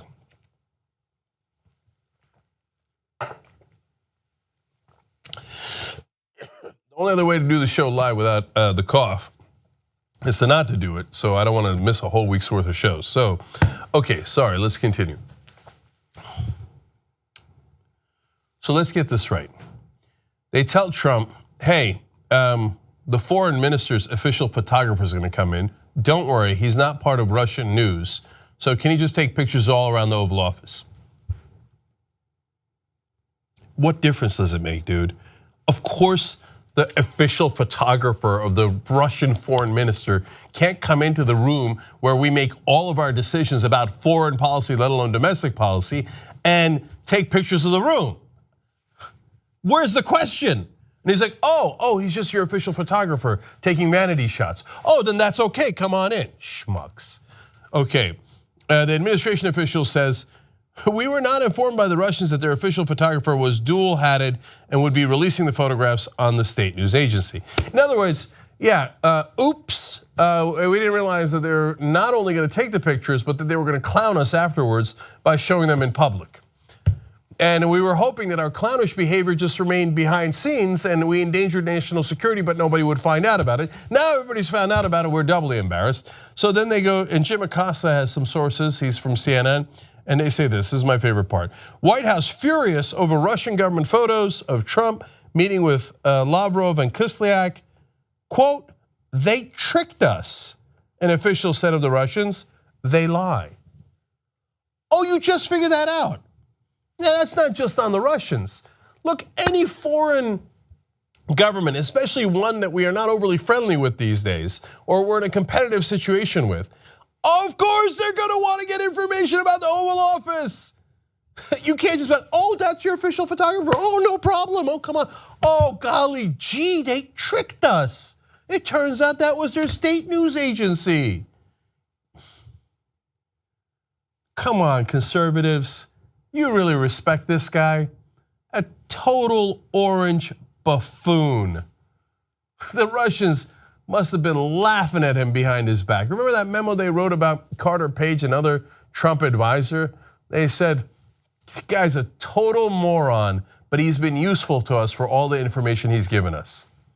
Might as well have been describing his boss. Okay, we got to take a quick break here. When we come back, a lot more, including on what actually happened behind the scenes with James Comey and MSNBC. Which direction are they going in? I'll tell you. All right, back on the Young Turks. Let me read a couple of quick tweets for you guys. Chris Bradshaw says, I don't know where this movie ends either, but I'm definitely getting popcorn. Valo Grant comments on the little video we showed you guys during the break, if you're watching the show live. Haha, Hassan Adbit with Ja'Cory and Arthur is freaking awesome. Two funny guys, hashtag WokeBay.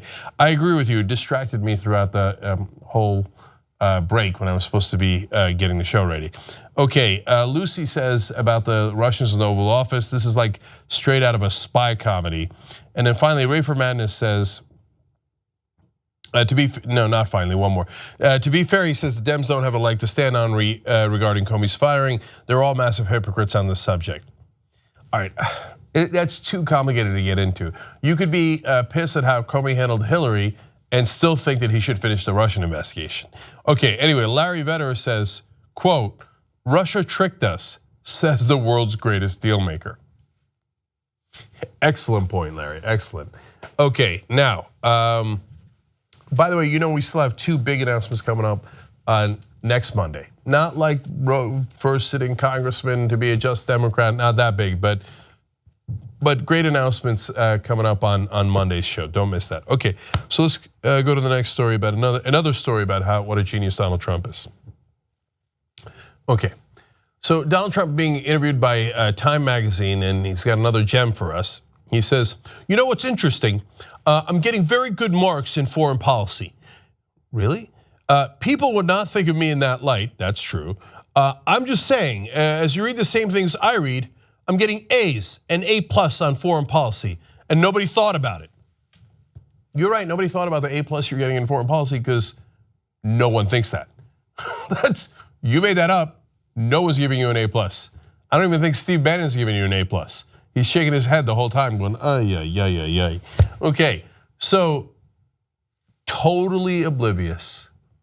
This infantile egomaniac sitting in the Oval Office going, well, I gotta tell you something, I'm getting A's and A+ in foreign policy, but nobody thought about it. How could you get an A+ if nobody thought about giving you an A+? Anyway, it's very interesting, and you would not think of me in that light. See, isn't that an interesting admission? Even he knows, I don't know anything about foreign policy, so you wouldn't think of me in that way. But I gave myself an A+. Did you, Donnie? Did you give yourself an A+? Oh, good boy. Okay. Now let's go over his foreign policy record. Look, I'm not going to do the whole thing and the mess in Yemen and all those people killed. We got nothing out of it. We didn't capture the guy. The bombings that went awry in Syria killed hundreds of civilians. I can go on and on and on. Let's just focus on the funny stuff, okay? About North Korea, when he was talking to the Chinese leader, he said, after listening to him for 10 minutes, I realized it's not so easy. I felt pretty strongly that they had a tremendous power over North Korea, but it's not what you would think. Oh, turns out North Korea is complicated. He just figured that out, A+. For figuring out that North Korea is complicated and not that easy, I'm gonna give myself an A+. Oh, what a child. What a child. Okay, more from this A+ foreign policy. Let's stay on North Korea for a second and watch this. Have you ruled out a military strike? I don't want to telegraph what I'm doing or what I'm thinking. I'm not like other administrations where they say we're going to do this in 4 weeks, and that doesn't work that way. We'll see what happens. I hope things work out well. I hope there's going to be peace. But, you know, they've been talking with this gentleman for a long time. You read Clinton's book. He said, oh, we made such a great peace deal, and it was a joke. You look at different things over the years with President Obama. Everybody has been outplayed. They've all been outplayed by this gentleman, and we'll see what happens. But I just don't telegraph my moves. This gentleman, he doesn't know who he is. So you say, okay, you're a knucklehead Trump voter. You say, well, I don't know who Kim Jong-un is either. But you're not the president, dude. You're a random plumber in the middle of the country, okay? He's the president. Figure out who the president of North Korea is, or the leader of North Korea is. Forget his name. Who cares about his name? It's not the same guy. Clinton didn't write about Kim Jong-un. Kim Jong-un's 27 years old. Clinton wrote about his father and grandfather. Obama didn't deal, part of his administration, he dealt with Kim Jong-un. The other part, he dealt with his father. It's 3 different guys. This gentleman, Obama, couldn't figure him out, neither could Clinton. It's the same gentleman, whatever his name is. No, I'm not gonna telegraph to you what I'm thinking. That's because you're not thinking a goddamn thing. Okay, well, that's a good point, but I give myself an A+. We're not done with him yet. Still talking about how he's having conversations with the Chinese leader. Now he's talking about how the bombs that he launched over Syria. But get a load of this goofball and what he says in the middle. When you were with the president of China, you're launching these military strikes. Was that planned? How did that come about that it's happening right then? Because right there you're saying, a reminder, here's who the superpower in the world is. You have no idea how many people want to hear the answer to this. I have watched speculation for 3 days now on what that was like. When did you tell us? But I'll tell you. Before dessert? But I will tell you. Only because you've treated me so good for so long, I have to tell you, right? I was sitting at the table, we had finished dinner, we're now having dessert. And we had the most beautiful piece of chocolate cake that you've ever seen. And President Xi was enjoying it. And I was given the message from the generals that the ships are locked and loaded. What do you do? And we made a determination to do it. So the missiles were on the way. And I said, Mr. President, let me explain something to you. This is during dessert. We've just fired 59 missiles, all of which hit, by the way, unbelievable, from hundreds of miles away, all of which hit. Amazing. Unmanned, brilliant. It's so incredible. It's brilliant. It's genius. Okay, side note, it's one of the most embarrassing pieces of so-called journalism I've ever seen from Maria Bartiromo. She's maybe the most embarrassing news anchor on television. Like, oh, tell me about it. Like when we launched the bombs and killed people. That's so funny. Oh, I'm so giddy. And he's like, oh, you've been so good to me. That part is true. Yeah, I know. I've been sucking up to you this whole time. That's how I got this interview. Tell me more about it. And then the goofball is like, oh, we had a beautiful chocolate cake. And I'm talking to President Xi and I'm telling him, look at this beautiful chocolate cake. And by the way, we killed all those people. We launched missiles and landed right on top of their head. They're dead. And Maria's like, oh, good job. Everybody give him an A+. A+ for foreign policy. We have a child as president. That is incredibly dangerous. He's more worried about the frickin' chocolate cake. 3rd graders know better than this. All right, now let's go to the consequences of his idiocy. Let's go to Afghanistan. Okay.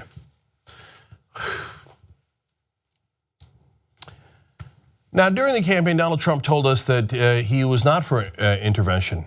No, that's interesting, and he even got certainly excited some libertarians, got some progressives to like think about it for a second. Not me, but for some others. First of all, why I didn't even consider it for a second is because he is a pathological liar and he has no idea what his policy, Donald Trump policy, as you'll see in this story, right? No, and he says, oh, well, it's a mess in the Middle East, it's a mess. And these generals have made a mess, and you'll see him saying that in a second. So I'm not gonna listen to the generals and I'm not gonna intervene. So what's he doing now? Of course, intervention. Not only did he bomb Assad's government in Syria, now he's gonna send more troops to Afghanistan. I told you. he's going to do whatever the last guy in the room tells him to do, and the Republican establishment has him in a headlock, and he's too stupid to figure it out. They just come and tell him, this is what you're doing, Donnie boy, and he's like, oh, okay, then I guess that's what we're doing. Here, look, let's go to the story, you'll see. Fox reports, in an effort to turn around the faltering Afghan war, Trump's top foreign policy and defense advisors, led by National Security Advisor H.R. McMaster, are recommending that the president send around 3,000 to 5,000 US troops into the country. Oh, look at that. Turns out we're sending more troops to Afghanistan. What happened, Donnie boy? I thought you didn't want to get stuck in the mess in the Middle East. All of a sudden, more troops. They give you context here at Vox. They say, today around 8,400 American troops, once numbering around 100,000, remain in Afghanistan to advise the Afghan military and also conduct counterterrorism operations. By the way, that's always how it is. Oh no, we're just advising them. And Obama would say it's not boots on the ground. And we made fun of Obama for saying that. What are they, wearing slippers? Yeah, it's boots on the ground. You've got 8,400 guys and you're about to add 5,000 new guys. And eventually they'll go from advising to fighting, which they already do, and they'll fight more and more, and a lot of them will die. 3 of them have already died recently, let alone all the others that have died. In fact, let me give you context on that.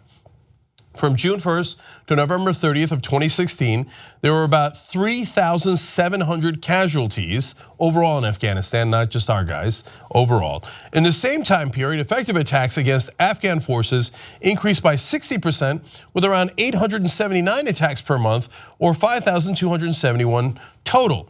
A United Nations estimate says the Taliban now controls more territory than they did in 2001 when the US-led invasion began.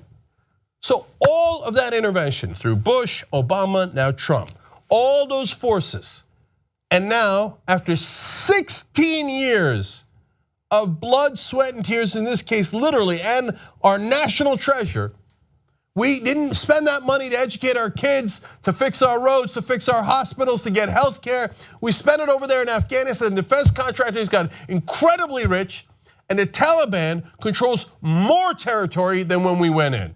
That is an abysmal failure, and how did we get to that failure? Through intervention. So what is the genius idea of these same generals that are going to work for the defense contractors after they retire? Hey, let's spend more money with the defense contractors and do more war and more intervention. That didn't work. Hey, Donnie boy, you campaign against intervention. What do you think? Oh, okay, I'll do whatever the generals say. Okay, let's send in more troops. General John Nicholson also called for thousands more troops to help break what he calls a stalemate in Afghanistan, where America, NATO, and the Taliban are unable to make significant gains. Dude, you had 16 years to break a stalemate. All you did was make it worse. Now you want more troops to die, more Americans to die for that mistake. I mean, forget the trillions of dollars that we wasted there, that we could have spent on our kids. Every day more Americans die there. And you're gonna have them die there, what, to break the stalemate? I mean, if you had any sense at all and you're president, and General Nicholson or anybody walks in and goes, oh, Mr. President, I got a great idea. 3,000 to 5,000 new troops is gonna break the stalemate. You'd say, on what grounds? Show me any evidence that you have over the last 16 years that you have the capability to break that stalemate, let alone with just 3,000 to 5,000 extra troops. But Donnie Boy doesn't ask those questions because he's a blithering idiot. Totally absent. There's nothing in his brain. You're gonna see for yourself here how he makes decisions. The Pentagon, the Washington Post reports, would have final say on troop levels and how those forces are employed on the battlefield. Wait a minute, what do you mean the Pentagon has final say? We have a commander-in-chief who's supposed to tell the Pentagon what our strategy is. The Pentagon then implements that strategy. Their job is to do tactics, etc., figure out how to implement the plan that the civilians, led by the president, the commander-in-chief, have instituted. But in this case, there's nobody home. They asked Donald Trump, he's like, I don't know, what do you guys think? He's like, okay, let's just do whatever you say. Oh, yeah. He says, Vox explains back to them, in other words, Secretary of Defense James Mattis, Chairman of the Joint Chiefs of Staff Joseph Dunford, and Nicholson would be in charge of making key tactical and strategic decisions about the Afghanistan war, not Trump. But we didn't elect those generals.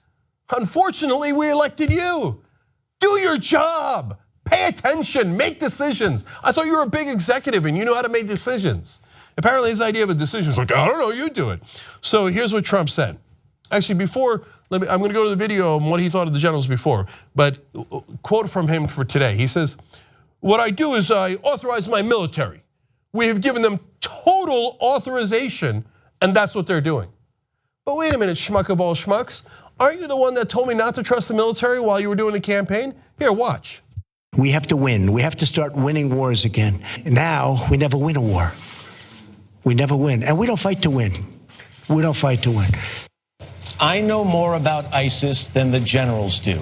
Believe me. Was that the truth? Well, the generals under Barack Obama and Hillary Clinton have not been successful. And we're nowhere. Actually, if you think about it, we're less than nowhere. The Middle East is far worse than it was 16, 17 years ago. There's not even a contest. Under the leadership of Barack Obama and Hillary Clinton, the generals have been reduced to rubble. They have been reduced to a point where it's embarrassing for our country. Okay, so what am I going to do? And by the way, that's just the tip of the iceberg. If you watch the campaign at all, the generals, they don't know. They look at what they did in Iraq. It's a mess. We're not winning with the generals. We're not winning with the generals under Obama or Bush or anyone else, okay? So he comes in, okay, Mr. President, you know ISIS better than the generals, so what should they do? I don't know. I'm just going to let them run it. Commander-in-chief, I don't know what that means. What, you told me all these generals are a mess. They were a mess a day ago before he got into office. What happened now? It's like, I'm just kidding, man. I don't know what I'm doing. So here's one more from Vox. In his first 5 months, as a summary, the Trump administration conducted a targeted bombing in Syria, a special operations raid in Yemen, and airstrikes in Iraq, dropped a massive bomb in Afghanistan, and belatedly sent a massive naval force just off the Korean Peninsula. In all of these situations, each with its own complexities and geopolitical ramifications, Trump doesn't mind letting the military run things without commander-in-chief supervision. You know why? He needs adult supervision. He's a child. He doesn't know anything about North Korea or ISIS. Back during the campaign, at one point they asked him the difference between Sunni and Shia and some of the other simple, really, if you're running for president, really simple things that you should know about foreign policy. And he's like, I don't know it, but Hamas, Hezbollah, I don't know it, but I'll figure it out so well when I become president that it'll make your head spin. And what happened? Nothing. He didn't figure it out. Go ahead, I ask him the difference between the Sunni and the Shia. Go ahead, ask him about Hamas. He doesn't know a thing. He thinks that Kim Jong-un has been has been the leader of North Korea under President Obama and President Clinton. No, that's 3 different leaders in North Korea, but he doesn't know. He doesn't know anything. That's why when the generals come and go, okay, now there's a lot of geopolitical ramifications to what we're doing in the South China Sea, and our ships are going towards North Korea. Now what should we do? He's like, I don't know. What do you think? Okay, whatever you say, I'll do that. We elected a goddamn child. And now he's doing what people do when they don't know what they're doing. They're just you do it. So what are we gonna do? If you leave the military in charge, if all you have is a hammer, everything looks like nails. And they're gonna hammer all over the world. They're gonna get us into more and more messes. And then Donald Trump's gonna go, nobody knew it was this complicated. God help us all. Afghanistan is gonna go from terrible to worse. We're gonna waste more treasure. We're gonna waste more blood. That's because there's a complete and utter moron who doesn't know how to be commander-in-chief in the Oval Office. If you're a conservative and you're supporting Donald Trump, you ought to be embarrassed, man. Have you no goddamn shame? You look at that and go, oh, that's my strong alpha male.